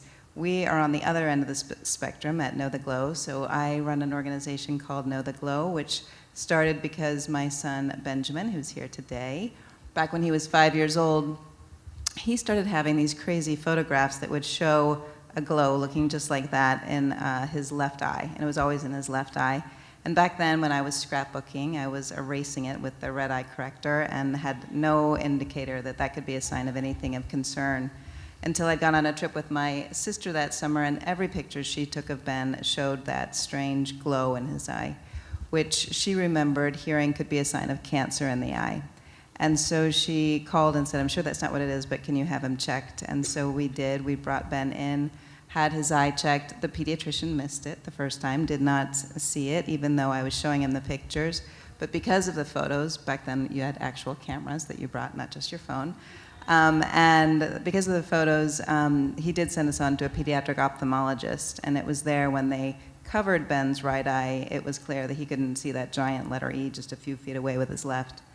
And so that led us into the next room where they showed us the mass of the interior of the eye, which is what's reflecting back. So the glow that you're seeing, which is called leukocoria, is an indicator of retinoblastoma, which I knew enough after that first visit because they believed that's what Ben had, and they rushed us to Children's Hospital in Los Angeles to know that RB, if not caught in time, can lead to the removal of the eye. If it crosses over, the removal of both eyes, and if it moves to the brain, it can be fatal, and is very often, especially in other countries around the world. And so I was petrified going into the front door of CHLA, but we were met by two doctors, one an expert on retinoblastoma, and the other a doctor specializing in something called Coates disease, which back then with limited Google ability, there was nothing much on Coates disease, but I was glad to hear there was an alternative that didn't involve cancer.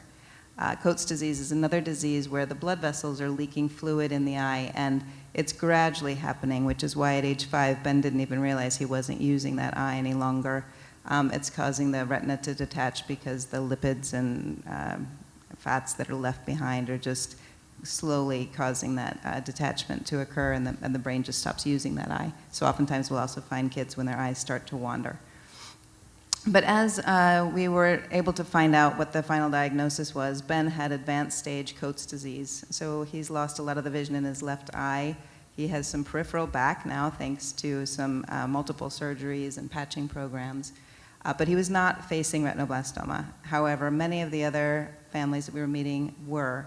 They were losing one eye, they were losing both eyes, they were flying in from other countries, desperate to find a doctor to treat them. And as we came to get more involved with the doctors at the hospital, we learned that this crazy symptom is not only an indication of these two rare diseases, but also of more than 20 vision conditions, all of which do better if you can find them early.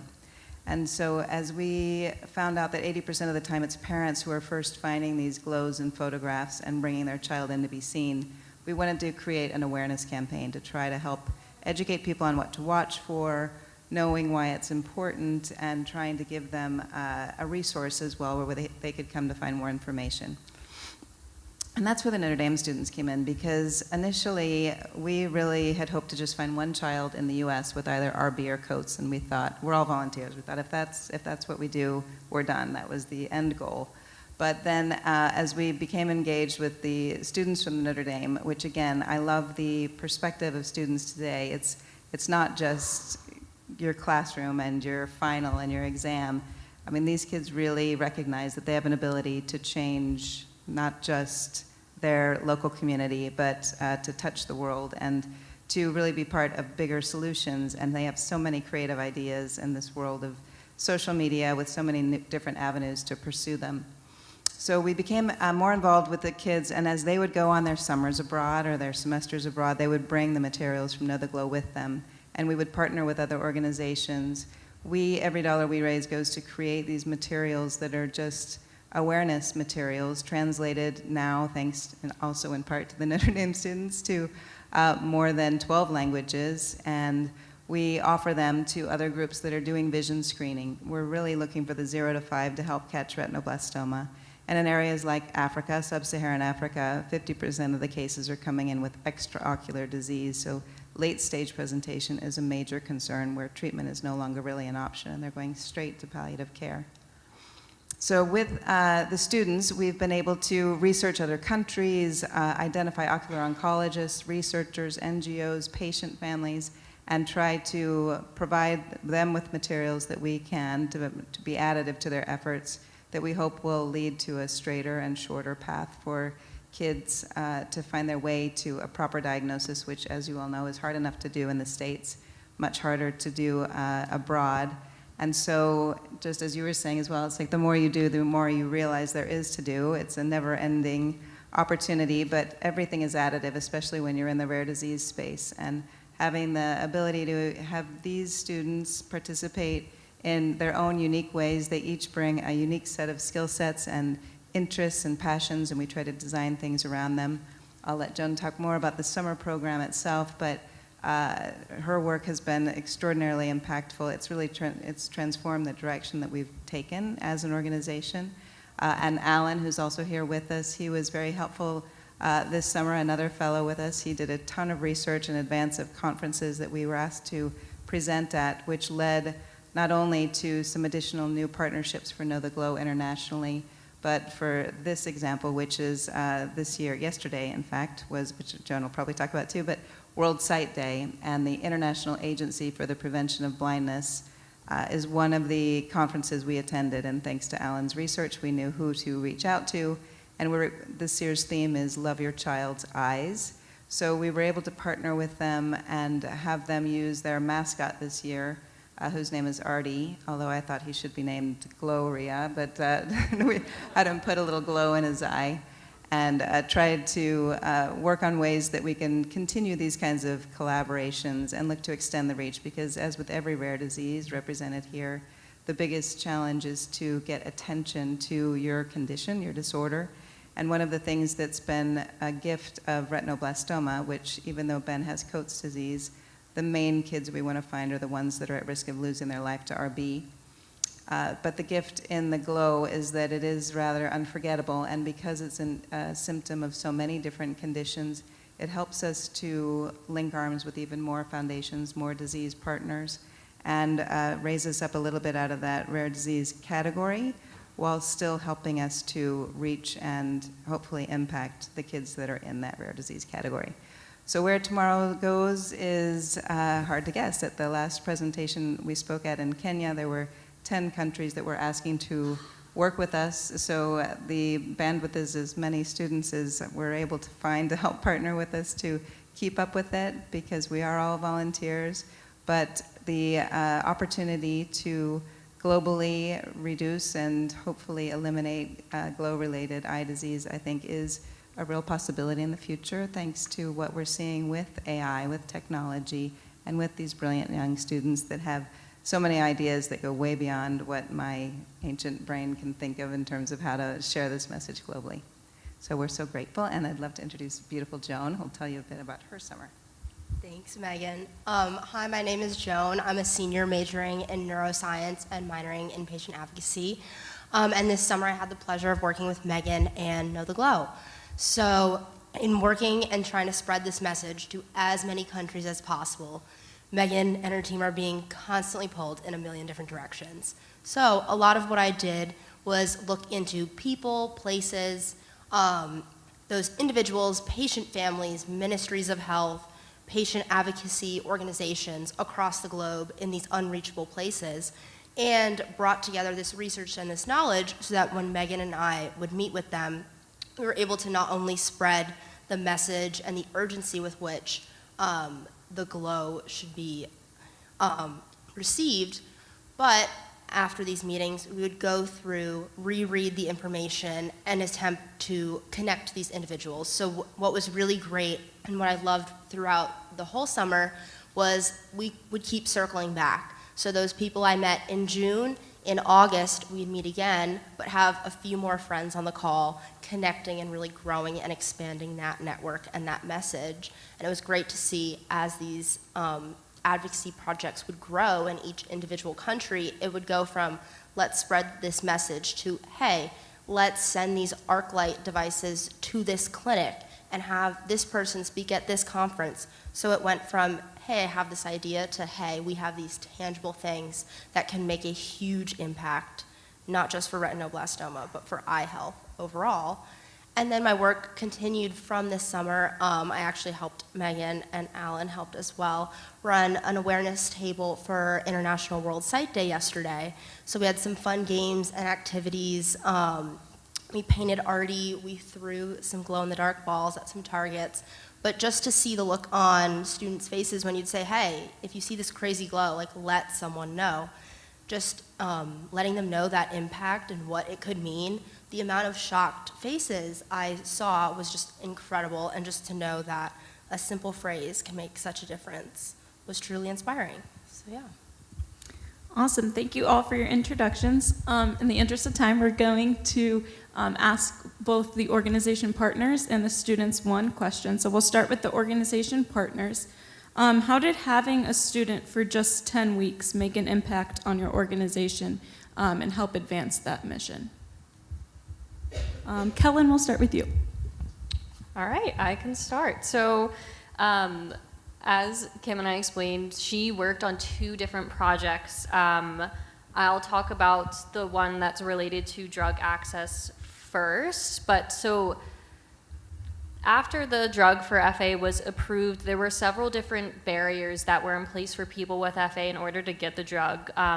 The first of which is that it was only approved in the US, and it was only approved for people over 16, even though FA is most frequently diagnosed in people between the ages of 5 and 15, and the earlier the disease is diagnosed, the faster someone's symptoms are likely to progress. So Kim did a lot of work just looking at what happened in other rare diseases when the drug was only approved for a certain age group. How long did it take for that drug to then get approved for the next age group, whether that be younger or older? It depended on the drug or the disease. Secondly, she was also looking at what happens outside of the US. How do drugs get approved in other countries after they're approved in the US first? So she did a lot of that research for us. And then within the US, she mentioned previously something called a prior authorization, which is essentially what an insurance company does when they say, before your doctor even prescribes this, first you need to get approval from us for them to prescribe it to you. And in the US, we were seeing that Medicaid in particular had really strict prior authorization criteria for this drug that a lot of patients would not be able to meet, even though the FDA approved the drug for anyone over 16 as long as they have a genetic diagnosis. So Kim essentially took a lot of time to look at all of the different Medicaid meetings that we attended. What were the outcomes of those meetings? We were attending these meetings to advocate for better prior authorization criteria. So she took a lot of time to go through all the meetings we attended and kind of summarized what we did, which was really helpful because similarly to Know the Glow, we're also pulled in a lot of different directions at the same time. So it was helpful to have someone organize the things that we've already done, especially because we hope as research continues, there will be more drugs for FA approved. We actually heard from a pharmaceutical company that they're hoping to submit a new drug approval to the FDA for a new drug by the end of this year. So the work Kim did is going to be really helpful moving forward, as we hopefully will have more drugs to advocate for access to. We can go back and look at the report Kim made and remember what we did last time to make it faster the second time. And then I also asked Barbara, who Kim worked with on the tissue repository, to tell me if she wanted to say anything about Kim, and I do have what she would like to say about the work that Kim did with her, so I'll read that, because this is really going to impact FARA moving into the future. So Kim helped to rewrite our patient-facing websites on tissue donation after death with her perspective on patient attitudes towards these kinds of donations, her research on how patient groups communicate the need, and with her training in patient advocacy. She also found us a new partner for the tissue program that gave us a long sought after succession plan for the program that we had at Albany. So the tissue program was housed in a university in Albany, and that partnership was coming to an end. So Kim actually got us a connection to a new program to continue the tissue repository program, which is going to be helpful for years moving forward. Awesome, thank you. Megan, go ahead. So in addition to what we do at Know the Glow with running awareness campaigns, so we run awareness campaigns in different countries every 2 months on Facebook and Instagram and the internet. But in addition to that, we also love to take the time, especially in rare diseases, to highlight the incredible doctors, the incredible researchers, the amazing NGOs, and even the countries that are doing a lot of work on their pediatric vision screening, to highlight their efforts so that we can bring more attention to them and hopefully kind of wave the flag about the great work they're doing, because there are not enough cheerleaders out there for that. So because of that, our call schedule would be, crazy, but unlike the fall or any other time when the kids are in class all day, I could never have the opportunity to do what we did with Joan this summer with the summer immersion program, because she'd be on the call at 7 a.m. with India, and then 8 o'clock with another country, and then 9 o'clock with a patient family, and we'd be switching gears from, sometimes talking to ministries of health, and then to researchers and doctors and other foundation partners as well. So the ability to have Joan right by my side, especially all volunteer and trying to switch gears like that solo or with my other global outreach coordinator, was a challenge. But having her there to help keep notes, keep the follow-up, so that when we switch gears to the next call, she's tracking all of that, turning it into some of the write-ups and stories that we were able to do about highlighting these amazing doctors and families, patient families especially. And then it's because of that work that ultimately at the end of the summer I was able to go back to our board and say, we need a full-time administrative director, because I can't live without Joan after having her all summer long. And so that's been one transition, although we will always find a way to work with our summer immersion team. And the same with Alan. He was working another full-time job as well, so we were able to give him projects that kept him busy on the side. But just tremendous impact from both of them that really has immediately changed and shifted our direction. Perfect. And Linda, can you wrap us up? Absolutely. When you asked how did having a summer intern from the Notre Dame program impact your organization, everything that we do, I think everything that all of us on each one of these teams does, the end result and the mission is the patient. That's why we exist, and that's who we want to benefit. So in our case with LHON, how did Brooke benefit the patient? And I'll give you a very quick individual and then a more global example. So we had quite a few new individuals who had just been recently diagnosed, couldn't see so well, and things that used to be easy, like registering for a conference on an app, were insurmountable. And now you're at a tipping point. You're at a pivot moment. You either can't register and you feel like everything is insurmountable and you begin to sort of roll down that hill. Or you have Brooke's help and you successfully register and you successfully figure out which room to go to and which one is the spicy salsa, etc. And you begin to realize that taking partners while you figure out how to do things more and more independently is an okay solution. And you, instead of going down that slippery slope, begin trudging up the hill towards an independent lifestyle again that you're proud of. So that's one major way that Brooke was impactful. And the time that she was able to give us gave us that opportunity for that many more people to have that experience of success. On a global level, or a more large level, we try to think, how can we make our disease less rare? So we have a disease that affects the optic nerve. Glaucoma affects the optic nerve. If we can find ways, we are a mitochondrial disease. The point mutations are primarily located in complex 1. There are other mitochondrial diseases in complex 1.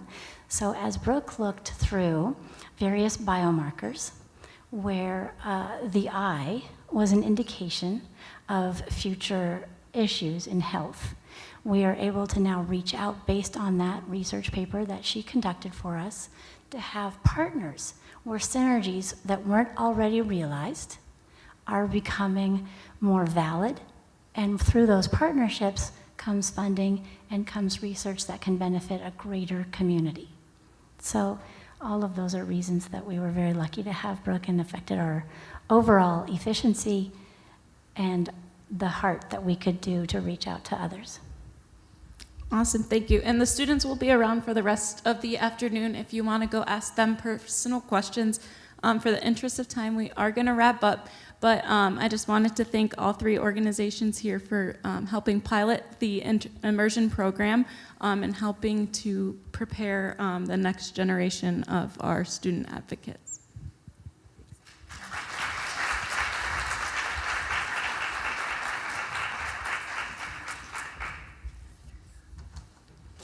Hi everyone, my name is Alyssa DiPaolo and I graduated from Notre Dame in 2022 with a major in neuroscience and behavior and minors in patient advocacy and public policy. After graduation, I worked as a clinical research coordinator for research studies focused on women's health while I was applying to graduate school, and I'm currently a second-year student in the joint Johns Hopkins NIH Genetic Counseling Training Program. The most valuable lesson I learned through the patient advocacy minor was to treat the patient as the expert. In medicine, the provider, the genetic counselor, for example, is often thought of as the expert because they have the medical or genetic expertise. But a patient's lived experience is equally important in providing optimal care, and this can only be gathered from them and their family. You can't expect everybody with the same condition to have the same experience. So you may know all there is to know about the genetic etiology of a condition or its clinical features, but that doesn't mean much without also being aware of how a patient's diagnosis has impacted their life or what they feel their needs are at that point in time. Being able to treat these two different types of expertise equally is incredibly important in genetic counseling and in medicine more broadly, and that is one of my biggest takeaways from the patient advocacy minor. The patient advocacy minor definitely shaped my decision to become a genetic counselor. Through the minor, I had the opportunity to chat with rare disease patients and their families about their diagnostic experiences, both positive and negative. Through these interactions, two major themes emerged, which were a lack of education and a lack of support. These gaps intersect with the roles of genetic counselors who take complex genetic information and translate it in a way that can be easily understood by patients. Additionally, genetic counselors provide continued support and advocacy before, during, and after a diagnosis. The patient advocacy minor really pushed me toward a career where I could take the time to sit with patients and work through their comprehension and concerns to reduce the physical, mental, and emotional burden of the diagnostic journey.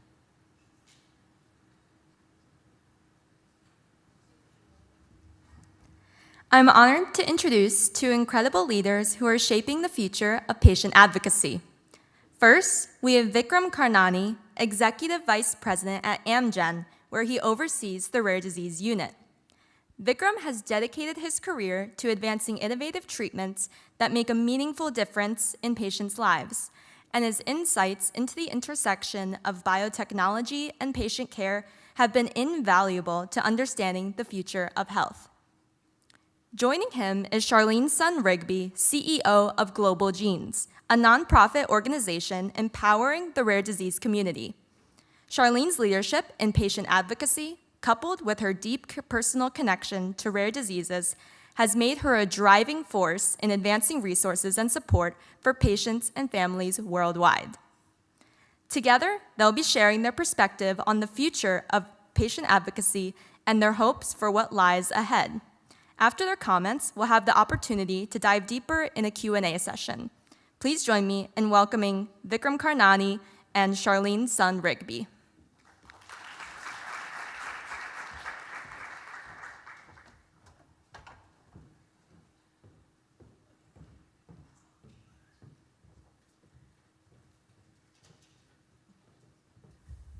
I guess we can spread out. Good afternoon, everyone. I'm Vikram Karnani. My honor to be here with Charlene. Thank you for inviting us. It's great to be back here at Notre Dame. I was here last year. It is amazing to be in the presence of students, faculty, but most importantly, patients and their families. It's a very unique, but one of the most unique and most powerful ways that serves as a reminder for why it is that we do what we do. I'll let Charlene introduce herself, and I'll do the same for myself in a little bit, and then we'll get right into it.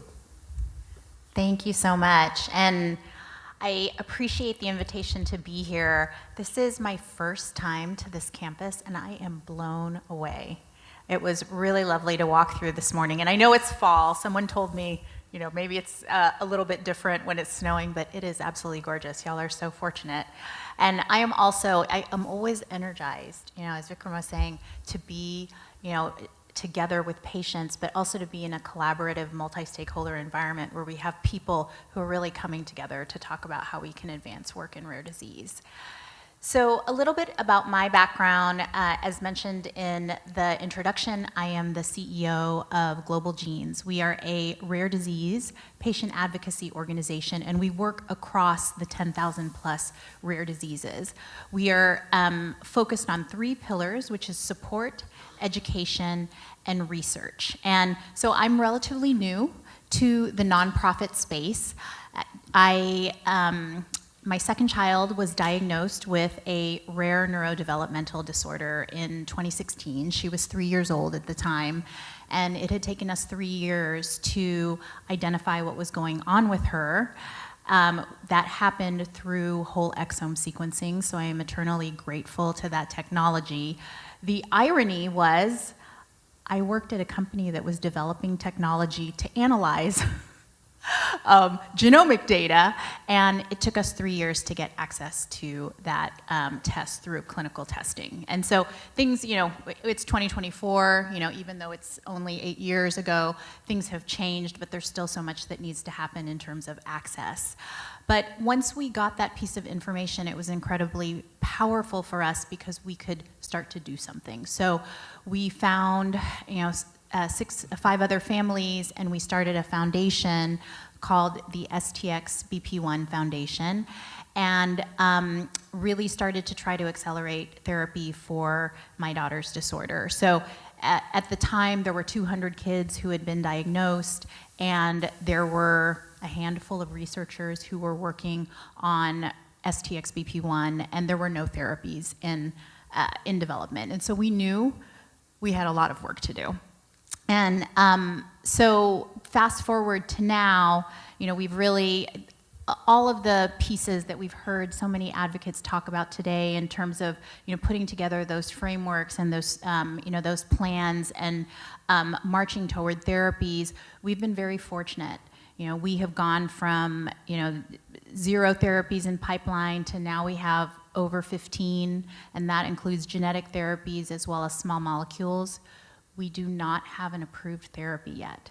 And so, another thing that gave me so much hope today was, hearing about what's happened in Duchenne's, hearing about, what's happened with FARA and with Friedreich's ataxia. And there are so many more examples. We are really at a turning point. We are at an inflection point in terms of what we can do because of, what's happened in terms of therapeutic technologies as well as the activation of our patient advocacy groups. So I'm very excited, but we still have work to do to get, to get therapies over the line with STX-BP1.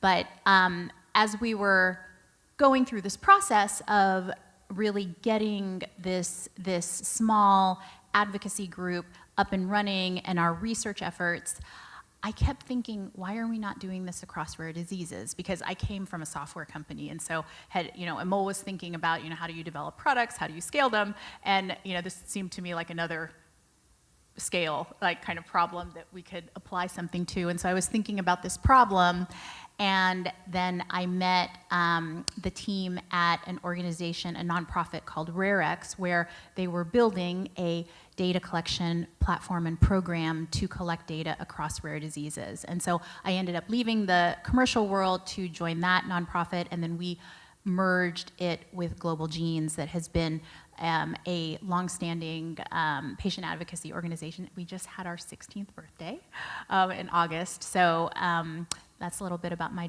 background, and really delighted to be here again. Vikram. Thank you, Charlene. We've had the opportunity to work very closely with Global Genes for several years, and the work is very rewarding, partly because we do our part, but the organization that you lead and the impact that you have on so many other patient advocacy organizations is pretty tremendous.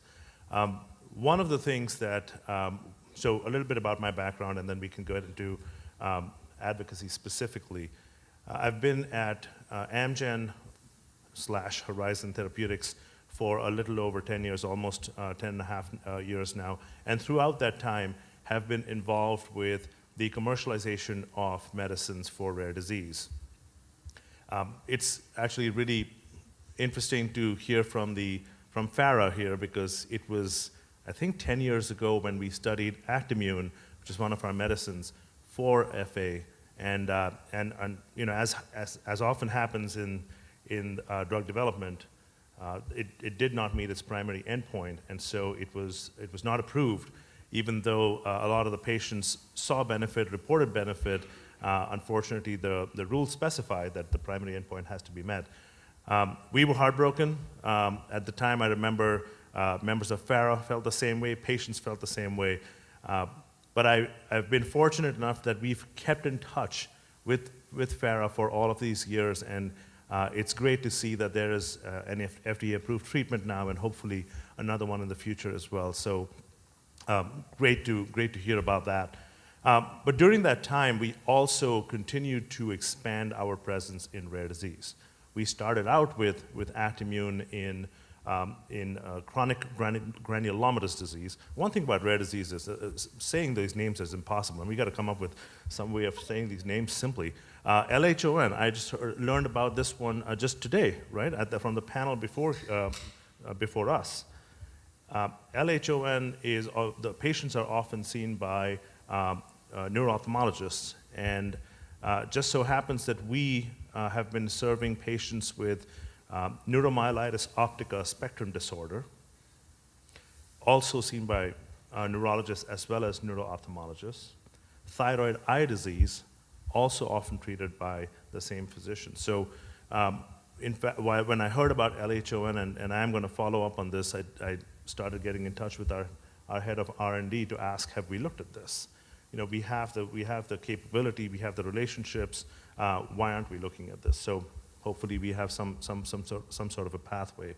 But over the years have served more than, in the last 10 years, we have probably served more than 100,000 rare disease patients with FDA-approved treatments. And while that may not sound like a big number in the overall totality of healthcare, in the area of rare disease, that's, we consider that pretty phenomenal, I think, especially when you have an opportunity to serve one patient at a time, which is our motto.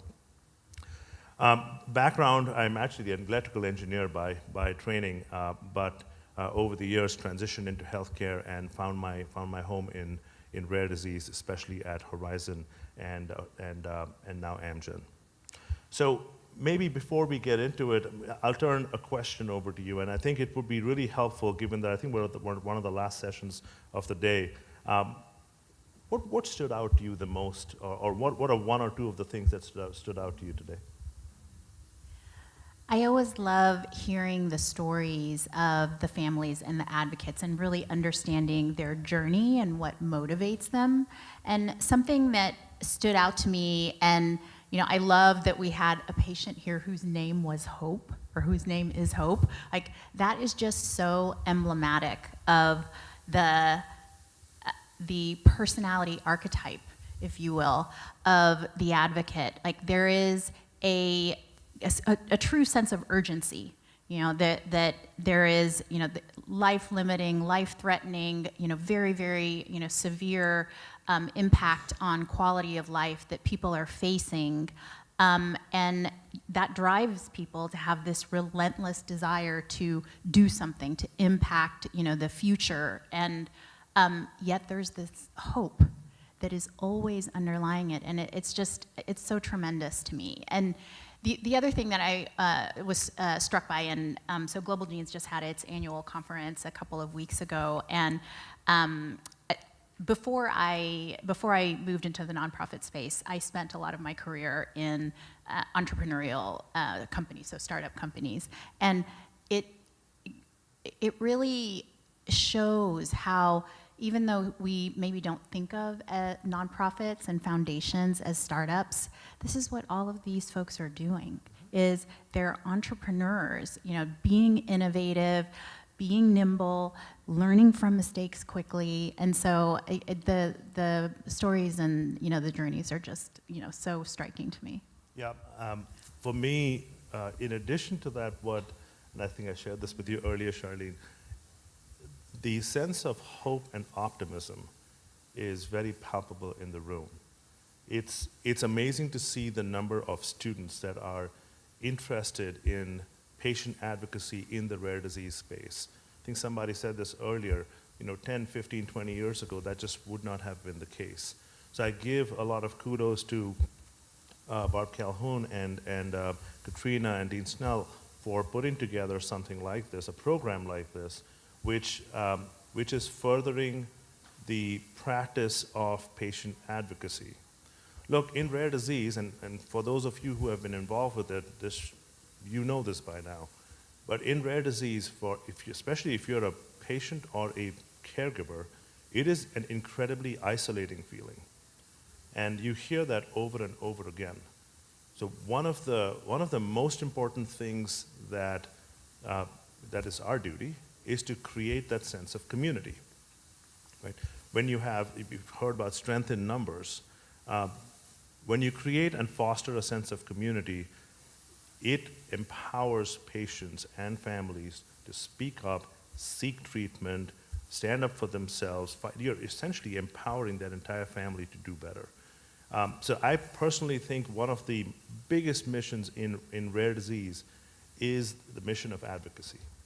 And to see an advocacy initiative that is headed by this wonderful university is fantastic. And you sense that optimism everywhere you look in this room. So that is probably the number one thing that stood out to me. I wanted to react to what you were talking about that feeling of isolation, and then, comparing kind of the feeling in this room and this program that is creating this next generation of advocates and professionalizing advocacy.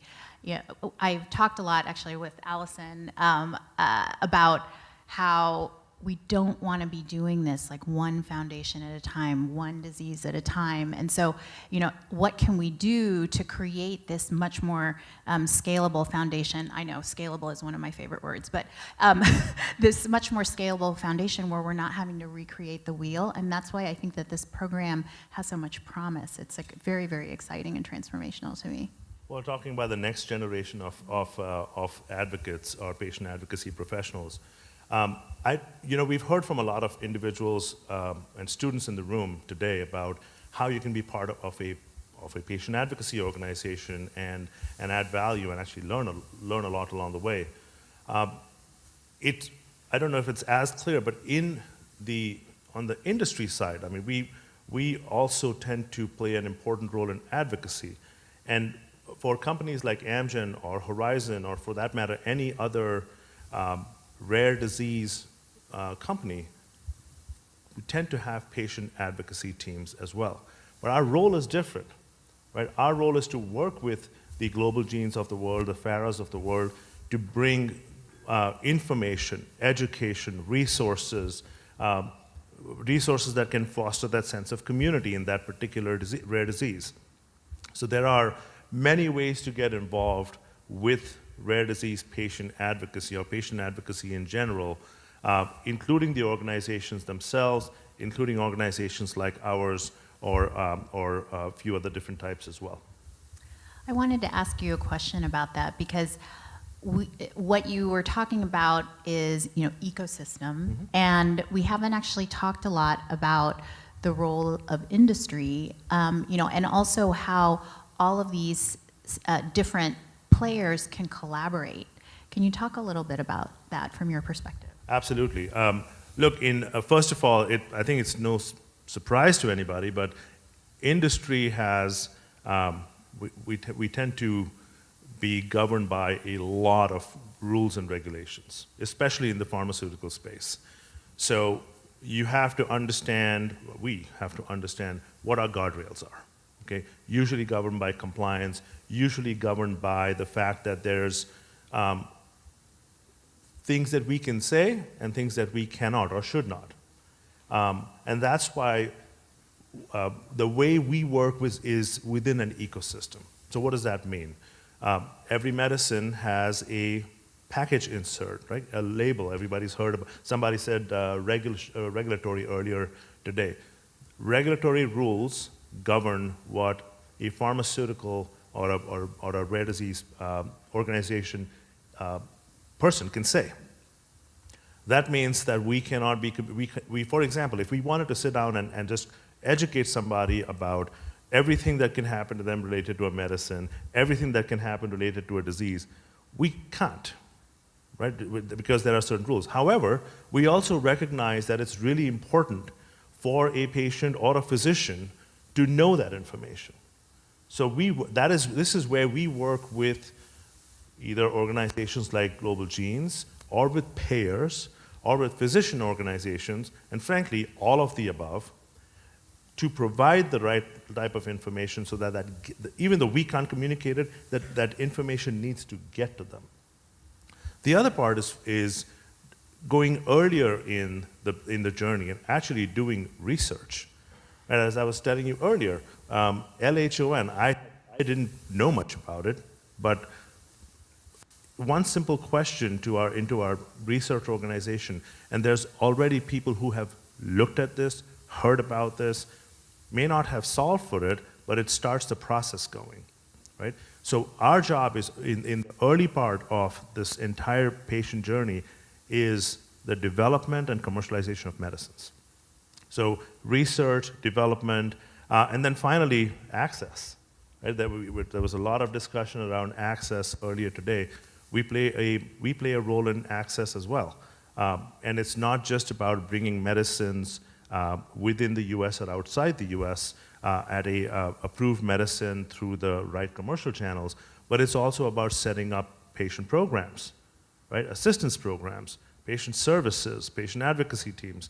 So there is a lot more to the role that industry can play, especially in rare disease, supporting the entire patient journey than just the medicine. We actually often talk about our role beyond the medicine. And in rare disease, our role beyond the medicine sometimes is actually much more involved than just the medicine itself. Yeah, and I think that it's also important to think about that in terms of the fact that only 5% of rare diseases currently have an approved therapy. So most of the work actually is kind of, pre-approval right now. And, in fact, a lot of times in early stage.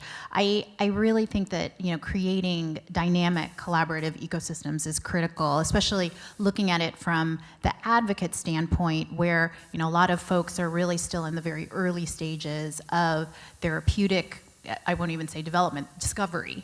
And so getting the right academics in the room, getting the right folks who, have subject matter expertise and, even getting, industry folks in the room, even if they don't have, or oftentimes because they won't have a therapeutic, but getting their, your viewpoint on what are the steps that need to happen so that we're going down the road as fast as we can, to get to that therapy, can be really, so accelerating for the process. I want to stop and ask, do we need to open it up to questions already?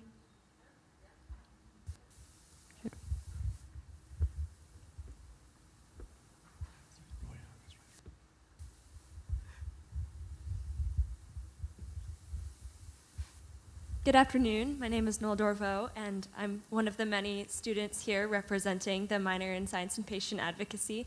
On behalf of everyone, we want to thank you for being here and giving us the opportunity to learn from you. My one question would be if you could give us some advice to young advocates and students sort of looking forward towards their journey in patient advocacy and rare disease, what would that be? What would that piece of advice be? Thank you. Sure. Thank you for the question. It's a pretty broad question, so I'll try to be as succinct as I can.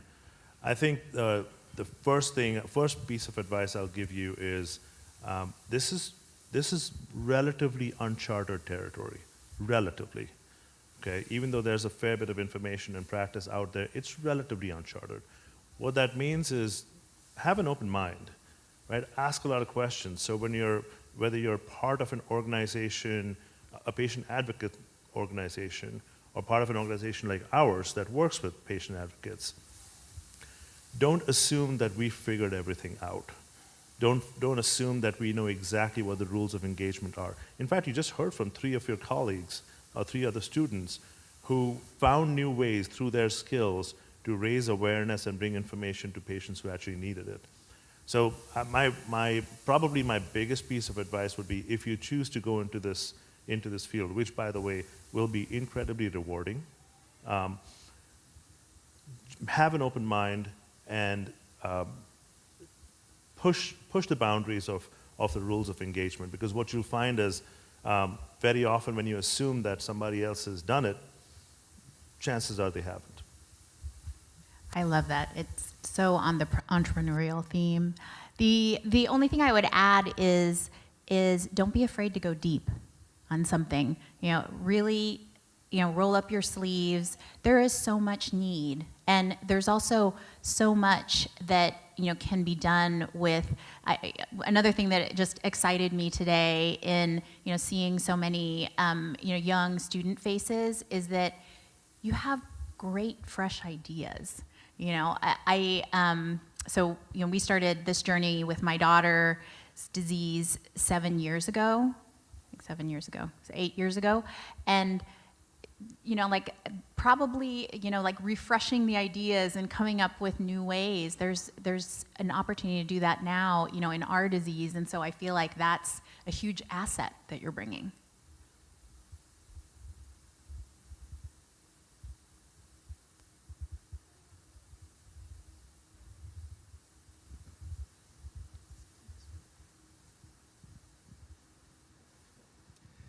No, I'm not going to give you another joke, so this is a serious question. One of the themes, I have no doubt that, the current and the previous patient advocate students are going to do wonderful out there, but I'm worried about all the existing doctors and specialists that are set in their mind.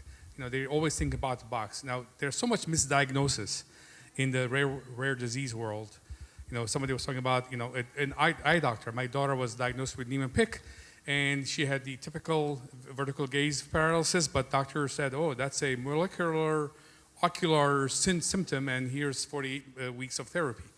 Now, if only he knew that piece of information that it could be Niemann-Pick. So how can organizations such as Amgen and Global Gene kind of raise awareness out there that, think again, it might not be what you think it is. It's something else. Continuing education and creating awareness is a huge task and obviously an ongoing task. And being able to speak with a broader voice around these rare diseases, I think, is really critical. We all have, there are 10,000 rare diseases, right? And an individual doctor is not going to be able to become an expert in all of those. But I think that, as you were saying, to some extent, it's opening the mind and, creating that question of, maybe it's not the typical, what could it be? So I think that is really critical, but then there's obviously practical support that's required. So, one of the things that one of the programs we have at Global Genes is the Rare Compassion Program, where we are working to help to educate the next generation of medical students. So we pair medical students with rare disease patients so they can really understand what the rare disease experiences through lived experience. And we are hopeful through programs like that we are able to make an impact. And it's obviously an ongoing process that's needed. Yeah, I think all of that is 100% accurate, and this is something we support all the time. Say that one of the areas that we're looking at a little bit more is the use of technology, right? For a long time, we've had a challenge, which is there are so many possible answers to a symptom. And I mean, you brought up a situation where your daughter had a classic symptom, and there's still the potential for misdiagnosis. Think about those situations where the symptom may not be a very typical symptom, but it could be one of God knows how many things. And that's what we hear more often than not, is the years and years of time that is spent in the diagnostic journey. What we are trying to do is leverage technology, of course, as technology goes in and out, trying to use technology in a way, and when I say technology, pick your favorite tool. Is it some form of GPT, some form of artificial intelligence? But we're making inroads, right? There are plenty of very nimble entrepreneurial organizations out there that are trying to create, that are either writing code or creating databases, natural history databases, to support the faster diagnosis for patients. We will continue to support that. I think one of the other things that we're trying to do is start from the other end, which is, typically what happens is if you hear about something, if you know the symptoms, you try to develop a medicine, which is a candidate, a research candidate for a particular type of disease. You can also start the other way. You can start with a set of genetic sequences and essentially use that genome to develop a very targeted medicine that targets that specific genetic sequence. And that is something that Amgen is trying to do. So I don't know that we have all of the answers today, right? But I do know that there's a lot of effort being put in, and we're starting to make some progress in shortening that time to diagnosis and the number of specialists that a patient has to see before they got the right diagnosis.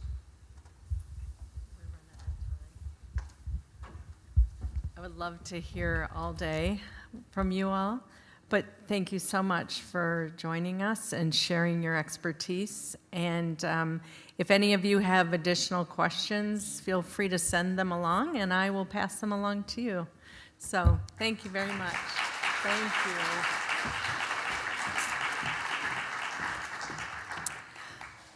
As we come to the close, I just want to thank each and every one of you for being here, my students, your rock stars, and you all showed up. I got you recorded. No. I just am so happy that this has come along the way it has, so thank you all for being here. I do want to announce that following this, we are going to have a biotech networking session. We have some phenomenal executives that are going to be here to share their career paths and experience. So if you are interested in staying on, it'll be in the North End. And graciously, we have Josh Brum, the former CEO of Dyne Therapeutics and currently working with Forbion. He is going to moderate, so please join on the north end. I wanted to quickly just thank everyone, so if you could show this slide. I'm not going to go through all these. I just want everyone that has been a part of this, not only getting it organized, but participating. We could not have done it without all of you. And I do want to give a special thanks to Katrina for all your help in making sure things went flawlessly, and they did. So without further ado, I do want to introduce Santiago Schnell, our dean. He is a steadfast supporter of our mission, and if you haven't already seen it, you will see What Would You Fight For video this weekend featuring Annie Hamilton, Tom Hamilton, and Santiago Schnell. And it says everything about what we would fight for, and it's all in this room today. So I appreciate it. But please join me in welcoming Santiago Schnell. His leadership and commitment to education and advocacy has been instrumental in driving the success of this program. And so I am forever grateful. Santiago?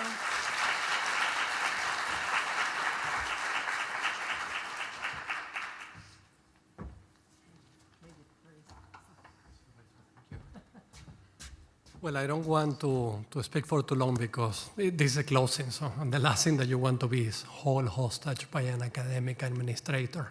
We're not very popular.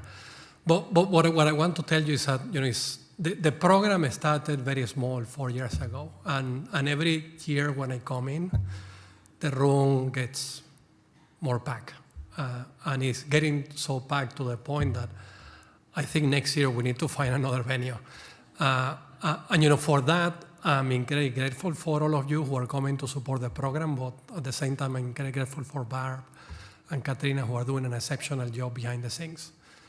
If you have any suggestions on how to improve the meeting, they're more than welcome. I have some terrible ideas. I always have terrible ideas, and some of them actually work. But one thing that I would like to see in the future, now that the meetings are becoming more popular and steady, is having something that it stays permanently on the contributions that we have made through the meetings.